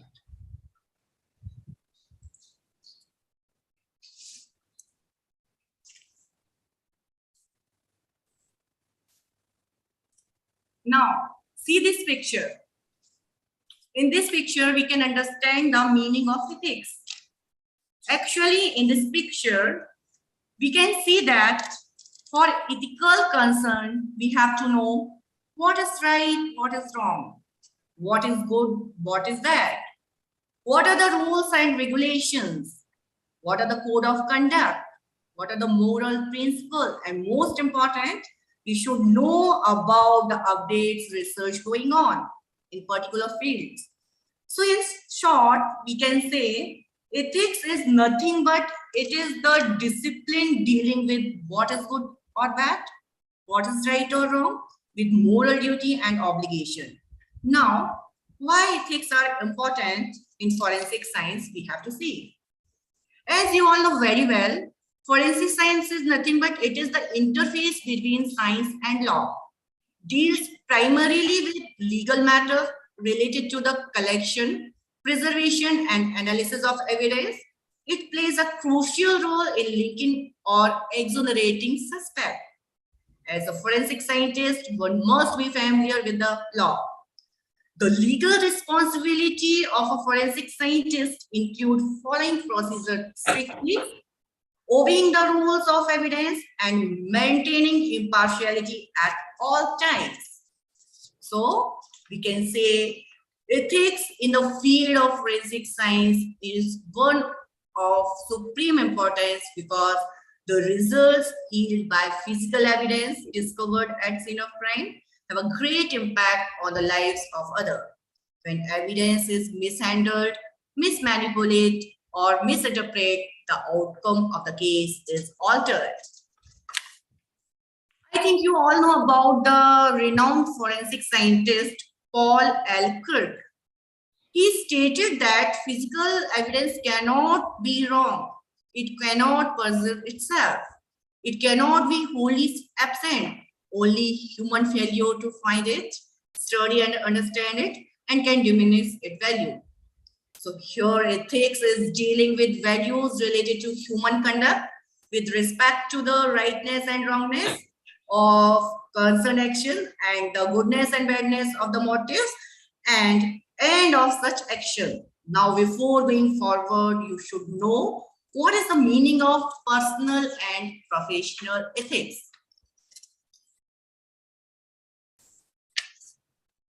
What is the meaning of personal ethics? Personal ethics is also known as moral ethics. It varies from person to person and affected by various factors. While here I want to take an example for personal ethics. The ethics of a lawyer depends on his duty towards his client or the court. A lawyer is not always bound to tell the truth, since his first duty is to prevent his crime from being convicted. On other hand, what is the duty of forensic scientists? Forensic scientists have different ethical requirements since they obey a duty of care to the victim, suspect or prosecution, and society at large. The trust imposed on him by society cannot be violated at any point under any circumstances. So here, as I already told, personal ethics vary from person to person and also affected by various factors. Now, professional ethics. Professional ethics refer to the code of guidelines that regulate the professional and scientific conduct, which are more fundamental compared to personal ethics or morals.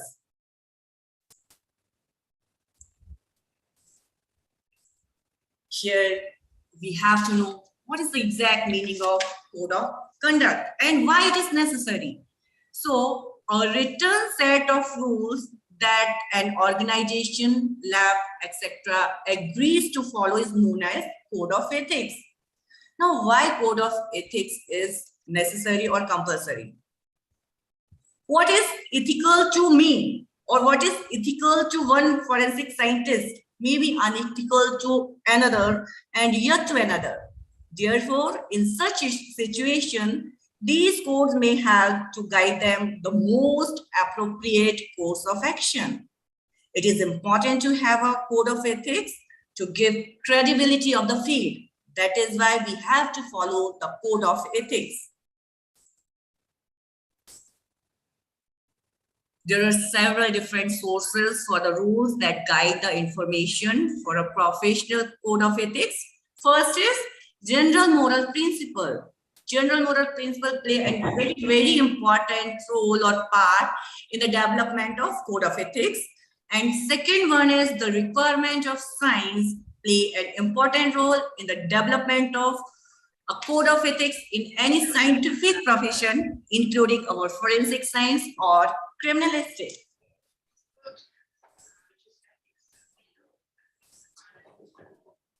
The National Code of Professional Responsibility defines a framework for promoting integrity and respect for the scientific process and encouraging a research-based culture. To increase public confidence in the quality of forensic services, each forensic science and forensic medicine service provider must meet the requirement enumerated below. There are 14 points which are given by the National Code of Professional Committee. First is accurately represent his or her education, training, experience, and area of expertise. Suppose I am PhD in forensic science, and other one is not PhD in forensic science, and he or she mentioned in his or her resume she or he is PhD in forensic science. So that is wrong as per ethics, because someone misguide with the help of your by seeing your education. So we have to accurately represent our education. Next is pursue professional competency through training, proficiency training, certification, and presentation and publication of research finding. I have completed my PhD in 2012, but still I am learner. Why? Because it's the demand of forensic scientists to, if we are not update ourselves, so what happened? We cannot give the judgment accurately, precisely. Commit to continuous learning in the forensic discipline and stay abreast of new finding, equipments, and techniques. Promote validation and incorporation of new technology, guarding against the use of non-valid method in casework and the misapplication of validated method. Here I want to take an example. Most of the person familiar with the HPLC, if we analyze any substance with the HPLC in my laboratory, so the result will be the same in any other laboratory. Okay, so this is known as method validation. When we change some or small parameters, our results should not be changed. So it is known as validation of the method. So promote validation and incorporation of new technology guarding against the new non-valid method in casework and the misapplication of validated method. Avoid tampering, adulteration, loss or unnecessary consumption of evidentiary material. As you all know very well, we have to maintain the chain of custody. We collect samples from the scene of crime and we have to take that sample into the court also. In between, there are so many parts. So we have to avoid and tamper that evidence because it is very, very important for judgment point of view. Avoid participation in any case where there are personal, financial, employment related and other conflicts. conduct full, fair, and unbiased examination leading to independent, impartial, and objective opinions and conclusions. Make and retain full, clear, and accurate written records of all examination and tests conducted and conclusion drawn in sufficient detail to allow meaningful review and assessment by an independent person competent in the field. If we propose any report and if we write any report, so other person clearly judge that report or easily understand that report. So we have to write each and everything in our findings. Based conclusion on generally accepted procedure supported by sufficient data, standards, and controls, not on political pressure or other outside influence. Do not render conclusions that are outside one's expertise. For example, my specialization is biology and serology, and I am also equipped with toxicology and dermatographics. Apart from that, if I want to give my decision or I want to give my suggestion in digital forensic, it will be wrong. So do not render conclusions that are outside one's expertise. Prepare report in unambiguous terms, clearly distinguish data from interpretation and opinions, and disclosing all known associated limitations and prevent invalid inference or mislead the judge or jury. Do not alter report or other records, or withhold information from reports for strategic or tactic litigation advantage. Present accurate and complete data in report, oral and written presentation and testimony based on good scientific practices and validated method. Communicate honestly and fully once a report is issued with all parties, that is investigator, prosecutor, defense attorney, and other expert witnesses, unless prohibited by law. Document and notify management or quality assurance personnel of adverse events such as an unintended mistake or a breach of ethics, legal, scientific standard, or questionable conduct.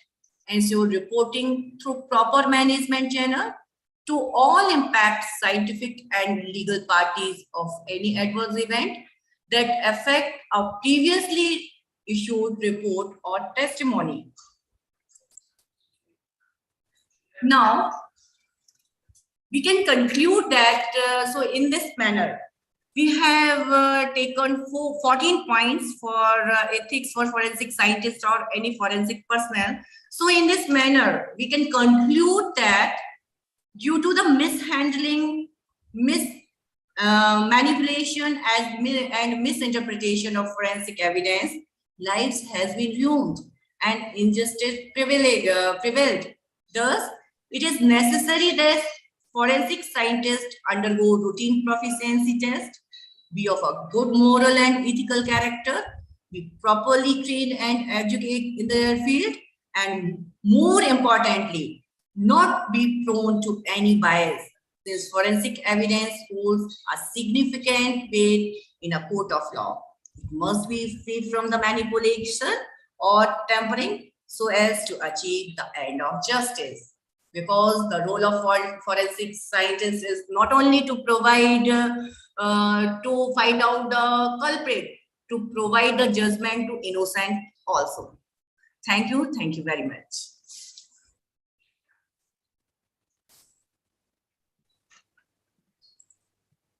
Thank you so much, ma'am, for a wonderful session. And I would like to thank all the viewers for joining with us for this exclusive conference. I hope you will get a lot to learn from this about forensic science. And I would like to thank Dr. Mol Bagaria ma'am and Team CynoDent for organizing this exclusive conference. Thank you so much, ma'am. Thank you. Thank you. And also thanks to all the delegates. Thank you.